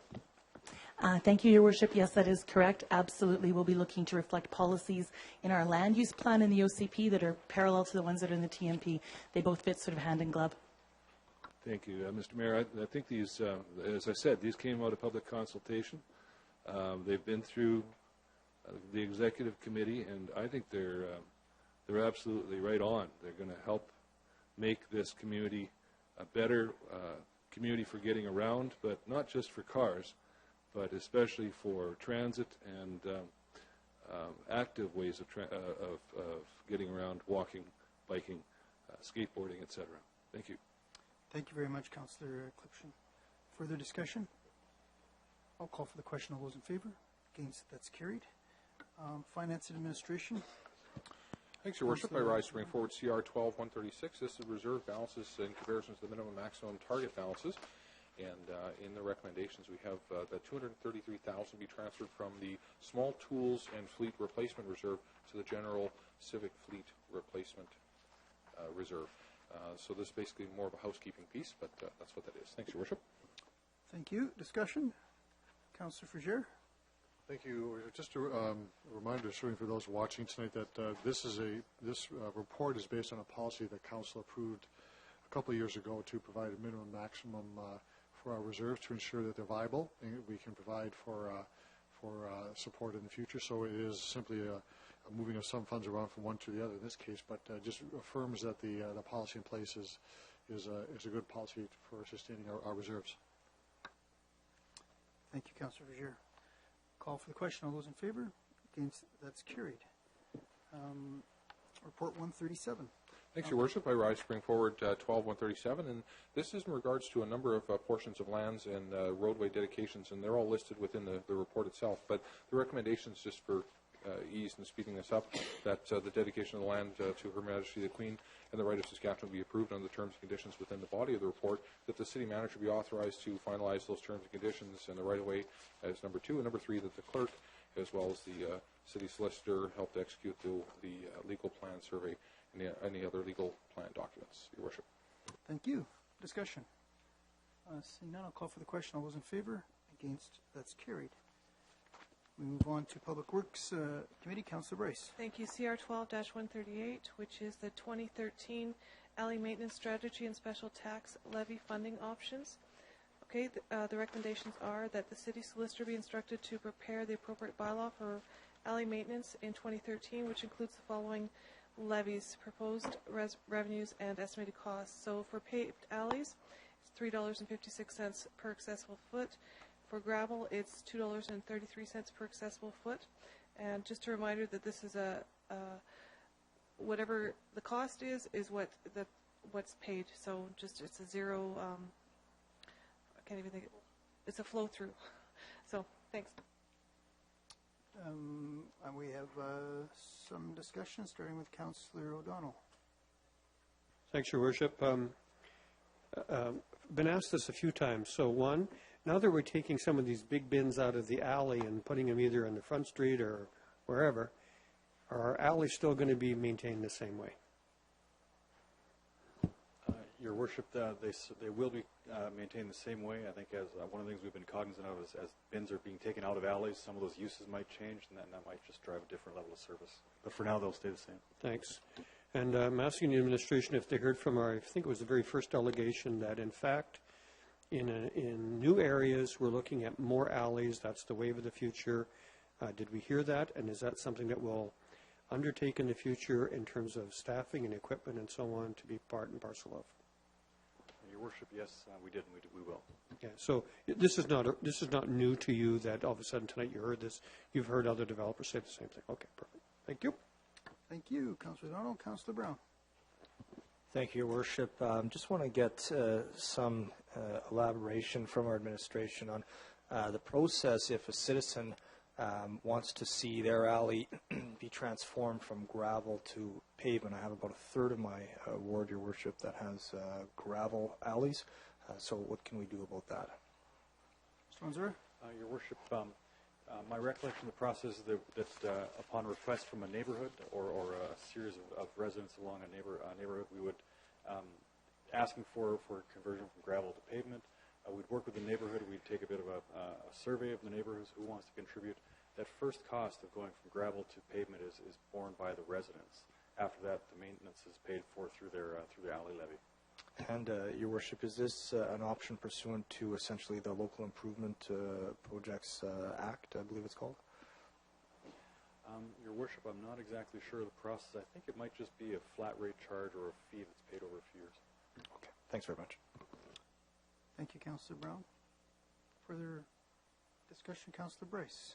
Thank you. Revenue neutral was what I was trying to think of, so just thought I'd pass that along. I saw you focusing and studying there. Very good. Further discussion? I'll call for the question. All those in favor? Against? That's carried. Planning Commission Report 139, Councillor Fougere. Thank you, Your Worship. Planning Commission recommends concurrence in a discretionary use application for an R6 development at Trinity Lane and Harbour Landing. This is for 2 buildings with 13 units, condominium units within that, and there's 19 parking stalls. That exceeds the requirement by 6. Planning Commission recommends concurrence. Discussion. Call for the question. All those in favor? Against? That is carried. Report 14. I'll move the communication. Thank you. Your Worship. All in favor? Against? Carried. Councillor Fougere. Your Worship, the final report from Planning Commission tonight is an application for discretionary use for a proposed restaurant on Ismore subdivision on 1450 Park Street. And the application, I can just get to it here, is a Tim Hortons restaurant. and it's straightforward what this is, Your Worship. There's the maximum seating is 43 patrons, and they have a stacking capacity for 23 vehicles. During the discussion at Planning Commission, the delegation talked about bike racks, and felt that was an important element to have here. And I would ask that question of the administration, whether we can or cannot require that, and if there's a way to make that happen. Through you, Your Worship. Mr. Carlson? Your Worship, this was a discussion at Planning Commission as well, and the administration's undertaken to, at the building permit stage, discuss with the applicant the provision of some bicycle stalls. None were required through the zoning bylaw. However, we will discuss and be able to. Right, and it's under best efforts to do that, and appreciate the efforts by the administration to do that. Planning Commission heard that, of course, and recommends concurrence in the report. Discussion. Councilor Vendura. Thank you, Your Worship. On the Tim Hortons and the drive-throughs and all that, can I get a little bit more understanding of how that works? I mean, I know that anytime you see Tim Hortons in drive-throughs, they're usually causing a little bit of a havoc of we've got a few of them that causing some issues. Not that I'm against Tim Hortons. I mean, Tim Hortons the coffee puts you to sleep, I think.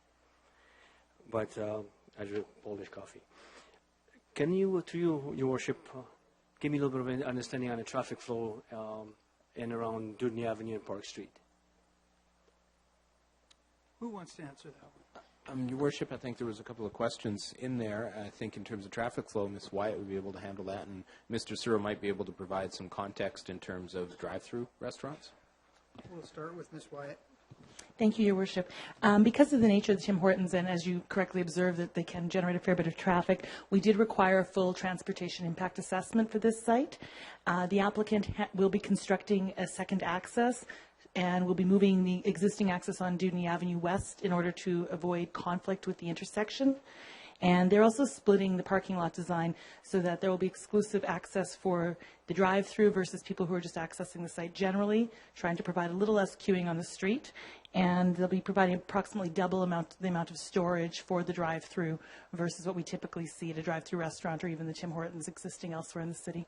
If Mr. Searle has anything to offer, I'll turn that over to him now.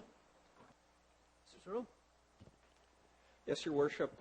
The only thing that I would reiterate with respect to what Ms. Wyatt has said is that the design principles for these sites, we do like to separate the driving queuing lanes for the drive-through from the parking areas to avoid any conflict with the on-site circulation and so forth, and to also ensure, based on what we've seen from some of the locations throughout the city, that there is sufficient queuing provided. Thank you, Your Worship. Just one more question, and I'll leave it be. When you're traveling east on Dudney, coming towards Park Street, is there going to be something to prevent the traffic to go across the yellow line and into the drive-through? If I'm saying this correct, can you just give me a little bit more? How's that going to look? Because right now we have the gas station across the street from it, and that area there now, it's causing quite a bit of stir where a lot of the drivers going west, turning across the two-lane traffic going into the gas station. Because I can't seem to understand how this drawing is. Can you just kind of give me a little bit more insight on this, to Your Worship? Thank you, Your Worship. At this point, we will be not requiring a physical barrier to prevent the left turn, and the reason being that there's a fair bit of semi-traffic that uses this area, and when they're turning from Park Street to Dudney, there would be interference between a mini Jersey type or raised curb barrier. We will keep an eye on the situation. There are a few alternatives we can do in terms of modifying driveways, but at this point, no, we won't be requiring a physical separation. Okay. Thank you, Your Worship. Thank you, Councillor Fundura. Further discussion? Call for the question. All those in favor? Against? That's carried. Informational report. If I can have somebody move that, please. I'll move it. Thank you. Second, Your Worship. Thank you. That informational report, I might add, is a fairly important question that was posed in regards to the city's report on debt. And I'm just going to, maybe Mr. Schoberg, if you can just provide us with really just what the report, just basic findings of the report. And I'm referencing, obviously, the ratio in which we can handle and where we're at today. Your Worship, the reports brought forward, it again is requiring the Council to review the city's debt status. So in summary, we have about $92 million in debt outstanding, which is still relatively low in consideration to our current or potential debt limit. We do analysis of three specific ratios, and in that we do some trending as well. And so it certainly highlights that the city, at this point is in good shape as it relates to its debt, and that we're managing it appropriately, and provides the measurement and ratios as Council considers future debt. Thank you very much for that fact. All in favor? Against? Carried. Motion on reassessment. Thanks, Your Worship. I rise to bring forward a motion, if I can have a seconder, and this is on 2013's reassessment. I'll second it. Okay, if you can read it. Thanks, Councillor Bryce. I appreciate that. Councillor Bryce and I share some similar neighborhoods to a few of my colleagues. Most of Ward 6, though, unfortunately, is going to see a fairly sharp tax increase. So I'll just read my my motion here. And this regards the 2013 reassessment. Whereas 2013 is a reassessment year for the residents of Regina, with housing values in older neighborhoods sharply increasing in recent years, many residents will see proportional shift in taxes. Therefore, be it resolved that a report on tax policy options be provided to Council in the 2013 tax year, including analysis of options for a phase-in for residential properties that are significantly affected. And if I can speak to it, Your Worship. Just briefly, because I know time is of the essence here. In 1997, there was a reassessment. Councillor, it's actually a referral motion. So on a referral motion, I can't debate it. I'd be more than happy to sit down and move on. If I can have the support of my colleagues on this. It gives us another report back to 2013. Thanks. Yes. I do have a question of the administration on the referral motion, however, and that is if you can provide an update so that citizens know exactly when things will be finalized in respect to reassessment, and also the function of reassessment in general. It could be a misunderstanding that Council is responsible for reassessment every 4 years, which we are, but I'd like you to speak to legislation on that as well. Your Worship, in terms of the responsibility for reassessment, it is provincially legislated. So all cities across the province are required to undertake this type of reassessment. And as in past reassessments, Council has adopted cost-neutral approach in which it doesn't result in an overall increase in revenue from taxes across the city. That's a tax policy decision. And that's what the motion here refers to as a tax policy decision. So as we proceed with reassessment, notices have been sent out. We'll be looking at developing the tax policy related to that in terms of looking at whether it would be cost neutral. And at that time, we would address this motion and bring forward those types of options. Very good. Thank you. Thank you for that. I'll call for the question. All those in favor? Against? That's carried. On the second motion, Councillor Hanks. After discussion with the mayor and the other councillors, I'd like to refer this to the 2013 budget. Thank you. Seconder? All in favor? Against? That is carried. Changes to the administrative bylaw. Councillor Clipsham. Thanks, Mr. Mayor. The recommendation is to provide a minimum and maximum balance, as we have for other reserves, for 3 reserves that are together called the Community Investment Reserve, the Community and Protective Services portion, Finance and Administration portion, and the Executive portion. And all we're saying is what's the optimum minimum and balance and maximum balance. On behalf of Executive Committee, I'll move it. Thank you. Further discussion? All those in favor? Against? That is carried. Report 142, which is the municipal incentive policy on heritage properties. Councillor Murray.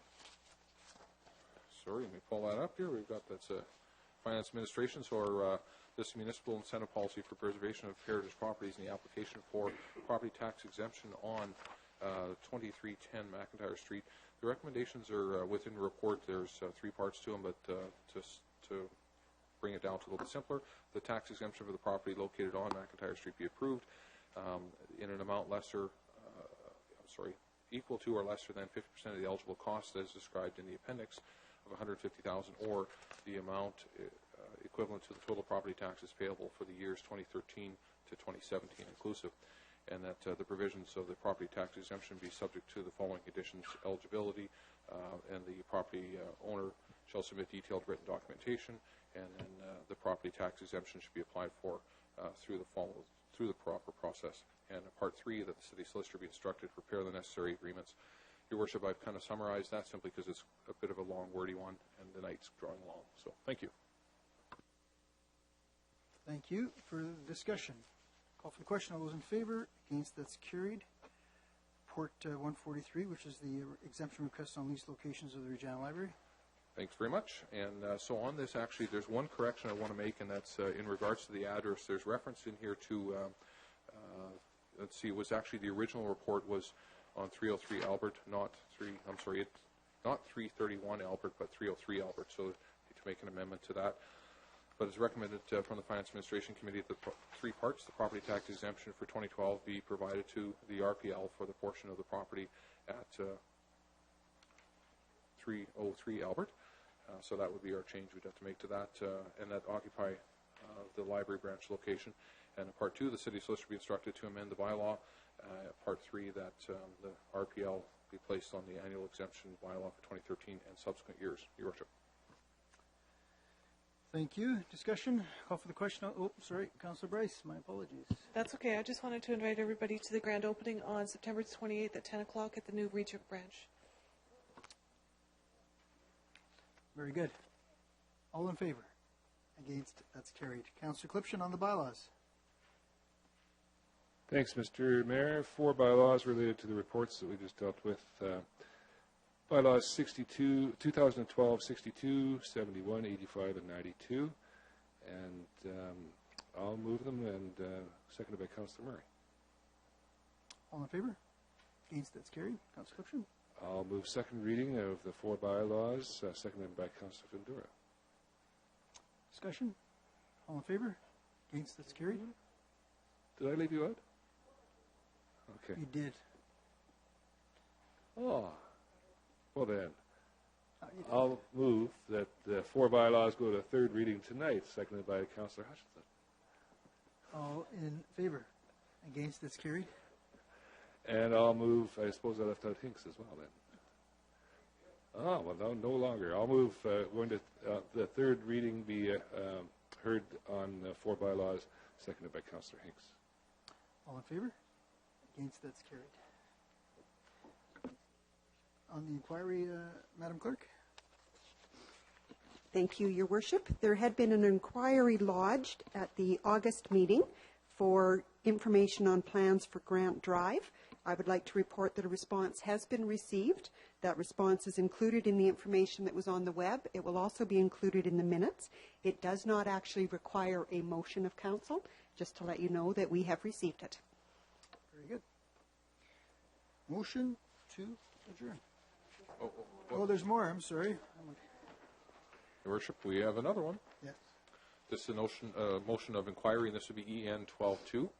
And Madam Clerk, just to clarify, I simply read out my motion as it is. So, be advised that the lodge of the inquiry at today's meeting, the current affordable housing policy. The current policy provides $10,000 per affordable unit that a qualified group builds, and has been static for the past 5 to 6 years. So my inquiry to the administration, would the administration provide the following information? With the cost of construction in recent years growing and the average house price climbing, is the $10,000 per door enough to provide the same incentive it originally did, Your Worship? Thank you. And there's a second. No, we don't need a second around this. There's a second inquiry. That's correct, Your Worship. And this is the second one. This is 12-3. And it's in regards to recycling and recyclable things like compostable waste. With over 100,000 planted elms and many trees and shrubs, grass clippings, all generate tons and tons of material every year, and they need to reduce our landfill destined recyclable compost waste. And given the numerous residents' concerns and calls regarding waste I have received, and the administration be able to provide information on a high level as to what it would cost to implement a compost collection as part of the waste plan, Regina. Thank you very much, Councillor. That is now lodged. I appreciate it. Councillor Mr. Mayor, I'll move the communication that Brenda Bathgate be appointed to the Regina Regional Intersectorial Committee. She's from the Regina Regional Intersectorial Committee. She be appointed the Community Investment Review Consultative Group and the Community Leaders Advisory Committee. Thank you. We do I'll need a second second. that. Thank you. All in favor? Against, that's carried. Councillor Glipsham. I'll move adjournment. Second. All in favor? Against, carried. Have a good evening, everyone. Oh, come on, I got that. Clearly got that before him.